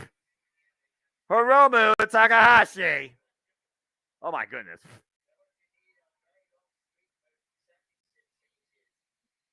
What on earth? This guy is so far out there. Could be a show steer at least. You're not wrong. It was last year where Hiromu Takahashi was challenging El Desperado for the IWGP Junior Heavyweight Championship, and El Desperado finally got the better of the ticking time bomb.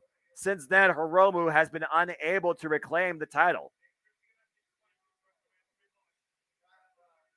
I would try and explain the gear, but I don't know how. Sorry.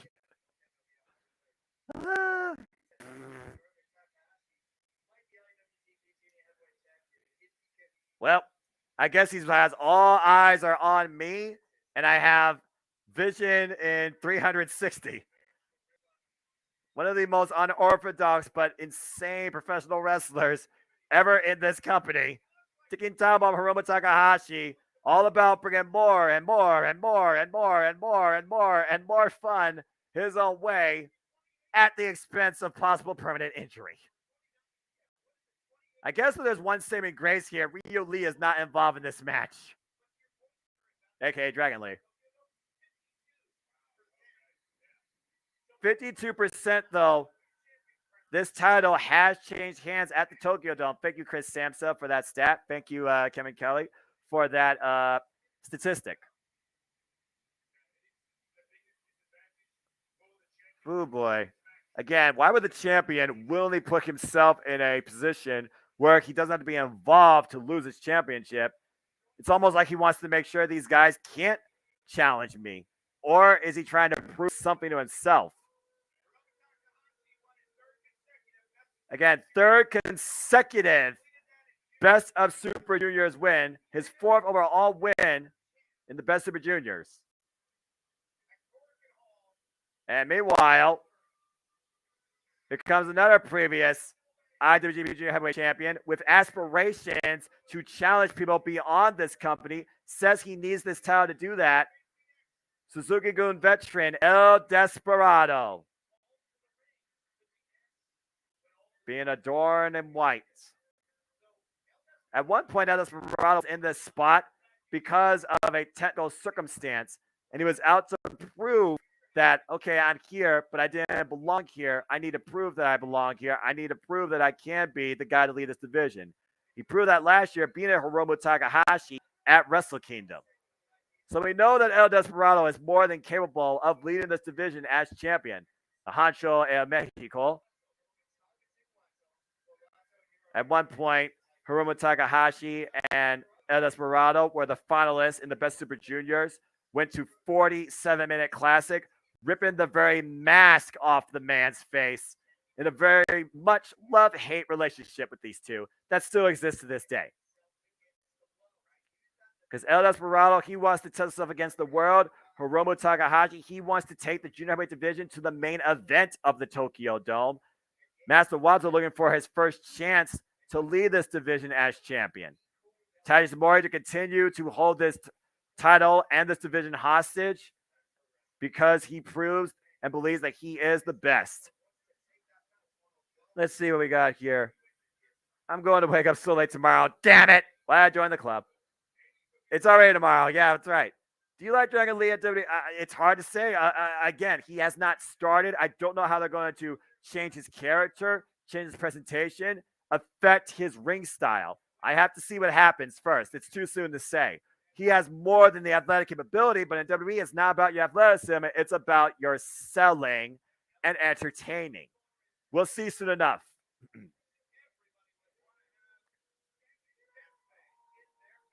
El Desperado, who recently became part of a big brother, kind of like a little sister relationship lately with Starlight Kid in Stardom. Both of them have come into their own. And here comes the champion himself, ready to put a bullet in all three of his competitors. The Bone Soldier, Taiji Ishimori. He's come in before as IWGP Junior Heavyweight Champion. He did not walk out as IWGP Junior Heavyweight Champion. It was a one-on-one affair against Ticking Time Bomb Hiromu Takahashi back at Wrestle Kingdom 15, where he lost the title. Tonight, though, he not only has Hiromu to contend with, he has Master Wato and El Desperado. We've seen lately, though, how Taiji's been able to use his challengers against each other for his own humor and maybe his own advantage in mixed tag team affairs. And again, I gotta wait to see when he debuts and how they use him. Wesley vs. Dragon Lee could be something. I'll leave it at that. We know we won't see Rhea Lee tonight, though, so that's not about that. But of course, Rhea Lee did previously challenge and won the IWGP Junior Heavyweight Championship back at G1 Supercard in a multi-person affair. It was a triple threat, though, nonetheless. And it was at the expense of Bandito and Taiji Ishimori. The 92nd IWGP Junior Heavyweight Champion. Originally, Taiji Ishimori was supposed to defend this title against Time Splitter Kushida, but Kushida got sick. That's definitely a fair shout too, James. I definitely agree. It's like, oh, I'm not going to butt heads with you. I'm not going to butt heads with you. I'm not going to have you become number one contender. I'm just going to beat the daylights out of all three of you. Heck, I'll defend against all three of you. I feel like the champ's own hubris could be his downfall. Oh, boy.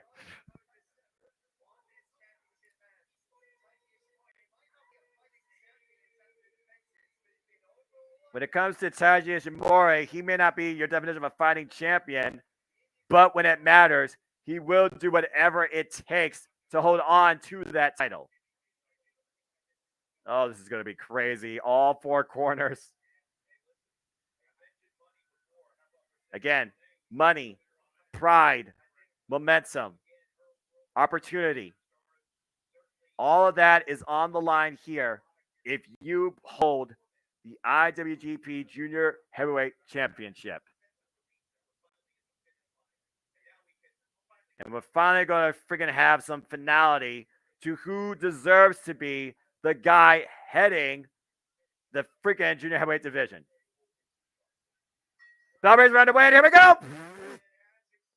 And immediately, Master Wato goes after Tajimori. Taiji goes to the outside of the ring, and Hiromu goes after El Desperado. Ash is going to be too fast to call here. Taiji trying to take advantage of Hiromu. Meanwhile, El Desperado impromptu. Oh, look at that! Nice combination there by El Desperado and Hiromu. And now we're down to these two. And immediately El Desperado goes to the eyes. Oof. Yeah, President Vance definitely has a lot of potential as well. Master Wato combination there, taking on El Desperado and Hiromu. Dragon Lee versus Axiom. Yeah, there's a lot of opportunity. David Frazier and Axiom. Hope TK gives Rouge a real heel push. Only time will tell with Ego Nabas de Faction. Oh my gosh. Again, that tag team match where Hiromu and El Desperado are on opposite sides. Oh, poking the eye. Inside cradle. Hooks the leg. And immediately, Tajimori coming in for the save.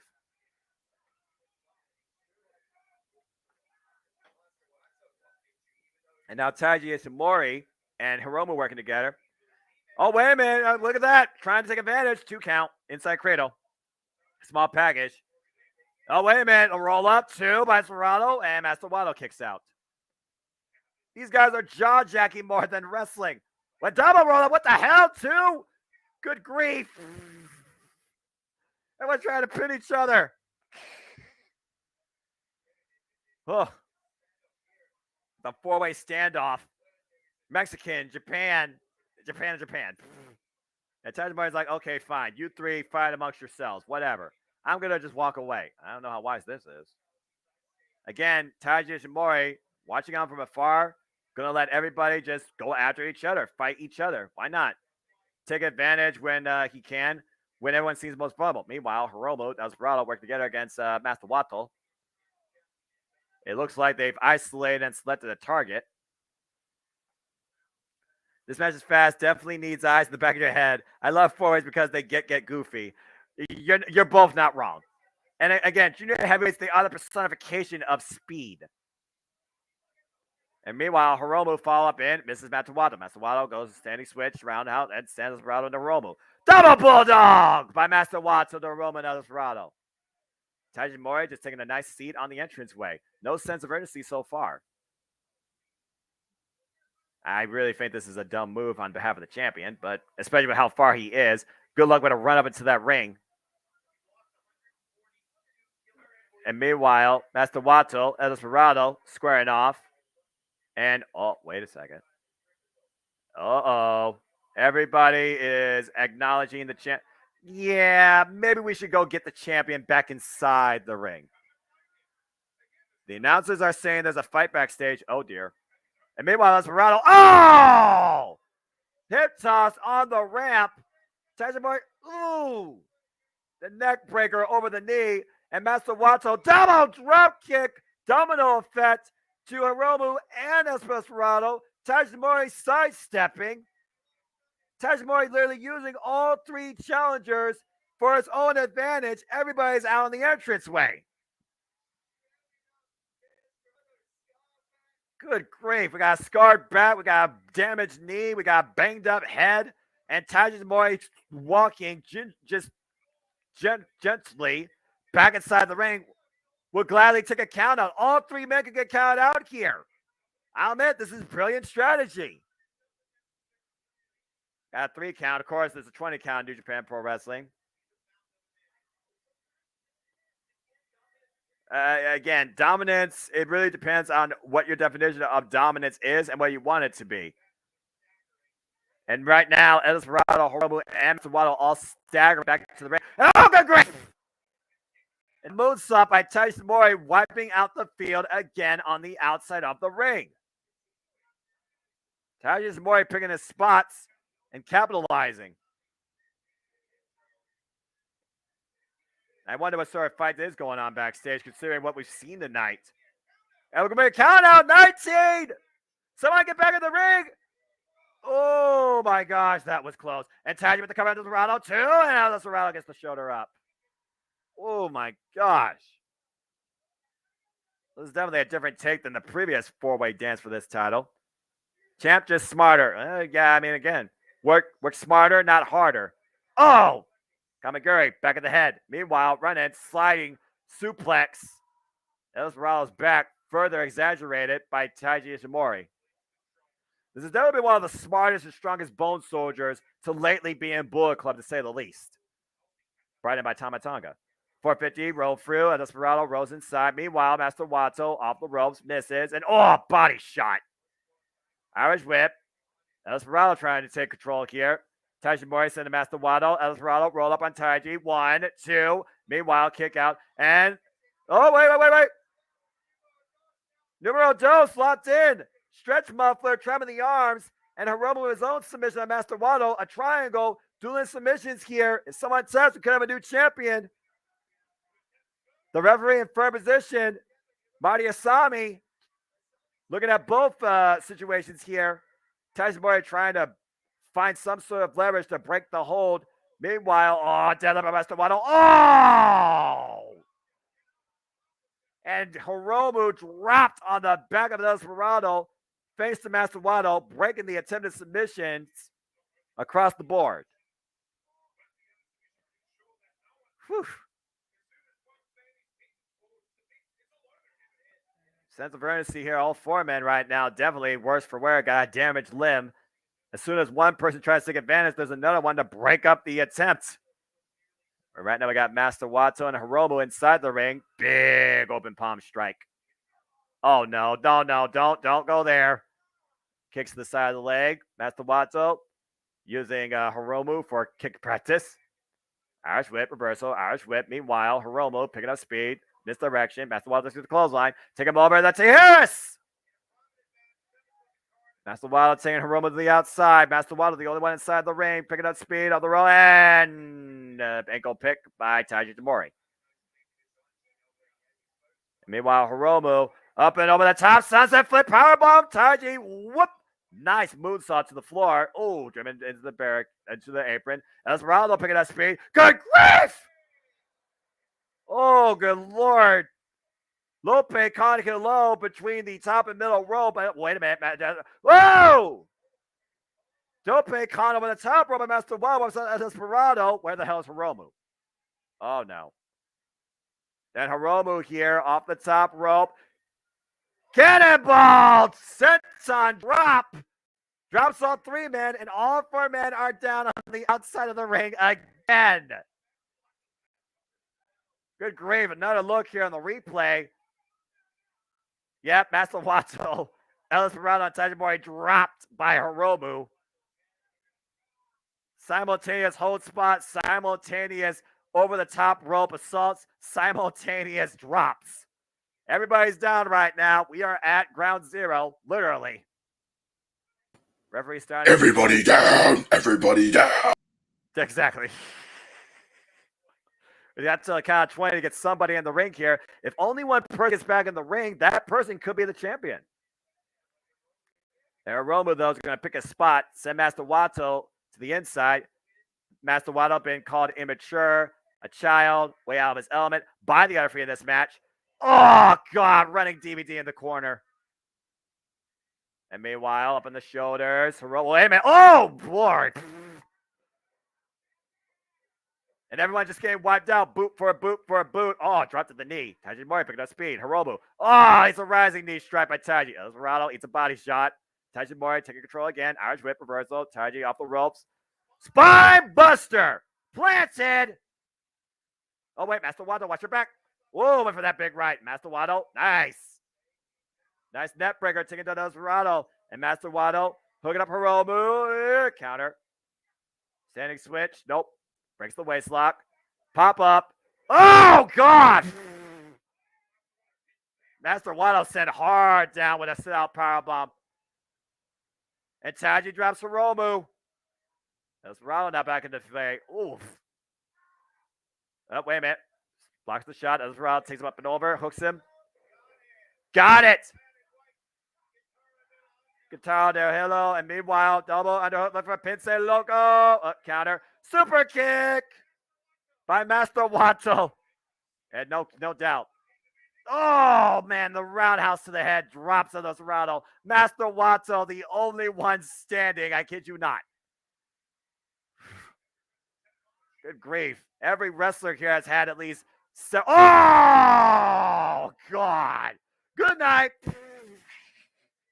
Close right fist. KO's Master Wato.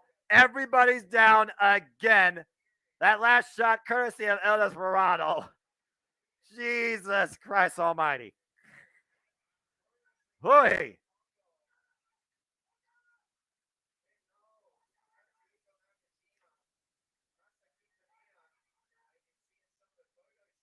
Oh my goodness. So apparently, Chris Charlton did allude to what was talked about earlier. There has been altercation with Fujinami and someone else backstage, and more details will be shared on NJPW. So stay tuned for more on that. If I find out anything else, I'll also let you know too. Great using the turnbuckle as a weapon, like that slam. Wato hit the Wato zigzag. The zigzag has been applied by God. Yeah. And right now, all four men trying to get back up to their feet, each in a respective corner. Who can capitalize? We haven't had a good grief. All four men staggered. Can't stand for long after getting rocked like that. Taiji Mori and Master Wato exchanging with each other on their knees. And meanwhile, Desperado and Hiromu renewing hostilities. Slowly but slowly exchanging. And now we got a four-way dance here of palm strikes, elbows, chops, super kick. Desperado down. Spinning Soba. Hiromu's down. Oh, block the kick. Tajimori from the eye. And Master Waddle sent off the ropes. Irish whip again. Handstand springboard by Tajimori. Oh, got caught. Waist lock. Back elbow strike. Touching with the clothesline. Master Waddle crucifix. The roll through. This is IB previously for the championship. 1, 2 to champ. Oh, man. Almost got with that crucifix takeover Uranagi. Oh, God. Oh, man. He's going to try RPP. The corkscrew off the top rope. This could be Master Wild's moment. Wait a second. El Desperado. Oh, the boot. Tajimori back up to his feet, stopping the attempted move by Master Wato. Oh, my gosh. I'm trying to say Noah's. Yep, Kango rushed. LIDJ demanding a match. Oh, there you go. And meanwhile, Hiromu. Uh-oh. Oh, man! Tower 2, powerbomb stack 2. Oh! And Desperado desperately breaking the attempted fall. Hiromu nearly capturing the title. Good Lord. Avalanche superplex, powerbomb combination. Hiromu getting the better of that overall exchange. Master Wild sent to the outside of the ring. Rolling up Tajimori, Desperado breaking the pin. This match continues. I believe this is the longest match of the night so far, too. And Hiromu and Desperado squaring off again. Literally shades of last year's Wrestle Kingdom. I still can't believe that Mongo, the freaking LIJ, is like, that's crazy. Oh, big elbow strike. Dropped Hiromu to his knee. Hiromu back up. Oh, it's another one. Jesus. That big old shot. And again, bent over freaking backwards. Desperado trying to make sure Hiromu's down and out. Pizzi Loco! And the takeover. Hooks him up again. Pizzi, counter. Meanwhile, reversal. Up on the shoulder. Here we go. Look him. Tap bomb! Tap bomb! Cover! 1, 2. Oh, wow. A 1 count. Oh, my God. This exchange is maddening. Absolutely maddening. Nobody capitalized here. Nobody can put down the other. Desperado and Hiromu can't kill each other. And Hiromu might be looking for time bomb too. Oh, wait a minute. Watch out, Master Wato. Good Lord. Flying in with that elbow strike off the top rope. And meanwhile, the hook. There's a mid-tag too, and Taiji drags the ref to the outside of the ring. There's no disqualification here. Master Wato can't believe it. Master Wato that close to finally claiming his first IWGP Junior Heavyweight Champion. And no referee now, anything can go. Uh-oh. Taiji is more with the chair. Oh, God! To the back of Master Wato. 15 minutes, by the way, folks, have been this match so far. 15 minutes. Taiji bringing the referee back into the match. Again, the champion doing anything possible to make sure he leaves with the title. Looking to do it at the expense of Master Wato. Hook him up. Blade cross, counter. Master Wato out the back door. He got it again! Crucifix! 1, 2, no! The crucifix, Inoki again nearly claims it, but a Romo breaks it up. Oh, God. This is what he used to beat the champ, but faced the extra person. Master Wato couldn't claim the title. Oh, roundhouse. Master Wato can anything that moves. Now hooking Hiromu for it. Wait, Hiromu. Oh. Looking for the Rana reversal. Meanwhile, still caught. Waist lock. Oh, my God. High-end suplex bridge. 2. No. What? So close. So damn close. Master Wato, this is your way. This is your moment. You have to do it here. Again. Oh, counter. Up and over. Master Wato. Up and over. Hiromu, hook him up. Oh, no. Time bomb. 2, 1, 2. Hiromu has done it. Hiromu Takahashi has done it once again.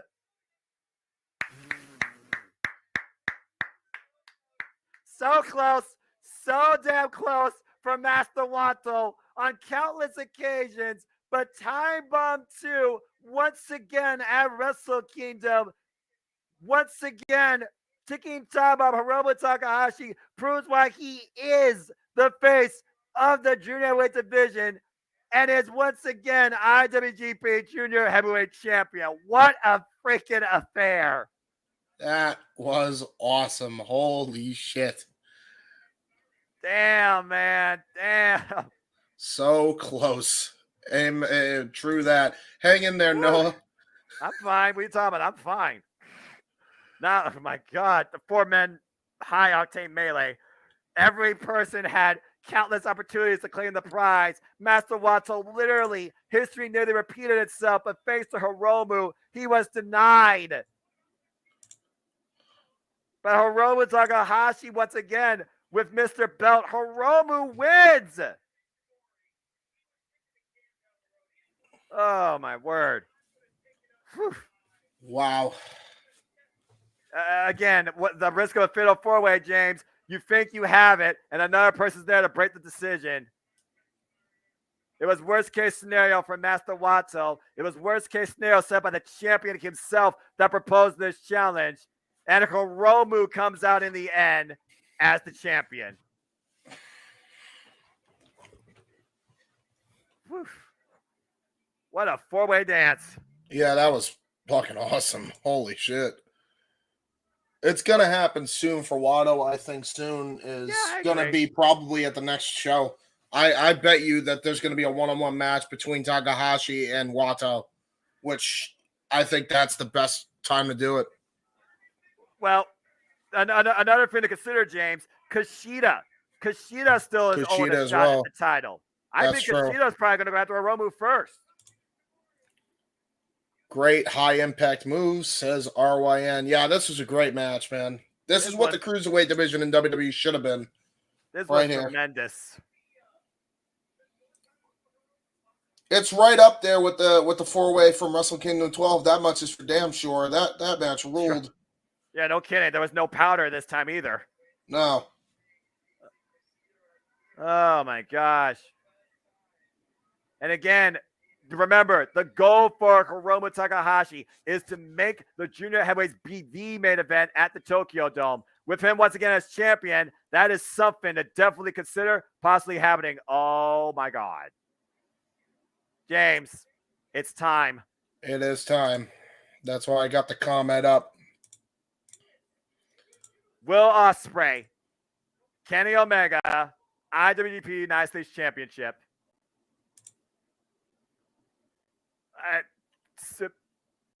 One half of a double main event. The cleaner, the best bout machine. The belt collector. By God, the God himself. You aren't leaving until that bell rings for damn sure, unless you're staying on for this one, man. I'm staying for the bell ringing, and then I'm letting you take it over because you've done a great freaking job. Oh, look, it's a Marvel logo. What is the X division in TNA in New Japan? The X division for New Japan is the junior heavyweight division, baby. We just saw it. This is it. Oh, this entrance. Whoa. He's coming out to one-winged fucking angel. I'm not saying anything. I'm just watching this. He's fully coming out to Sephiroth's theme. That is correct, James. Oh my God, he looks so much like him too. It's fucking terrifying. I have goosebumps on my goosebumps right now. Kenny, by God, Omega is back in the Tokyo Dome in New Japan Wrestle Kingdom, and he is coming out to the theme itself of the character, Sephiroth from Final Fantasy. I kid you not.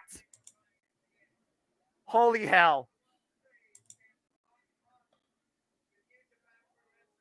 And that shot's on purpose with the fire in the background on the LED. Straight out of Smash Brothers with the end screen, victory screen. It was 5 years ago in this building, James, where Kenny Omega took on Chris Jericho, what was billed Alpha versus Omega. We are back 5 years later, where it is Kenny Omega versus Will Osprey in a match that is 100% about mentality more than anything else. I love crossover wrestling. This is the greatest entrance I've ever seen in NJPW. This honestly might be one of the top entrances of all time. AEW logo showed prominently. Kenny, by God, Omega. Oh, my gosh. Dude, imagine he walks out of here with the U.S. belt, dude. Could you imagine? Dude, it's a very real possibility. And we're about to find out. But in order for Kenny Omega to once again be IWGP United States Champion, he has to, what Don and him have said, arguably beat one of the best all-round pure professional wrestlers of the last year in Will Osprey. They said at the press conference, this isn't about money. This isn't about the fans. This isn't about even proving who's absolutely the best. This is about one thing. History. Change the world. To change the world, you must overcome what you think is impossible. Kenny Omega says Will Osprey has every tool possible except for what's up here. The Return of the Assassin. What? Wait a...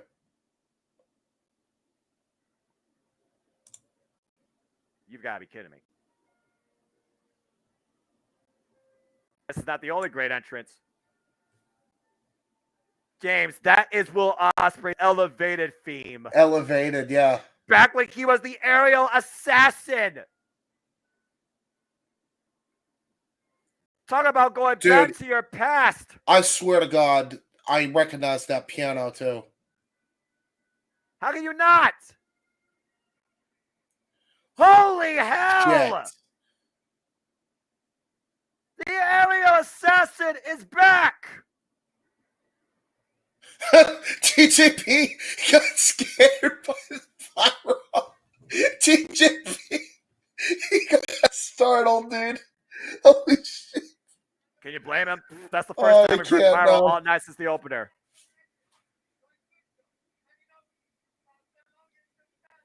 That's fucking funny. Gosh. Dude. Will Osprey channeling his past to determine his future? It was literally the aerial assassin that first faced Kenny Omega in New Japan Pro Wrestling. Yep. Holy shit. How pumped, how motivated is Will Osprey tonight? Not only coming in against Kenny Omega as the aerial assassin with his United Empire, but with an actual audible audience. This is beyond insane. They never change this theme again, period. This has to be it. Ever. Forever. The dream match just got a whole new layer of excitement and realism. This is a thing. This is now. This is Kenny Omega versus Will Osprey. Period. To silence the doubters, to shut up the critics, to affirm yourself in the industry, in history, in immortality.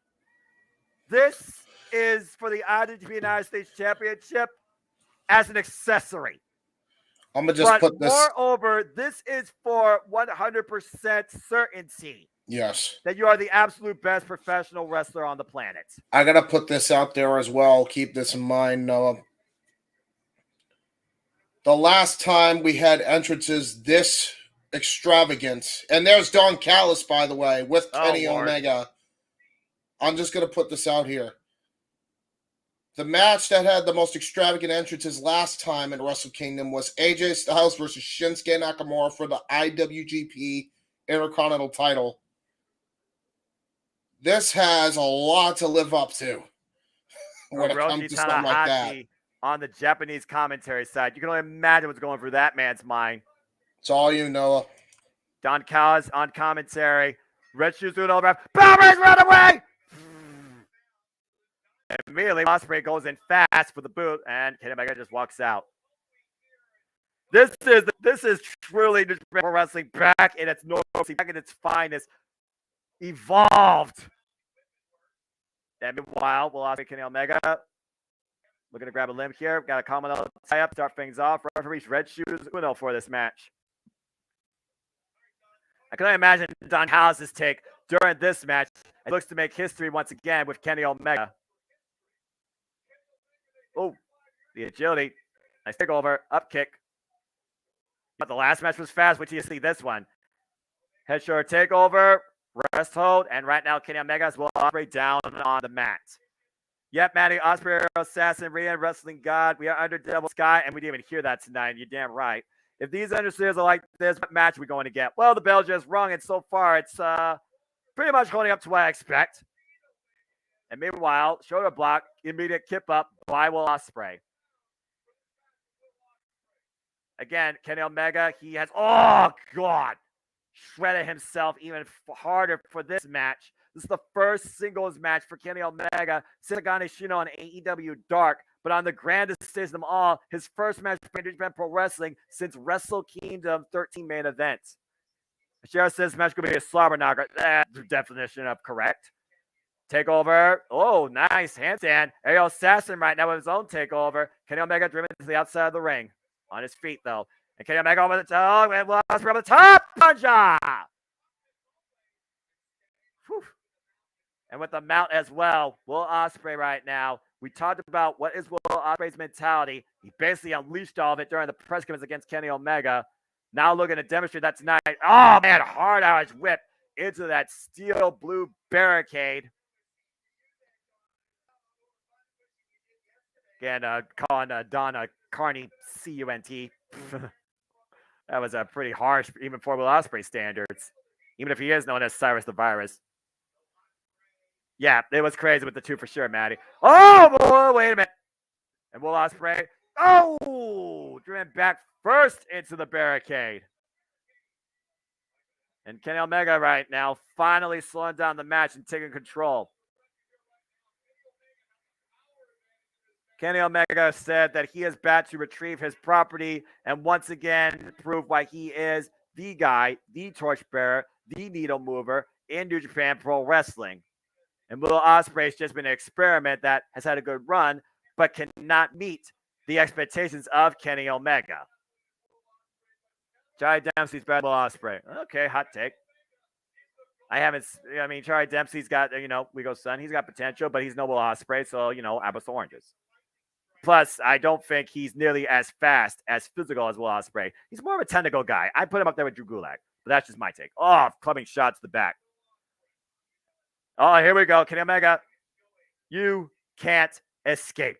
The steamroller, hype up the trunks, off the second rope, and the moonsault. Immediate thump cover. 2. No. Kick out by Osprey. Whew. Osprey right now realizing Kenny Omega has not lost a single step. Kenny Omega and Will Ospreay first had physical altercations, most recently during the Trios tournament in AEW, where Will Ospreay wasn't necessarily there to win the trio titles. He was out there to hurt Omega and shut up for all the backstabbing political garbage he's been putting out there regarding him versus Will Ospreay. Oh, spinal tap, kick to the back. Kenny Omega, who of course overcame Kazuchika Okada at Mad the most for the championship and winning a G1 climax in his debut. 2 things that Will Ospreay has been unable to do.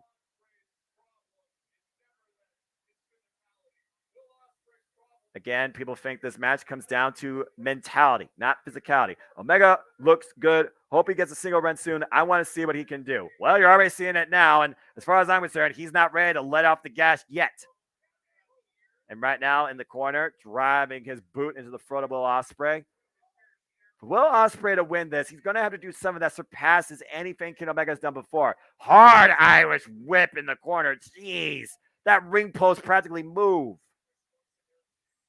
Kenny Omega in full NJPW mode tonight.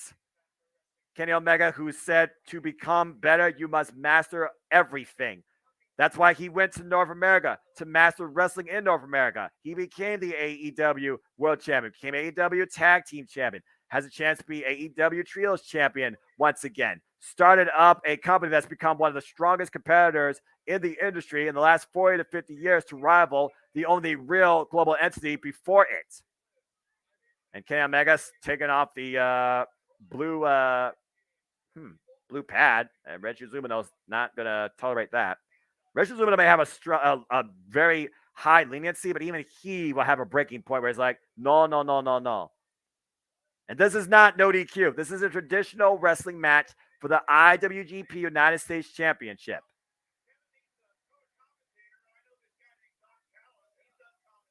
Then meanwhile, Kevin Kelly, Don Callis, New Hostilities. Whoa, Will Ospreay stops his momentum. Back elbow straight to Kenny Omega, and Will Ospreay follows up with a forearm shiver.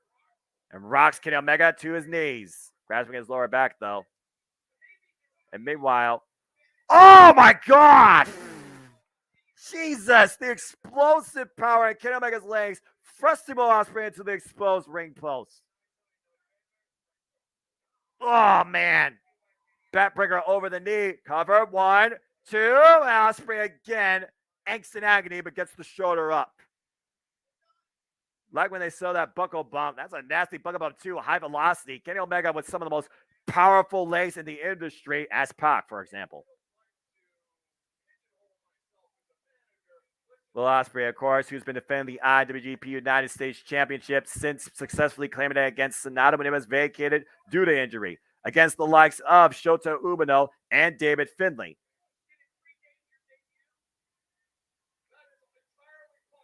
Then meanwhile, Kenny Omega, again, Finlay runs deep with Don Callis. Oof. And right now, working Will Ospreay in the ropes, knees to the midsection. And now Ospreay sending the ropes. Oh, wait. Exactly. And right now, Will Ospreay trying to trap Kenny Omega in the abdominal stretch. And he's got it. Kenny Omega right now. Momentum stopped for a moment. And, hip toss.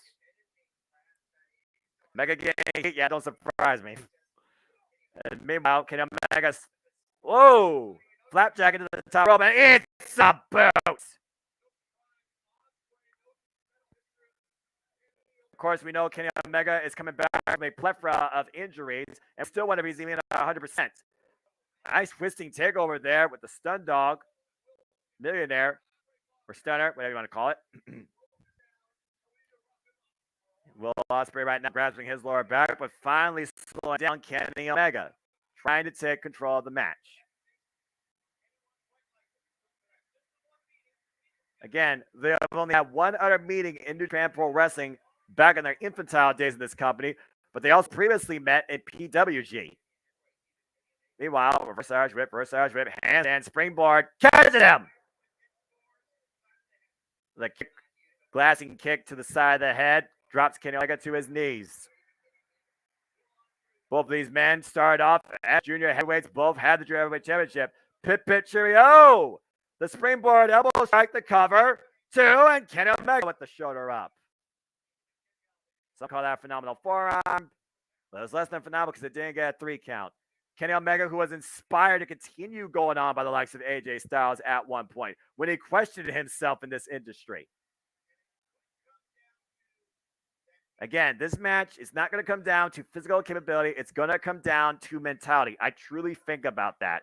And the One-Winged Angel. Then meanwhile, the waist lock drops down to a knee. Kenny Omega preventing Will Osprey. Oh, quite kick though. Big chop.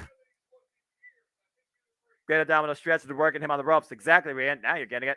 The strategy there obviously coming into play. And right now we're going to the chop exchange. Kenny Omega looking to pick up speed off the ropes. Will Osprey. There's the walk.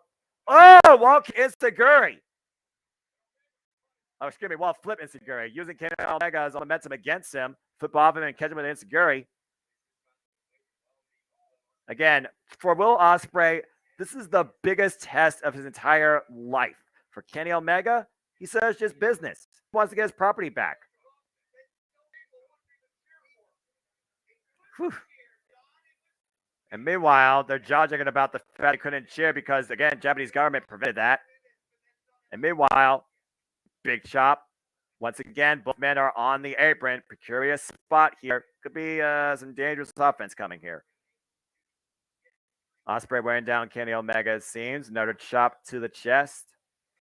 Red Shoes imploring both men to come back in the ring. Oof. And right now, what's he looking for here? Another boot. Oh, God, what a super kick. 90 degrees straight in the jaw, Kenny Omega. And what the hell is Osprey looking for here? Looking for a house cutter off the ring pole. Oh, didn't get it. Kenny Omega holding on to the top rope. And Will Osprey falls back first on the apron to the floor. Again, that back. Oh, man. And Kenny Omega aware of the situation. Whew. Kenny Omega, who first made his big break at Wrestle Kingdom, winning the IWGP Junior Heavyweight Championship against Kushida. And meanwhile, or Suzuki Taguchi, excuse me. Sorry about that, folks. Watch. Oh, no. Here we go. Well, Kenny Omega plus the return to New Japan Pro Wrestling means one thing. Table. Oh, drops a table on the back of Will Osprey. We've seen what Kenny Omega has done with tables in the past, particularly to the likes of Kenny Omega. Or excuse me, Kazuchika Okada. Man, that stomp literally drove his foot through. Oh, no. Oh, no. Not on the back. Not on the back. Oh! Double stomp through the table. By God! Crashing down on the back of Will Osprey. Take a look at the replay here. All that forward force on the lower back of Will Osprey through the table. On the spine, lower back, whatever you want to call it, lower lumbar. Will Osprey in a world of hurt. And Maddie's cheering for Osprey. Again, we don't know the extent of both these men when it comes to their physical health and well-being. Will Osprey nearly died from a life-threatening injury last year, or health condition last year. Whoa! Will Osprey finding a second gear. with a fury of offense there, Kenny Omega. And oh! Oh no, God! Oh man! Vertical drop suplex on the exposed bottom of that damaged table. Those steel beams with no give into the back of Kenny Omega. And now Will Osprey going for broke here. What the hell? Oh no. Off the top rope. High risk, high reward. Oh!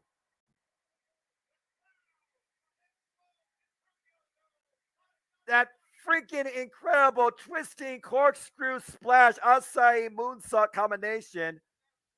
Space driver. Off the top rope, taking out Kenny Omega. Will Osprey up against the barricade, but got second win. Kenny Omega right now grabs the back of his head. Good grief.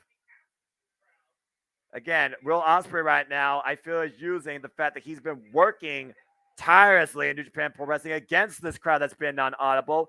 The fact they're now audible, using that might be to Will Osprey's advantage. And meanwhile, Will Osprey again grabs his lower back, but up on the top rope. He's looking for it here. Kenny Omega, no idea, not seeing it. Oh! Phenomenal forearm back of the head. 1, 2, and Kenny Omega gets the shoulder up. Oof, that was almost like a hidden blade, kind of. Didn't get all of it, though, clearly. Forearm driven into the back of Kenny Omega's head. Kenny Omega back on his feet. Will Osprey looking for the Oz cutter off the second rope.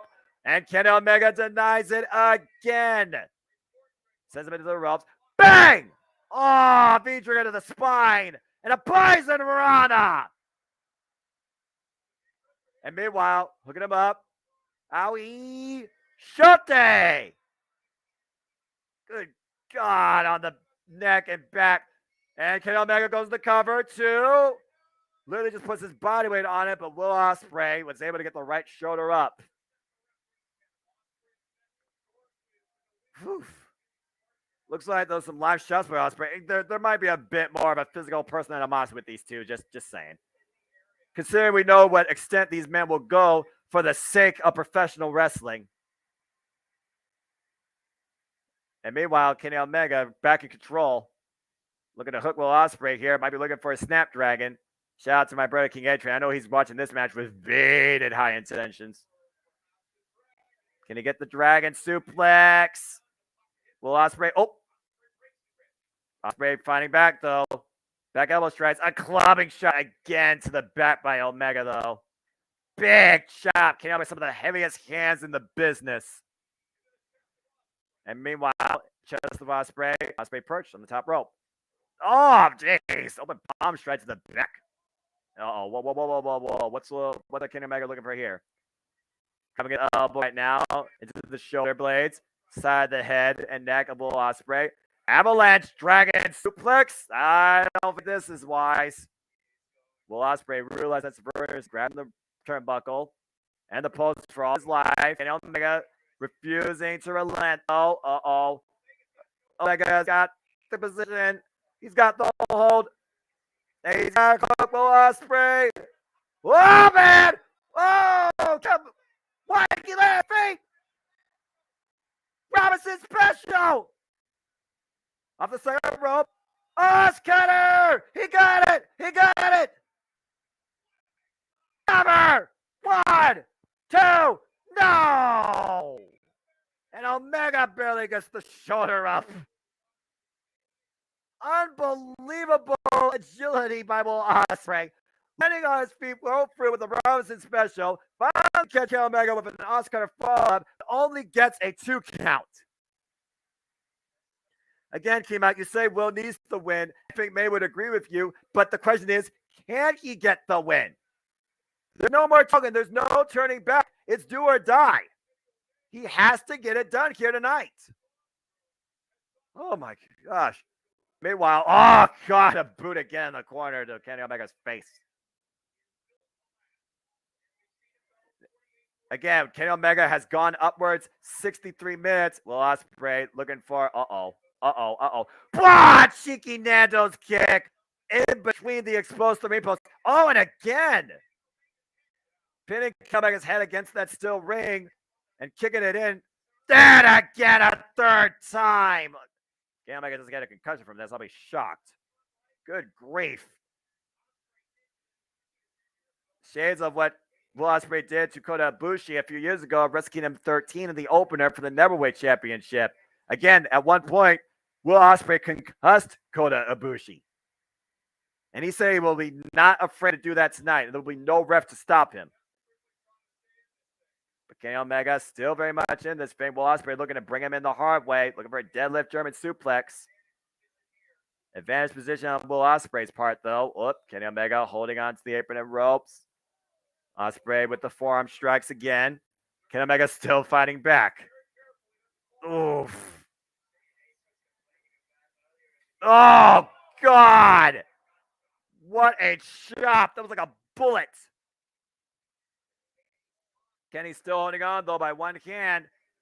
Will Osprey, though. Uh-oh. Wait a minute. No, what the hell is this? Kenny Omega, Will Osprey, top rope. Oh, boy.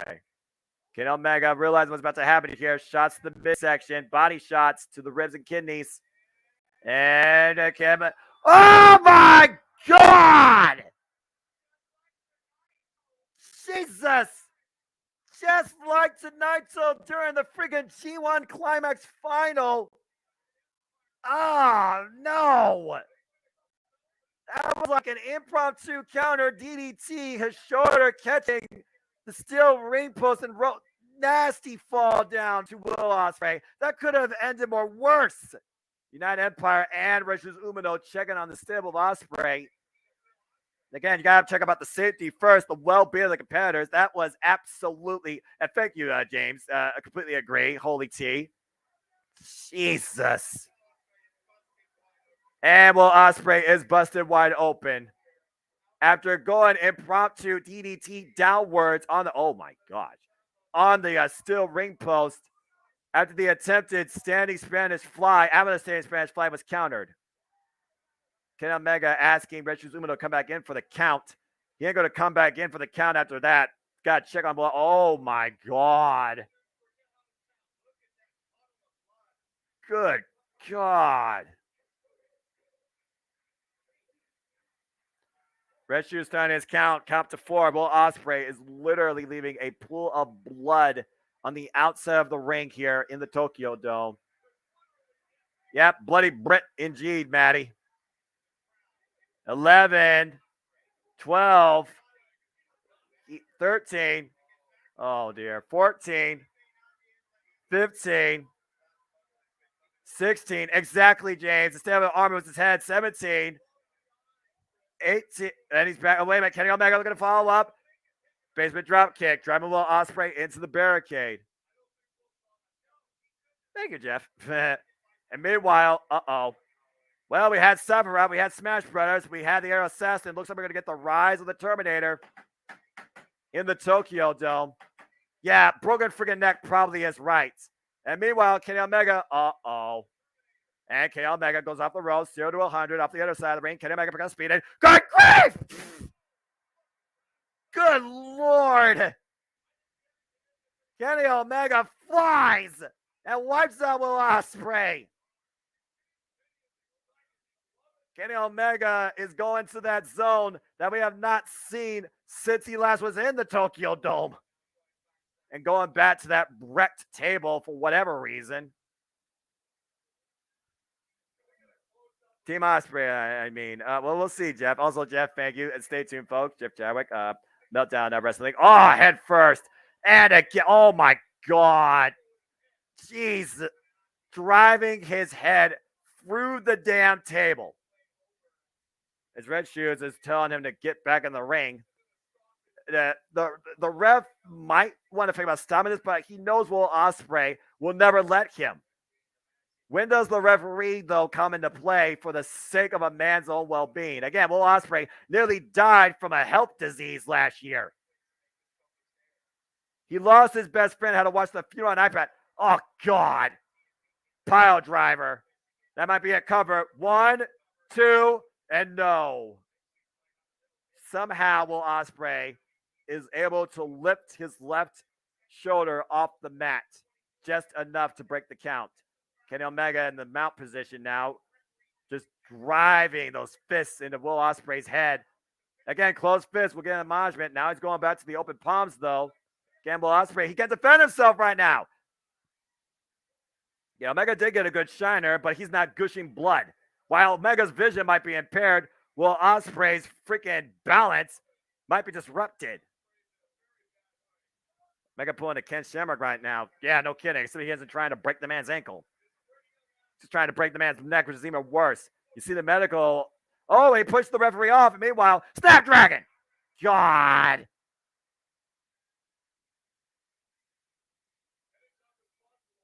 Again, Kenny Omega's like, you asked for this. You asked for this. You wanted this. You asked for this. Red Shoes literally was there to try and maybe ask Will Ospreay, do you want to continue? And Will Ospreay's like, don't even ask me that. Will Ospreay literally, I think, is out on his feet. And meanwhile, Kenny Omega hooked him up again. God, another Snapdragon. And Will Ospreay literally is out on his feet, up against the bottom rope on the other side of the ring. That laceration, that constant loss of blood. Uh-oh. And usually when Kenny Omega finds an opponent in this spot, he points his gun, pulls the trigger. And wait a minute. What? Lining up for V-trigger, but Will Ospreay, somehow aware, grabs the ankle of Kenny Omega, refusing to let it go. Yeah, I hope he's okay too, King Mike. Again, like I said, this match goes beyond pro wrestling, though. This is for the sake of humanity. Oh, driving the knees in the head. Oh, God. In the head, in the midsection. And meanwhile, hooking him up. Oh, God. Tiger driver. 1, 2, leg hook. And Osprey finds the foot to the bottom rope. Again, same exact pace count the Red Shoes Umino always exercises. He did get a good shiner earlier. Oh, my gosh. Again, discretion being the better part of our Red Shoes imploring Will Ospreay. Think about your own health. Meanwhile, Kenny Omega, looking for it again. And bang! V-trigger! God, drove it to the outside of the ring to the floor. We are 25 minutes in this match, a 60-minute time limit. New York trying to say, JR, stop the damn match! Unfortunately, Will Ospreay will die before he let this match end. This man is on record by saying, if I have to be killed for the legacy of my spot in pro wrestling, so be it. That is how far the mentality goes with these two when it comes to professional wrestling. It's beyond human. And meanwhile, Kenny Omega is asking for Osprey to get up. I don't even know how that's possible at this point. At some point, you gotta consider your own actual well-being. Kenny Omega up to the top rope. Will Osprey. Oh, Will Osprey. Oh! And Kenny Omega takes the base off from Will Osprey takes that base off from Kenny Omega, who drops on the exposed ring post. Will Osprey somehow still fighting back. And meanwhile, Kenny Omega perched on the exposed steel ring post ring, and Will Ospreay can barely get up to his freaking. Again, Will Ospreay trying to get himself back in this thing, can't even find his balance to get on the ropes. Crowd and United Empire trying to will Ospreay on, literally. Aerial Assassin looking to rise. I don't know if this is wise. Oh, no! And again, and this time the jaw. Drop jaw first on the exposed steel ring post by Kenny Omega. Oh, God. Oh, no. Oh, no. And Will Ospreay in position. Bang! V-trigger! Whiplash off the steel ring to the back of the head. Stop the damn match. He's got to be out. And meanwhile, Will Ospreay literally leaning up against the ring post, top rope. And meanwhile, oh no, oh God, no, oh God. No, no, no, no. One wing angel for the second rope. Will Ospreay aware of the situation and Oh, man! Avalanche German suplex. 1, 2. No! How the hell will Osprey kicked out? Bang! Bang trigger! Cover! 2! And no! The fuck are you made of? Freaking dropped him down in the suplex, took him up and over from the top rope to the mat. He kicked out. V-trigger follow up. Still fucking kicked out.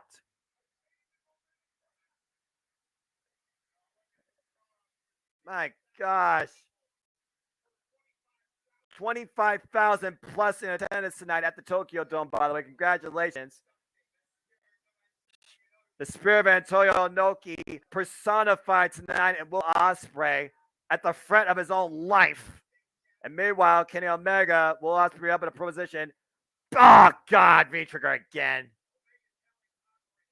Omega literally telling Osprey to stay down. For his own sake, Will Osprey might want to listen. Oh, live to find another day. V-trigger again as Osprey just lumps over. Again, Kenny Omega as Will Osprey demanding him to stay down, looking for a third. What? Will Osprey catches the boot. Kenny Omega furious at that, clubbing shots to the head. Will Osprey somehow getting back up to his feet, summoning the spirit of Antonio Inoki. Oh, man, eats an overhead strike. And again, getting rocked literally while on his feet. Oh, and the Kawada kicks now by Will Osprey and the chop combination. Kenny Omega trying to cover up. Where the hell is Will Osprey getting this from? Chops again. Oh, block the shot. Oh, God, jumping knee strike. Oh, wait, what? Took him up and over. Power bomb. 1, 2. No! Will Osprey nearly got it. Inhuman effort being displayed here by Will Osprey against Kenny Omega. Jacked up jaw, juggled brain, bust face, and still in this fight. And we're up to 30 minutes, Ring. That tells you anything. Chelsea Grin, shot to the back of the head. And now Will Osprey looking to sink the blade into Kenny Omega. Hit it. Wait. Oh! Hit it, blade in the face. Out of the corner, off the second rope, off the top rope. Oscutter! Drop kick Omega on his head. Can he turn him over? Into the cover. Hook the leg. 1, 2. No! Oh my gosh. I don't know what's more miraculous. Kenny Omega kicking out or Will Osprey actually still in this fight 30 minutes later? Double underhook. Might be looking for the Stormbreaker. Kenny Omega out the back door. And meanwhile, Kenny Omega, looking for the one-wing angel. Will Osprey, roll out the back door again. Roll up. 2. Roll up. Oh! Still has him hooked. Wait a second. Got Kenny Omega hooked. Styles Clash! But he can't capitalize.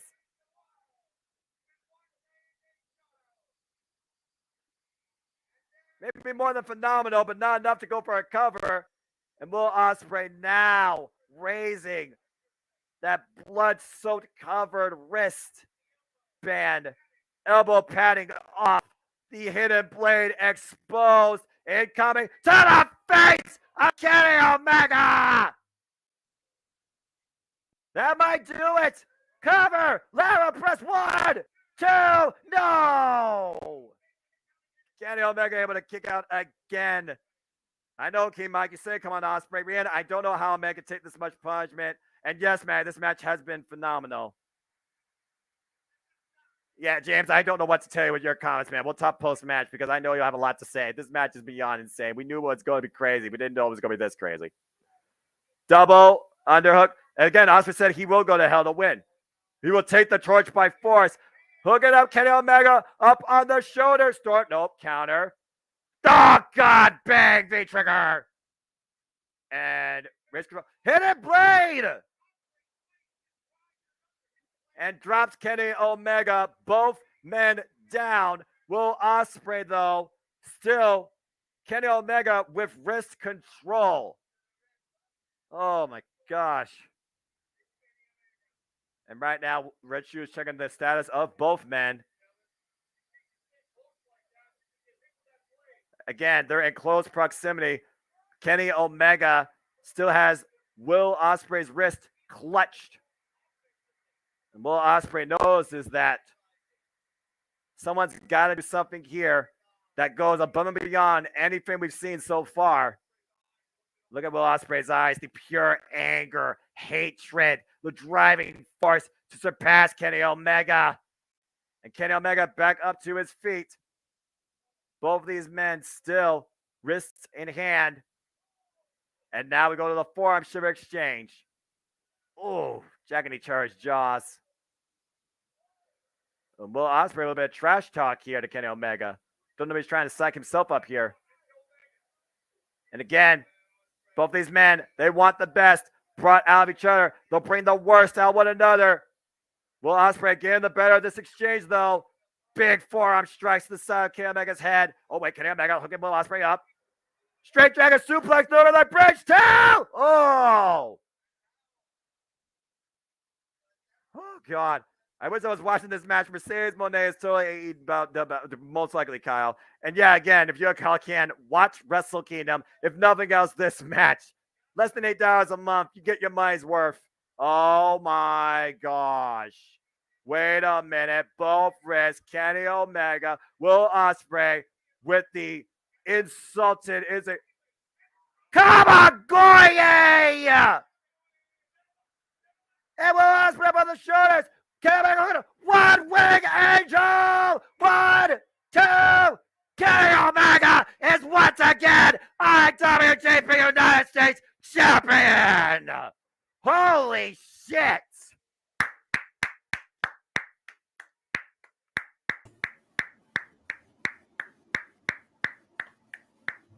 What?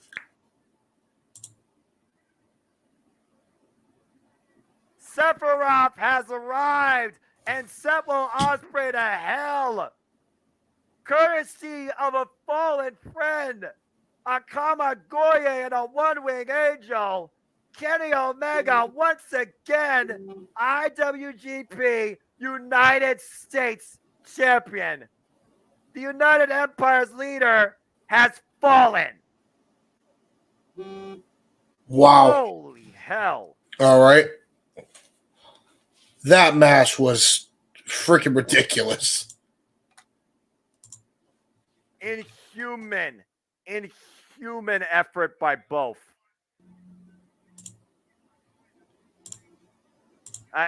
You figure about some of the matches that you saw, James. I mean, the fact that Will Ospreay went as far as he did, this match went over 30 damn minutes. And Will Ospreay used absolutely everything he could and everything he had in him. But it still was not enough to beat truly who is the best professional wrestler on the planet. He is the best bout machine. He is the cleaner. He is the belt collector. He's once again your IWGP United States champion. He is Kenny, by God, Omega. And Kenny Omega right now, I think, is literally has a closed up right eye. Still comes out victorious. I feel like after tonight you could say, well, Osprey is almost as equal to Kenny Omega, but it just wasn't enough tonight. I don't know what to say. Will Ospreay, I don't know if he's actually conscious to realize what's happened. But you honestly didn't need a championship here. But Will Ospreay's got to realize now, looking at that title, it's going to AEW. It's going to America, man. You lost. The first IWGP United States champion has come back home and reclaims his gold. James, I don't know what else to say, man. Say something, dude. Your thoughts. What the fuck do you want me to say? I don't know. You usually have some sort of retrospective. No, not after that. Oh my God. Look at that cut. It was right on that hairline. He literally split him open, sending him down that steel post. And not to mention, Will Osprey might have a broken jaw. He's going up the ramp. Kenny Omega is with Don Callis. And Kenny Omega might have, well, he might not have a busted orbital bone, thankfully, but he's probably not going to be able to see out of that eye for a good while. The same way again. Jesus. I don't know about the heavyweight championship. He's already got a heavyweight championship. Kenny Omega doesn't need another title, but Kenny Omega, again, what did Kenny Omega say? He was not here for money. He was not here necessarily for the fans. He was not here to prove that he's the best. He was here to make history. And regardless how you interpret the match, he did just that.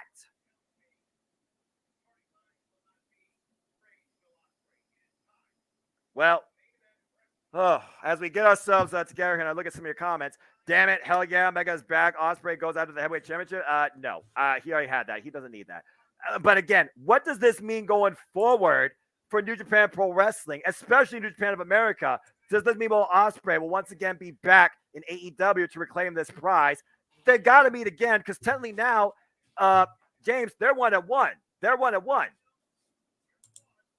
So, well, no, I take that back. They're 2-0. Excuse me. I can't believe I just called it. I've never called anything so beyond superhuman in my life. Whew. Well. Yeah, he might. Holy shit.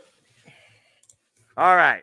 As we look towards, we try to get back on track here because we're not done yet, folks. We are not. There's still one match left, and that is our other half of the main event, and that is Kazuchika Okada trying to reclaim the IWGP World Heavyweight Championship against a man that is 4-1 against him, Switchblade Jay White. However, you look at Switchblade Jay White's Wrestle Kingdom record, he faced Tanahashi, asked him to show me the ace, lost to him. He came in as Intercontinental Champion against Kota Ibushi, lost to him. He challenged Kota Ibushi for the IWGP World Heavyweight Championship, lost to him. When it comes to Wrestle Kingdom and the title matches, coming in as challenger or champion, he more so has lost. But do you look at that statistic with the Tokyo Dome of the event? Or do you look at the statistic with the man he is facing, Kazuchika Okada, who literally wears on his sleeve the heart, the spirit, a towel, symbolizing Antonio Inoki. But he's only gotten the better of Jay White once. However, that time he did get the better of Jay White. Jay White came in as champion in the main event of a key show. You know firsthand, James, you saw it live. G1 Supercard 2019. And Okada did win. Can we see history like that once again, where Okada not only ushers in the 51st year of New Japan Pro Wrestling, but gives the ultimate salute and send-off to Antonio Inoki? Does the Switchblade era end tonight?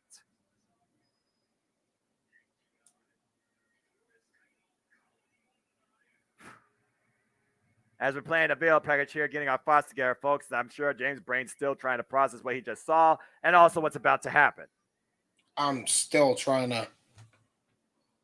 Yeah, I don't blame you. I meant Osprey goes out of Switchblade belt. No. I'm going to put it out there right now. Will Osprey is not going to rest until he not only beats Kenny Omega, he reclaims the IWGP United States Championship. Didn't Jay White put Adam Cole on the shelf? I think there was more factors than just that. I think it was the way. In kayfabe, yeah. Yeah, kayfabe, you know. You got to consider how long Adam Cole and how hard Adam Cole was going to. Of course, Switchblade Jay White, the catalyst. He called himself a pro wrestling leader of Bullet Club. NJPW Grand Slam champion. He won the United States title. He won the Continental title. He won the Never Openweight title. And now he has the IWGP World Heavyweight title. Jay White has done it all in New Japan Pro Wrestling, except win at Wrestle Kingdom in the main event. And he's going up against Okada, so that's, especially with Inoki's passing, that is going to be such a heavy task to complete. 25,000 plus, and the spirit of Antonio Inoki, and a legacy still young in the making. When you consider Kazuchika Okada is only in his mid-30s. Everything's on the line tonight for Okada, but in a way, everything's on the line for Switchblade Jay White, because for once, can he actually back up everything he says? This is it, folks. Our main event match, our final match now of this incredible Wrestle Kingdom. The G1 Climax Champion, the Rainmaker. A guy that literally is an embodiment of the spirit of Antonio Inoki. Kazuchika Okada. And look at what he's wearing. The robe of Inoki. You want to talk about a guy that blazed his own history and legacy in the world of professional wrestling? The king of sports. Kazuchika Okada has been, you said yourself, the best worker in the industry since Ric Flair. Once holding the IWGP Heavyweight Championship, a combined single run in one time, over 700 days. Yep. The history of New Japan Pro Wrestling, the journey of the Rainmaker, embroiled on one of his very own wrestling robes. But tonight, Kazuchika Okada has only one thing on his mind: to honor the spirit of Antonio Inoki and usher in a brighter age once again as IWGP World Heavyweight Champion. You want to talk about representative of your company? You can't get more of a foundation than this man. There is no one like him. There is no equal. And some would say there is no better. Yep. Not especially after when it comes to something like this. I don't think it happens. Again, you can look at the statistics all you want, as again, look what he's wearing, a towel. But January 4th, Tokyo Dome, main event. Two men have written this ride better than anybody else in the history of this event. And you're looking at one of them. And he took the freaking leash from the first one in the first place. Look at what he's wearing, Noah. Oh my gosh. He's wearing Inoki's colors. Inoki's colors. All back. Yeah, this is about as real as it gets. The influence is also on the sleeves of the Rainmaker as we await for the catalyst, the current IWGP Heavyweight Champion, the leader of Bullet Club, Switchblade Jay White, to make his entrance into the Tokyo Dome.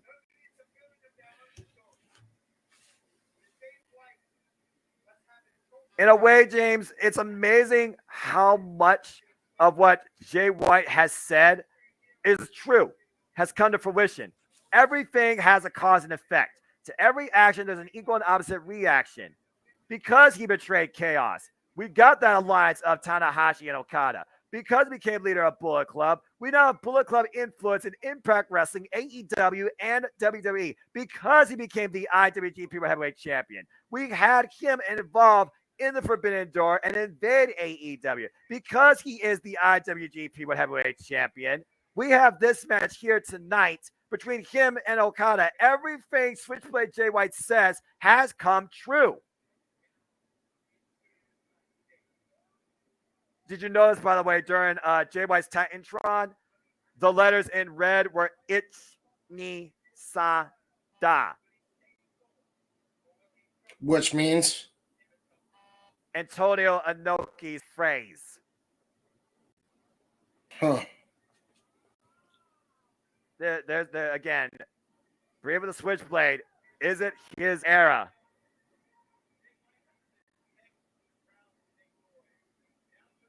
And now Switchblade Jay White, who's been basically mocking the fact the crowd could not make noise. Next week. They finally can make noise for the first time.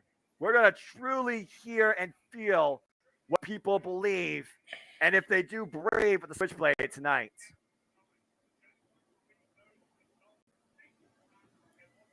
it's almost like Jay White assumed he knows the result already. But yeah, next week, New York. Next week it's gonna happen at the Fabulous Forum. Yeah. No way, Gaijin beats Okada. Jay White for the win. Oh, all right, man. He breathes with the switchblade. And there's Gato, the blacksmith, the orchestrator, his own right of this era to begin with.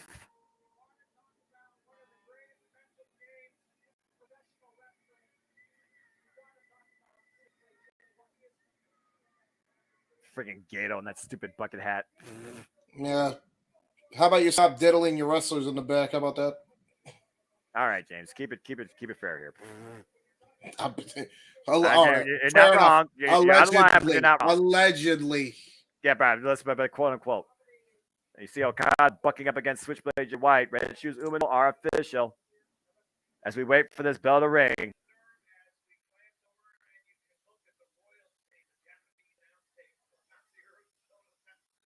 Masahiro Chono, Tatsumi Fujinami, Hiroshi Tanahashi, and Lano Collection AT for the Japanese contingency for this match. Doesn't get more of a Mount Rushmore of Japanese commentary than that.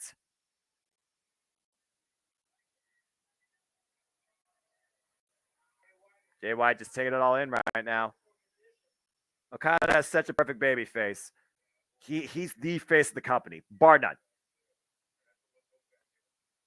Just waiting for this bell to ring, folks. This is our main event of Wrestle Kingdom. The main event of the dual main event. Our final match of the night to set the pace and course for New Japan Pro Wrestling's 2023. And it will either be led by Switchblade Jay White or the guy literally wearing the spirit of Antonio Inoki, Rainmaker Kazuchika Okada. Jay White in the blue corner. Kazuchika Okada in the red corner. James, you know what to do. Referee Red Shoes with the IWGP World Heavyweights Championship. Jay White warming up, getting ready. Both men determined, ready. And here we go. 60 minutes are on the clock. And this could definitely go the distance when you play the mental game with the Switchblade. We're already hearing the status quo when it comes to polling thoughts about these two, courtesy of the audience in attendance at Wrestle Kingdom. And now Jay White trying to silence them and get them to clapping. No one wants to hear or see a clap crowd tonight at Wrestle Kingdom.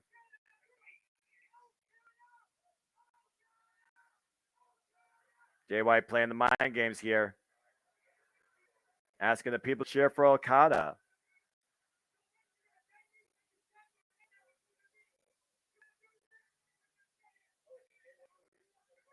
Kanemo tie up.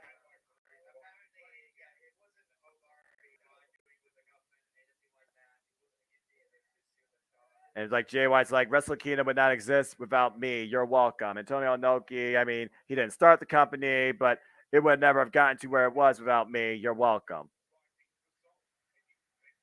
I'm the reason we got 25,000 people here in the Tokyo Dome. You're welcome. Everything is because of Jay White. You're welcome. Etc. Kyle looking to finally shut that man up. That's the Colorado tie up again. And of course, Gambino, Rock Romero, they're going to definitely butt heads during this match here. Whew. And right now, Okada driven into the ropes. Now Jay White driven into the ropes. And we're going to get a clean break. We're going to get a clean break here. We're going to get the clean break. And we're going to get the figure out. Oh, before I could do the figure out, Jay White with the cheap shot to the face. Trying to incite the rage, the anger, the feelings of the Rainmaker. Jay White right now, clubbing shots to the back of the head in the corner. Big chop. Kazuchika Okada, his Wrestle Kingdom resume really started when he first challenged the Ace to be the guy in New Japan Pro Wrestling and to own the Tokyo Dome. Nice boot by Okada. Not once, not twice, but 3 times. And it was the 3rd time where he finally got the better of the Ace when he came in as champion and the Ace was the challenger. Then Wrestle Kingdom 11, of course, beat Kenny Omega and retained the IWGP Heavyweight Championship. Wrestle Kingdom 12 defeated Tetsuya Naito. Wrestle Kingdom 13, he was basically lost to Jay White in the semi-main event. Move it over, still showing Will Osprey. Oh, yeah, that's right. Thank you, Raymond, for that. James is trying, folks. He knows. James is production. The snapmare and Gato taking Jay White to the outside of the ring. If I was Red Shoes Umino, I would eject Gato immediately.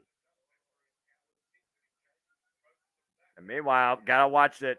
Okada in a handicap battle. As always, with Switchblade Jay White, you gotta deal with Gato. Sends Jay White to the inside of the ring. And Gato trying to run up on Okada, not the wisest move. And meanwhile, back inside the ring, Jay White does it neighbors for the suplex. Oh! Saito. Come into a damn slap. The Mega Osprey match effed me up, man. LOL. That's fair. You're fine, James. I'm not buying you. Oh, the stomp.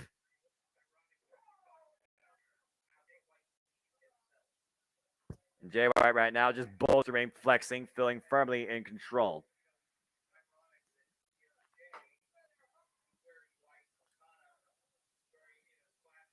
Jay, of course, wearing white, coming in as the champion. Meanwhile, Okada wearing all black, channeling the spirit of Antonio Inoki.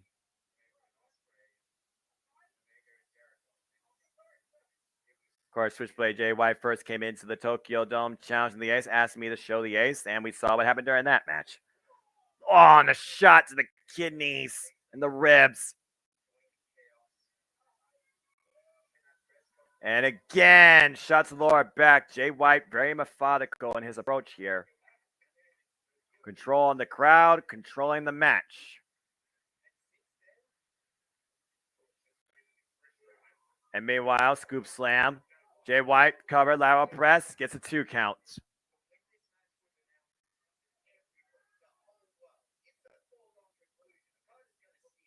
Basically, everyone, as soon as this match was known, it almost felt like, with the spirit of Antonio Inoki being the precipice here, that Okada, okay, he has to win this, right? He's going to win this. He needs to win this, right? Well, right now, Jay White's like, okay, you all believe that, because if I don't believe it myself, then I've already lost. And I love always proving you all wrong. Drops Okada, cooks the leg too. Kick out again. I honestly wonder if that 4-1 bothers Kazuchika Okada at all, per se. We all talk about how important history is. I mean, we're celebrating the history of Antonio Inoki's life and his everything he dedicated himself to, particularly New Japan Pro Wrestling. Meanwhile, Jay White driving Okada, barricade apron. Is Jay White okay? No. Jay White is much better. Jay White has his own theme that he had since being part of New Japan Pro Wrestling, called ow. On the edge of the ring, driven torso first by Switchblade Jay White. Switchblade Jay White, by the way, with only 2 wins at the Tokyo Dome in men's singles, while Kazuchika Okada has 10 wins at Tokyo Dome in singles. Thank you, Chris Sams, for that stat. As I look at NJPW1970.com, that gave quite a bit of a statistical analysis when it comes to these men's history and also their Tokyo Dome, probability. Oh, just hung up again across the top rope. Of course, Jay White had the longest match in Tokyo Dome history at Wrestle Kingdom 15, losing effort against Kota Ibushi. On again. Butterfly suplex in the corner. Cover hooks the leg. 1, 2, and Okada grabs the rope this time. Jay White has gone as far as 48 minutes and 5 seconds. Can he surpass that, or can he get it done in a quicker fashion? Jay White, of course, beat Kazuchika Okada in the Tokyo Dome, though, in less than 16 minutes. It was 15 minutes and 18 seconds. As one of the shortest matches in Tokyo Dome, it's actually the shortest match in Kazuchika Okada's Tokyo Dome run. And meanwhile, channeling the 2 sweep, and there's the chop to the chest. And right now, Jay White is in his element. It's almost like Okada is fighting from underneath. I don't know if this is willingly, or is this just Jay White's mentality affecting Okada? Another chop again, dropping the Rainmaker to his knees. All the 2 sweets possible here. And meanwhile, Irish whip in the corner. Oh, ducks underneath that chop. Kicks to the midsection. Look for the DDT. Reversal. Jay White kicks to the midsection. Putting Okada up. Okada sends Jay White up and over. Back by a drop. But again, Okada's core definitely has been exaggerated. DDT! Even though he got the DDT off, Okada's still grasping his ribs. Chest cavity going up and down. Mouth wide open, so definitely cardio is going to play a factor here, as well as Okada's breathing. And right now, Okada looking to change the pace of this match and build some forward momentum.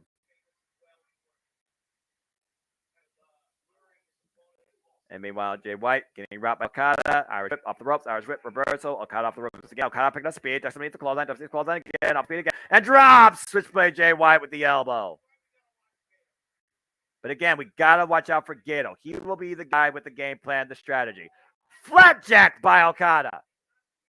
But so far, Gato has not come into play in this match. And Jay White right now gasping for breath. Jay White is the definition of a defensive wrestler. He will do whatever he needs to make sure that he does not eat his opponent's finisher, particularly here, the Rainmaker, as Okada again trying to get his breath in order and his ribs. Run in, jumping. Oh, no. And the side hits the ring pad. Or corner pad, excuse me. And we got the shoulder thrust now in the corner by Switchblade Jay White to the worked over core section of the Rainmaker. Driving Regis Umino, I think, to the outside of the ring. Almost the outside of the ring. Osprey vs. Omega should have main evented. I'm worn out after watching this match. Oh, my! And finally, Okada pulls off some offense that sends Jay White to the floor. Again, with a Jay White match, you're not going to get a 5-star high-octane class. You're going to get a slower, more calculated, strategic story. So I can understand where you're coming from, as you can hear my voice. Yep, that trademark drop kick, that is always a fundamental difference maker. You know that, James, in any Okada match. Best drop kick in the business. And right now, dragging Jay White around ringside up to, whoa. Dangerous territory here. We see how much that entranceway has come into play. And once again, Gato trying to lure Okada in. Oh, gets the midsection. Oh, gets the midsection to Gato. Double DDT! About time Gato finally gets something. Got to give the people what they want, Rocky. As a member of Punky Buys and Best Friends, and of course, Best Friends part of Chaos, you know that. Okada feeling it, bringing the Tokyo Dome back in this thing. I can only imagine if Okada loses, that Tokyo Dome's going to leave in droves. Not that copy and paste, Maddie. Okada is perfect, as always. Every time Noah says, oh my, I really want him to say what I'm going to do afterwards. Maybe I'll say at some point tonight. I haven't really had a chance to. I mean, oh my, could it be? It is. It is. There you go. We'll see if that happens tomorrow night. Maddie, I'll try and say it if someone surprises me before this match comes. But so far, this has been pretty much a very well-paced, played-out match with a lot of typical offense I expected. Okada, missile drop kick of the jaw, Jay White. Again, slow down time, slow down the pace. I appreciate you, Maddie. I hope everyone appreciates the coverage, the interaction, the engagement here. And going for the money clip, the Cobra Clutch. Trying to wear down Jay White. And again, Jay White, those shots to the core, the midsection of Okada, and drive Okada into the corner, breaking the hold. A sense of urgency on behalf of the champion. Oh! Sudden impact with that. SEO. And meanwhile, the suplex. Deadlift German.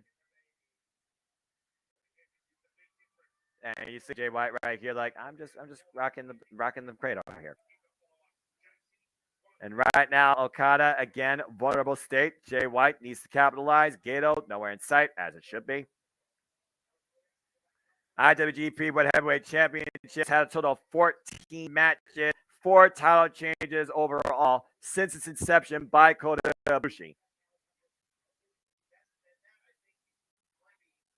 And meanwhile, Okada finally trying to get back up to his feet. Switch by Jay White falling in. Running elbow strike. Picks him up and over. Oh! Brainbuster. Twisting brainbuster. Cover. 2. And Okada gets the shoulder up. At this point, Jay White probably expect he already had beaten Kazuchika Okada. I did not expect this thing to be short. That's for damn sure. So Jay White firmly back in control once again here.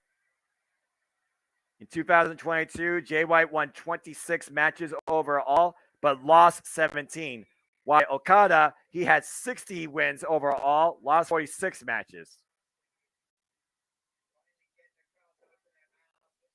And yet his win-loss record was the best, third best in NJPW. And once again, Jay White betting Okada over. Playing to the crowd here. Trying to suck the air, I feel like, out of the Tokyo Dome. Okada, big uppercut. Trying to hook Jay White up for maybe landslide. And Jay White denies. Again, can Jay White... Oh, and again, every time Okada tries to do something involving using his core strength, Jay White exploits that and capitalizes. Oh! Fisherman Buster 2! Oh! Fisherman Suplex, excuse me. And again, gets a 2 count. So I prefer Nora more than Kevin Codd. This Game 17 is one of the best shows I have watched in WWE and even pro wrestling. Thank you, Maddie. I mean, I just try to keep it simple. Everyone has their own approach. With me, though, it's like, you know, you want to keep them tuning action. You want to keep them educated. You want to engage the audience. It's also one of those things we want to, like, you know, not overshadow what necessarily is being watched, but also not leave it underplayed. Oh, the chop block by Switchblade Jay White. Nasty. Collapsing Okada. And that could set him up for a patented submission that he uses, which he'll probably call tonight, the Okada tap out, the OTO. He used that very move to tap out the likes of Hiroshi Tanahashi and nearly tapped out Kota Ibushi.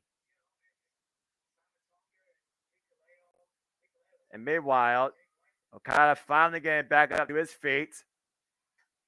Oh, it's a chop, but Okada unfazed. I don't work, actually. In fact, I don't work for the rest of the week, but I do have a staff faculty breakfast that I will be going to in a couple of hours after this show's over. Oh, my! Big forearm strike. Okada now trying to change up the offense. Drop kick! And Okada gaining some momentum and feeling it. And the crowd feeling it too. Now we're going to try and pick up things here. The spirit of Inoki, the spirit of strong style. Up on the shoulder, but Jay White right to the eyes. Tries to hook Okada up. Sleeper suplex, counter denied. Doesn't hit the clothesline. Rainmaker. Oh, the spinning Rainmaker. A playmaker. Oh, a counter. Back to the money clip again. Trying to wear down Jay White, trying to bring him down to the mat. Jay White making sure, though, he has a wide stance to try and break this hold. And Jay White down to a knee. You see the forearm underneath the chin there, blocking the carotid artery, preventing breathing. But again, he needs to bring him in closer to really bring it in. Oh, wait, got him hooked, got him hooked, got him hooked. Spinning tombstone pile driver. And that usually sets him up for, here we go, spinning Rainmaker!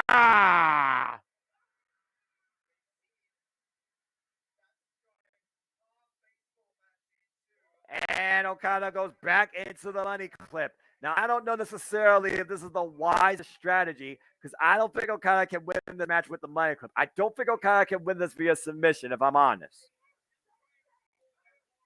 But again, Switchblade Jay White making sure that Okada cannot fully pull in that arm to fully apply. No, now he's got it. Switchblade Jay White literally gasping. He's caught.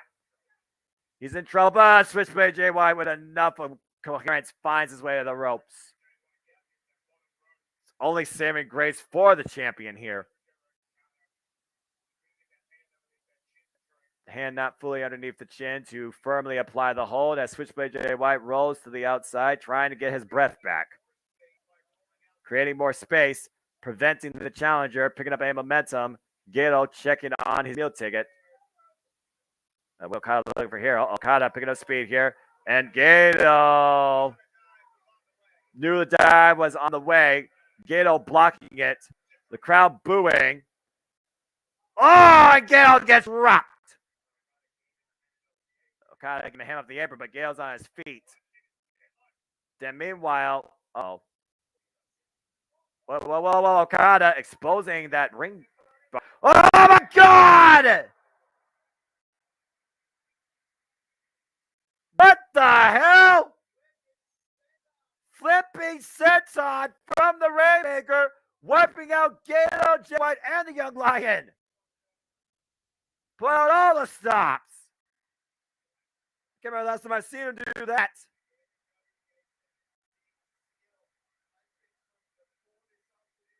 And Gato wiped out. Crowd back in this match. I'm feeling it. 25,000 on hand for our Wrestle Kingdom 17 main event. Oh my, what a maneuver. They got it. And I agree, James. Yeah, it's flipping sense. When was the last time we saw the Rainmaker do that? I thought he was going to fly over the top rope. Nope, I'm just going to do this. What can Okada do? That's the better question. You got it finally. You're welcome. They want to see, clearly the audience wants to see Okada win. Surely, I feel like. And meanwhile, Okada has Jay White in the ring, takes him up and over, scoop slam. Usually sets him up for that patented elbow drop. The 1, 2, 3 hit sequence. And we know what this could lead to. Elbow drop! And people, I've been waiting to say this for 365 days. Cameraman, give me that wide shot! Rainmaker pulse. And hooking him up. Here we go. And Jay White sits out. Preventing the move. Denying Okada for now. Oh, and Okada just boots man to the side of the head. Again, Switchblade Jay White's greatest strength is he is a counter wrestler. He is a defensive wrestler. Even if the audience can't stand it. Even if it throws off the pace and the traction of the match. It keeps Jay White in it.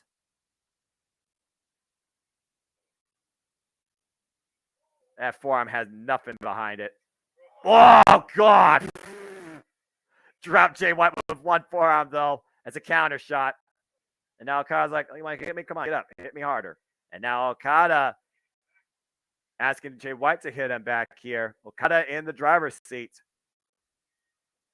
Switchblade Jay White, though, is he going to follow suit? Okada wants to be tested. Okada wants to be pushed to his best to prove why he deserves. Oh, my God. Bent over backwards with that shot. And Gato in the ring now. Meanwhile, Switchblade Jay White looking for a cheap shot. Oh, it gets decked. Bare knucks right there to the face. Courtesy of Kazuchika Okada. Picking him up. Wrist control. Switchblade Jay White, sense of urgency. Trying to break the hold. Oh, the spit. The insult. Rainmaker. Damn!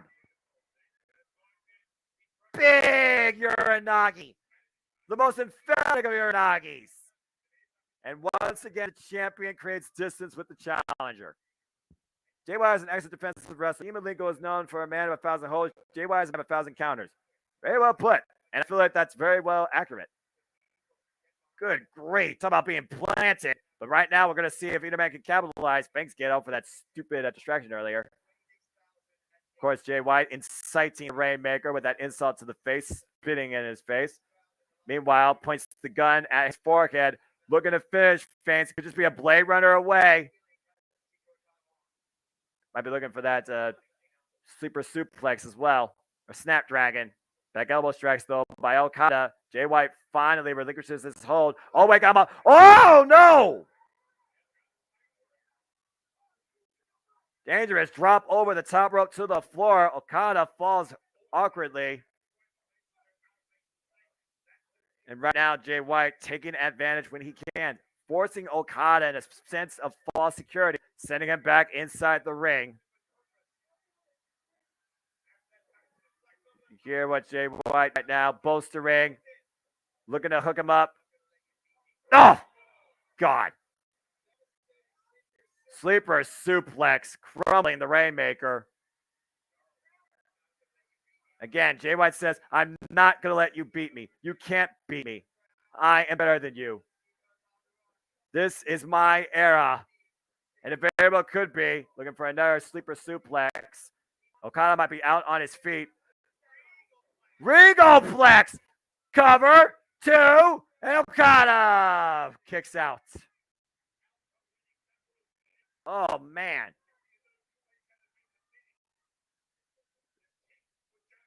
Talk about a shade from Inoki's playbook himself. Inoki is Regoplex about as fundamental of a wrestling hold as it gets. And what's he looking for here? Oh! Brainbuster. And once again, Jay White is in control. And looks to finish it here. Okada might be out. Blade, wait, counter. German suplex.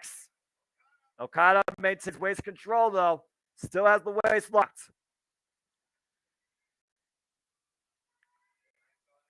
Hangs on, and it looks like he's trying to grab the wrist as well. Trying to control his opponent's upper body. And it looks like he's grasping that arm.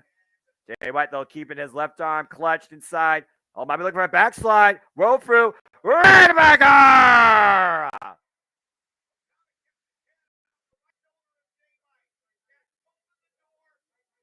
25 minutes in. Wrist control brings him up. Another Rainmaker! All that's left is that full run through with the arm to send Switchblade Jay White out of his era. Looking for and Jay White picks up speed, goes on it. Drop kick! And this is it. He's got him up. Hooks him up again. Waist control.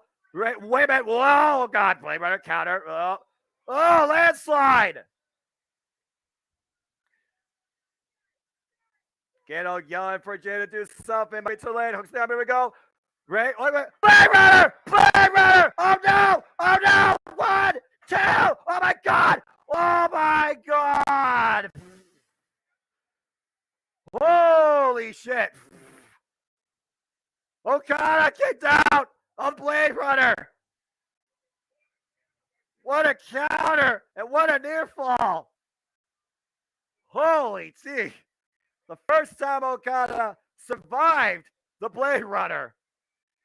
Shock galore across Switchblade Jay White face and Gato's face, and Gino Gambino for that matter too. 26,000 just had the win ticket out of them. But the spirit of Inoki still lives in Kazuchika Okada. Oh my gosh. And meanwhile, Jay White looking to do it again, asking Okada to get up. He has him hooked. All he's got to do is hit again. And this thing is over. Are we about to breathe in 2023 with the Switchblade? Okada still fighting back.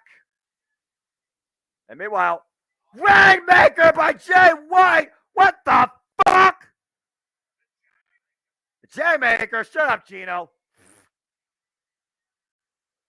And maintains with control, has him up again. You got to be kidding me. Another Rainmaker by Jay White. That's tonight. And Jay White with his own Rainmaker pose says that it's time, that's his era, that this is it. And here we go. Wait a minute. Counter play. Meanwhile, Okada. Rainmaker! 1, 2, no!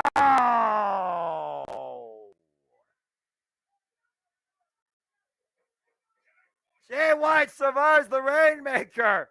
The full-on Rainmaker. Both men have emptied out the tank with their best shot, and it still hasn't been enough.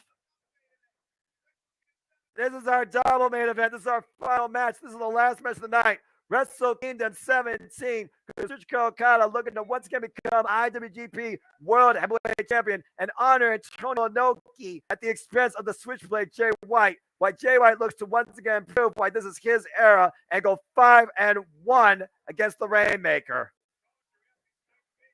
There's at least 2 or 3 times I thought this match was freaking over. Really. Jay White creating the ultimate opportunity at times at the expense of his opponent, using their old fissure against them, and still not enough. And right now, Red Shoes checking on both here.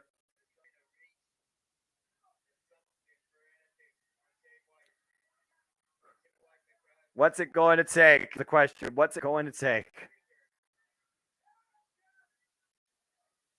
Hallelujah. Holy shit with the top. Yep, there you go. And this isn't over as Jay White and Okada exchange. Oof. Big shot there to the side of the head. Ooh. You hear Red Shoes oddly even saying that.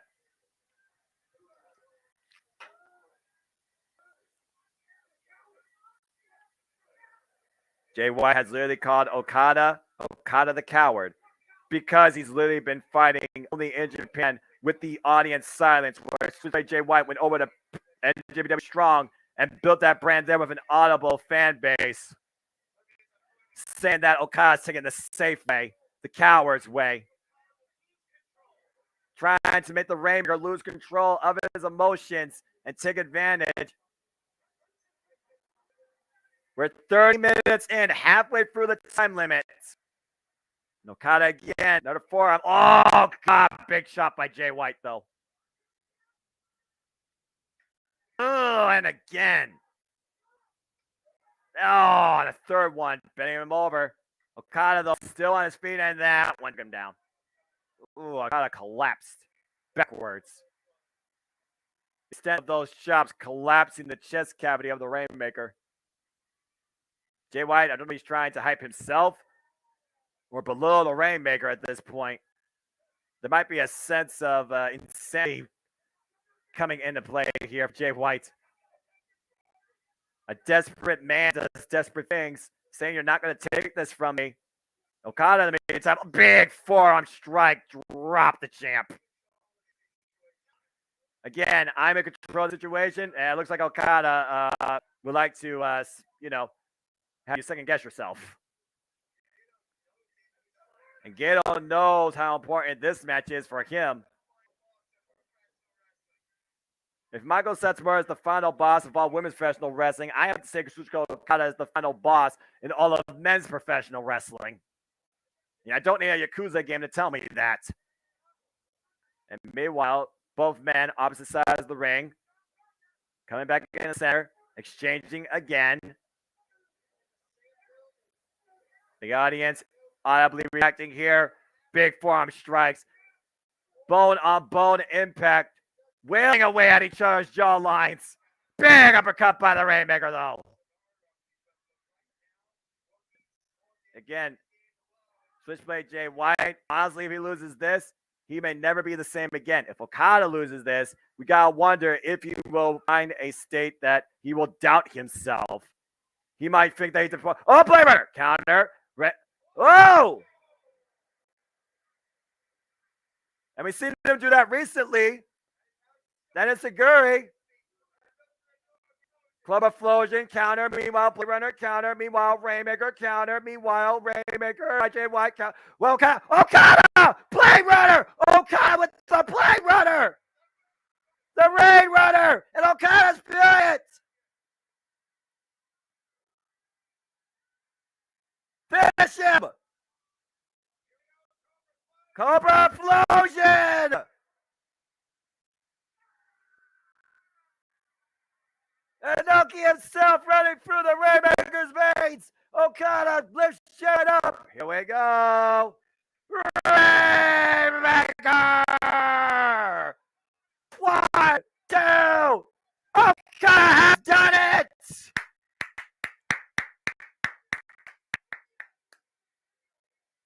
Ichni-sanda! The Switchblade era is over. Once again, the IWGP World Heavyweight Champion, the Rainmaker, Kazuchika Okada. Man, this event might be a toss-up between 12 and 12. Do you remember what I told you now? Yeah. Well, they lived up to it. Yeah, right, they did. Holy shit. Wow. Wow.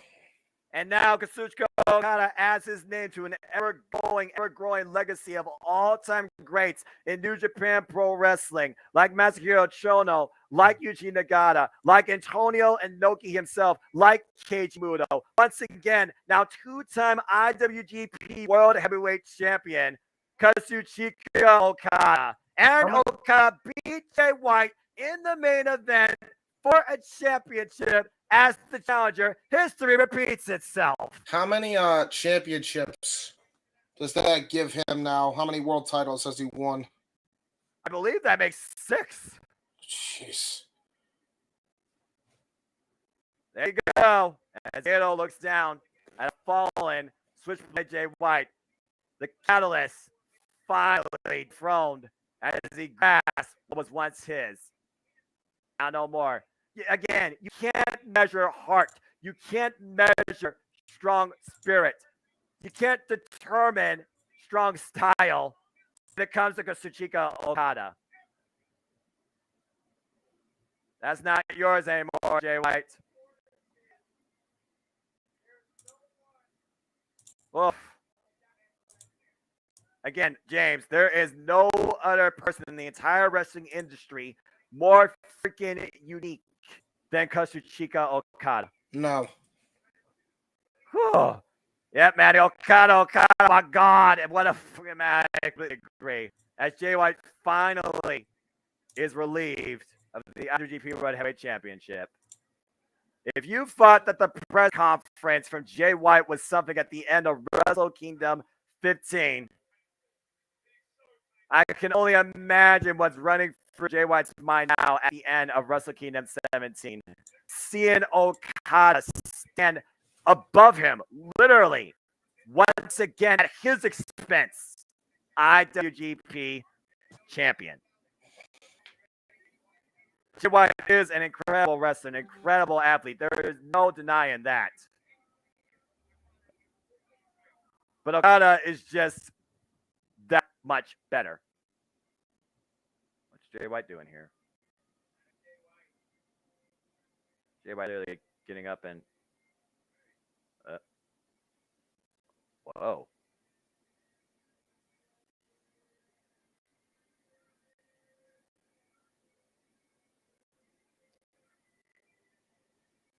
I'm not sure if that was a show of respect or maybe a subtle warning or just simply saying enjoy it. A bit maybe unexpected from the Switchblade there, James. Maybe a little bit, yeah. A little respect out of character by the Switchblade. I think there's a little bit of respect between Switchblade Jay White and Kazuchika Well, Okada. the wars they have, you can't really blame them. I mean, that was definitely the best of the wars that they had tonight. But look who stands in the middle of the ring on a night where we honor Antonio Inoki. The Rainmaker, Kazuchika Okada, is once again IWGP World Heavyweight Champion.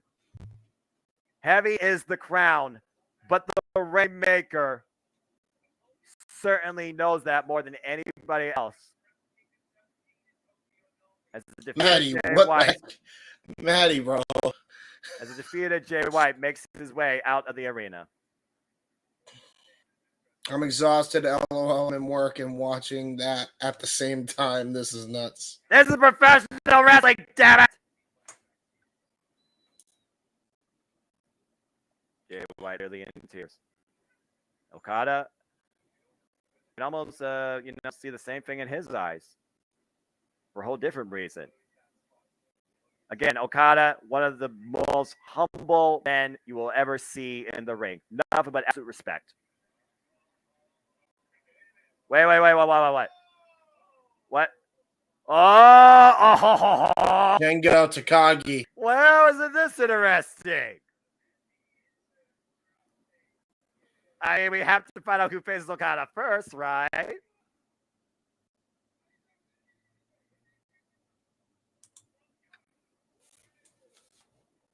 Congratulations on winning the IWGP World Heavyweight Championship.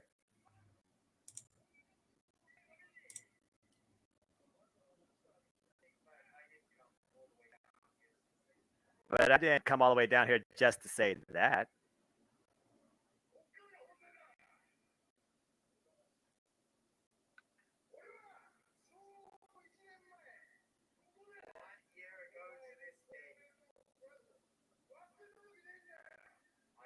One year ago to this day, I lost that very title to you at Wrestle Kingdom.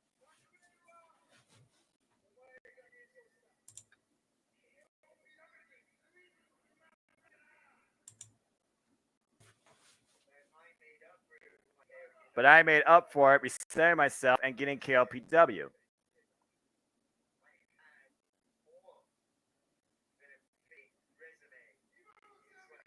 I had more than a fitting resume in 2022.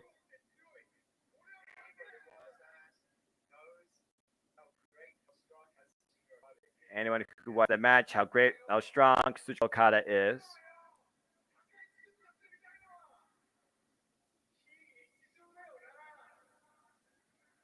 Huh. More than worth the price of admission. Accurate.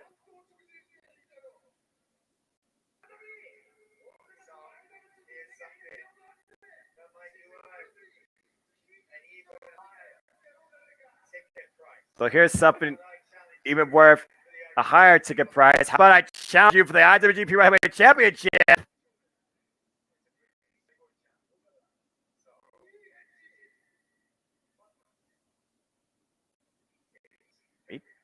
February 1st? Wait.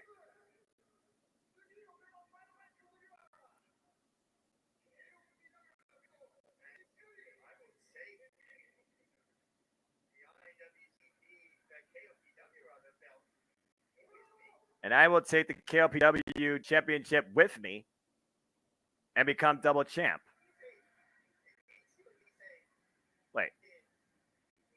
Itinichi? Wait. Is she gonna try to become a double champ? Chris Charlton. Well, all right. Wait, February 1st, though. What's on February 1st?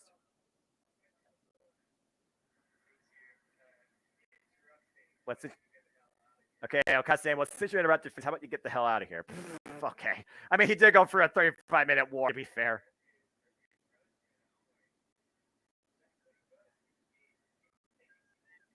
God, that Decepticon logo belt needs to get the fuck out of here. I mean, the New Beginning tour is coming up through January, and make a new belt. Signify new beginning by getting rid of that ugly fucking trinket. I mean, I'm kind of signifying a new beginning by literally properly retiring the IWGP version 4 Heavyweight Championship last year at Wrestle Kingdom, James. So if you're going to keep moving forward, you can't look back at the past, unfortunately.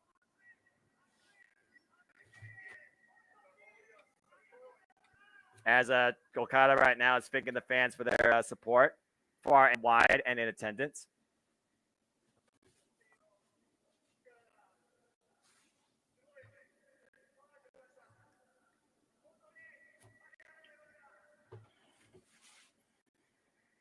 Thanking everybody right now.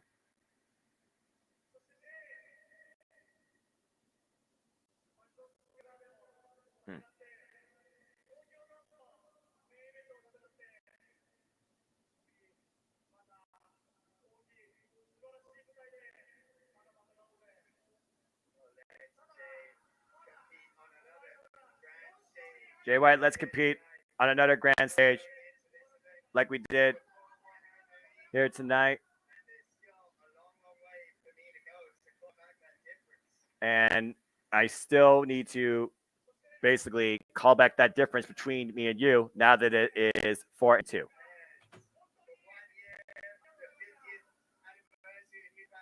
From 1 year, the 50th year New Japan Pro Wrestling. Thank you very much. All right.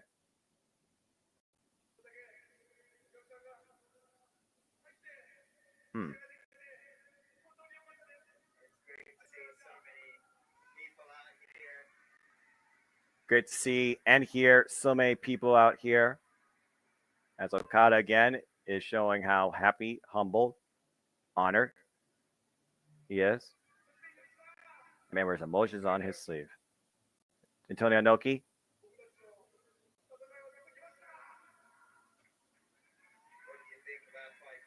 What do you think of our fights here tonight?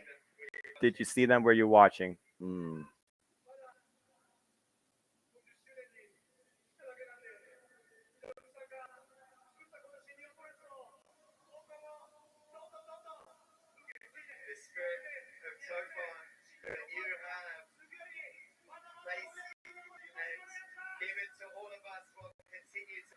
The spirit you have placed in all of us will continue to burn. And we know you will have a watchful eye over us.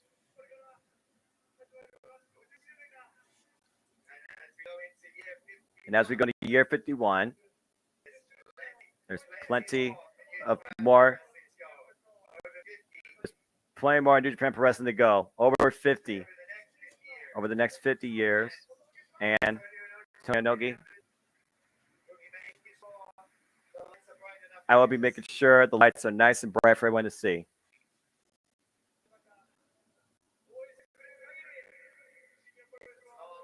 As long as you support us, and as long as you show your love to Japan Pro Wrestling, we will keep fighting for you.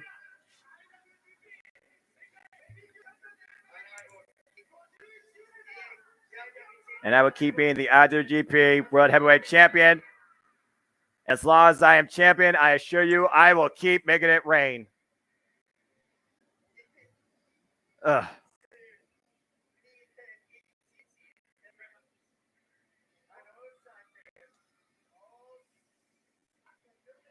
Osaka.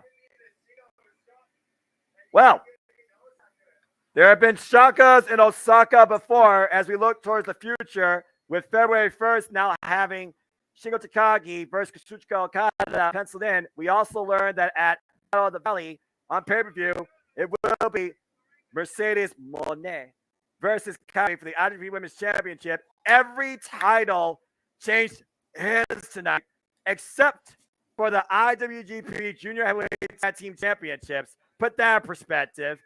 And we crowned our first ever NJPW World Television Champion in Zack Sabre Jr., who rejoined old roommates that are now all part of TMDK as we usher in the 51st year of New Japan Pro Wrestling with the Rainmaker, the G1 Climax third series winner, and the brand new IWGP Heavyweight Champion, Kazuchika Okada, at the forefront.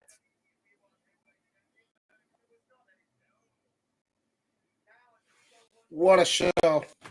That ruled. It was last year where Shingo Takagi believed that Kazuchika Okada was not 100% at his best. And Okada even said, yeah, maybe that's the case. Now Shingo Takagi wants to take on the Rainmaker. 100% of him as the champion, as the challenger, and try and overcome that deity that is the Rainmaker. Embracing, channeling the spirit of Antonio Inoki, where only the strongest in pro wrestling will thrive, and everybody moving forward is sure to survive.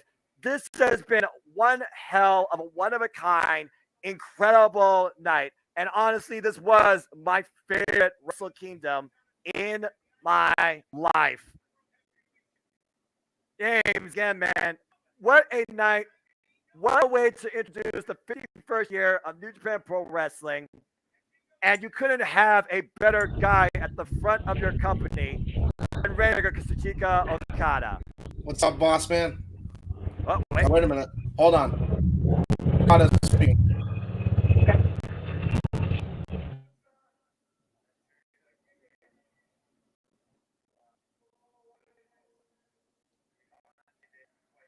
And to Inoki, once again, well, we can't quite end it like this. We need to end it the right way. Since we're all allowed to raise our voices, let's do it one more time for the man himself.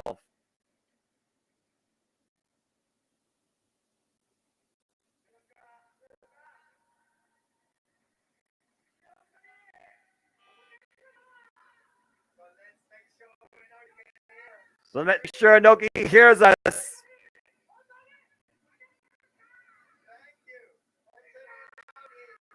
Take it to Inoki. Go. Ichi. Sada.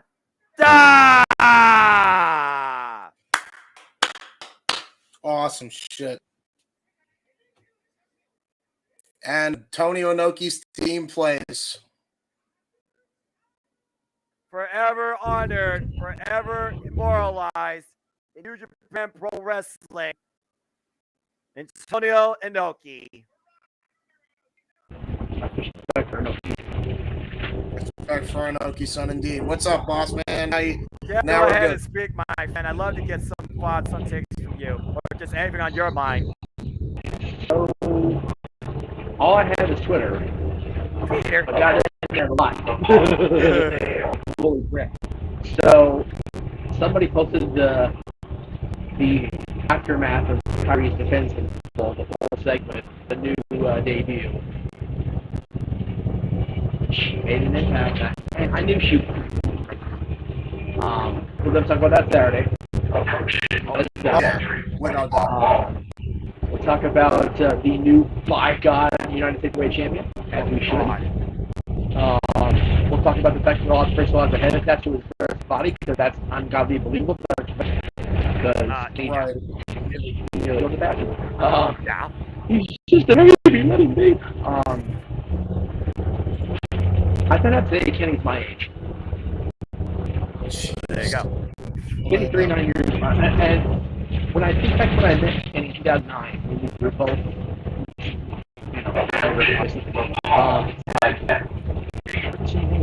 bonkers to me that somebody I had met and knew of, and now he's arguably, there's argument, the best special planet, is legitimately my age, and it's like, wow. Yeah. Just kind of hit me for a second today. I was like, sure, right? Gonna go to Okada, I mean, God. I love Jay White. I have an infinite amount of respect for Jay White. Okada's the man. He's been the man. Okada is the man. No doubt about it. Bar none. Bar fracking none. Congrats to my boy TJ on retaining the junior heavyweight tag title. If I'm not mistaken. The only champ that retained their gold. Well, Kyrie defended her successfully. Oh yeah. And there's a new television champion, the first. Am I correct? Yes, Zack there Sabre is. Jr. His first singles on New Japan Pro Wrestling, being part of the company for 6 years. So Zack Sabre Jr., Kenny Omega. How do you see Okada's first name? Noah, help me out. What name? What name? Kazuchika Okada. Am I doing that right? Kazuchika Okada. Kazuchika Close Okada. enough. Close enough for 410 in the morning and 5 in the show. Cool. Or 420. It's 420. Anyway. At least out here. But almost not champion. in New Japan again. I feel like I've gone back in time, and I love it. Right? Yeah, it's great. It's great. And yes, Mercedes has arrived. I'm just praying to the gods, not the by God, although, you know, by God would help bring her into the company. That 7 days from now, however that's for, I get to see her in that strange hair up close. Fair enough. We'll see. But yeah, I am. I told you guys this in the private chat. I am looking forward to watching this back when I get home tomorrow morning, because this morning's not going to be a thing. I got to get some freaking sleep. Yeah, but, no shit. Thank you to JJ and to James for being producer guy in my stead. I appreciate that very much. This show need to be covered, and I'm sure that Noah's reactions will far exceed my expectations once I watch them back, because I know that you know, even Japan's commentary team themselves said it's the worst kept secret in the business that Mercedes was going to be there, but it was so fucking cool to see her. It was too, yeah. No surprise seeing Carl lose. He's getting that Hunter money, so good on him for getting a contract back and doing right by Tama and by the company. Congrats to Muto. Won the night, didn't win the other night, but he won the night, so not him. Oh god, yeah. You got the shining wrist. That was freaking awesome. I love that Nakamura was glad to compete the other night, and I love that it's so open that he came out at the match against Muta to his WWE theme song. Yeah. I don't know if anybody saw that. I did. I saw the show, and I was like, I thought that was super cool. I mean, yeah. Granted, you know, Nakamura will always be the standard setter for the New Japan, the IWGP Intercontinental Championship. Right. Yep. But, you know, the Great Buddha stuck with him for the first leg of this farewell tour that's going to come in early March. I had the privilege, honor, no doubt honor, to interact with Buddha very briefly years ago. And, you know, the language barrier is what it is, even over here enough where he gets it. But I had a problem. I don't know what to say. It's a great fucking movie, right? Right. So just,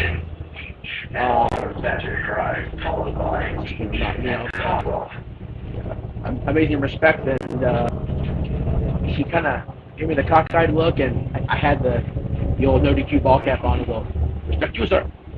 Oh, all right. Walked away like, what the hell is that?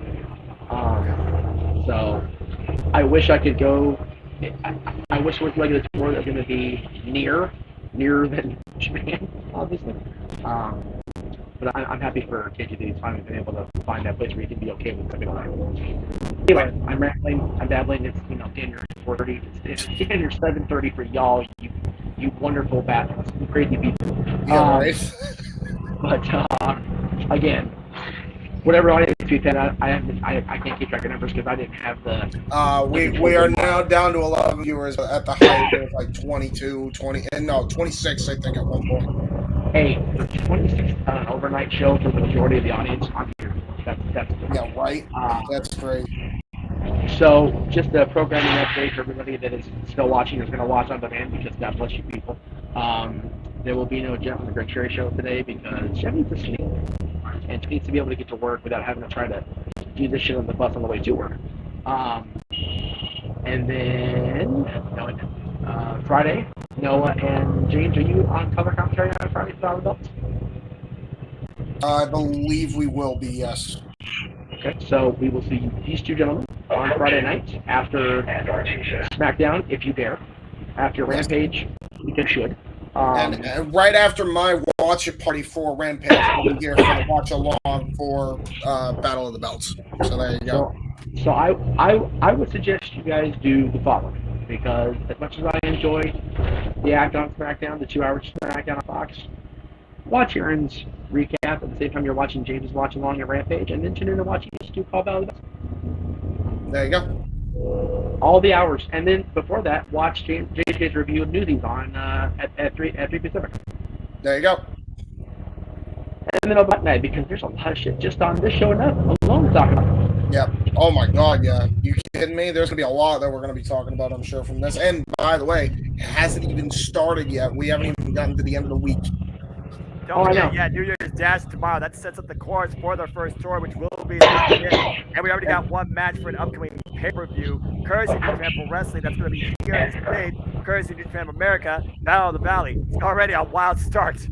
And if I didn't already have late February through early March off for somebody's birthday, I would totally be in San Jose. Unless I just have San Jose as a rule. Because I want to see Mercedes' first match for New Japan. Good God.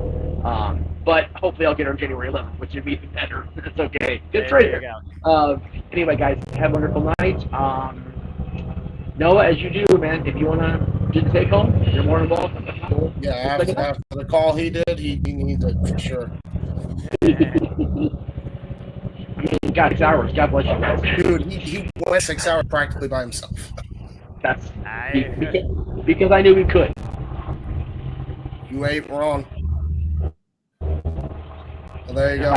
If I had alcohol and I was on the bus, I would tell you. But I got water, tasty beverage enough. Cheers to our play-by-play man extraordinaire. There you go. There you go, brother. I wish I had a drink. I don't have a drink. I drink it all. Always the hydration, except for Noah. No more caffeine. Going at night. Oh, wait, no, 7 o'clock. You gotta get ready for work. I don't have work for the rest. He doesn't have work. He has a block. I don't have work for the rest of the week, but I got effectively staff breakfast. I'll be going to about 90 minutes. There you go. Either way, enjoy the rest you've earned, and enjoy the feedback you're gonna wake up to in the morning, because it's gonna be a thing. Oh yeah, no doubt. Okay. All right. See ya, Jeff. All right, guys. Thank you very much. We'll see you. Soon. See you Definitely, soon, brother. Take care. Be safe. Well, with that wonderful note from the boss man, James, thank you once again for what you do from the game room and for your brief insight and energy and reactions to you. And to everybody that's still watching or has watched at some point, this has been the first Jeff Meacham Network live watching event of 2023. This has been Wrestle Kingdom 17, a one-of-a-kind night to say the least indeed. Brand new champions galore across the board. Mercedes Monet now in New Japan Pro Wrestling. Kyrie retained. TJ Pan Francisco Akira retained. Keiji Muto has last match in victory. And Kazuchika Okada ushers in the 51st year of New Japan Pro Wrestling as the new IWGP World Heavyweight Champion. And Kenny Omega is the new United States Champion and the killable Osprey. And Toyo Inoki be honored, forever remembered. With that being said, thank you so much for tuning in. Please like, subscribe, comment, tell a friend. And until next time, where we will be with you on the Jeff Meacham Network or the Jeff Meacham Network Multiverse Media, on behalf of the entire family and crew, I thank all of you for tuning in. And with that being said, enjoy the rest of your day. Make a positive impact in life. I am the Noah Foster. Have a wonderful night. Go get yo and sayonara. All right.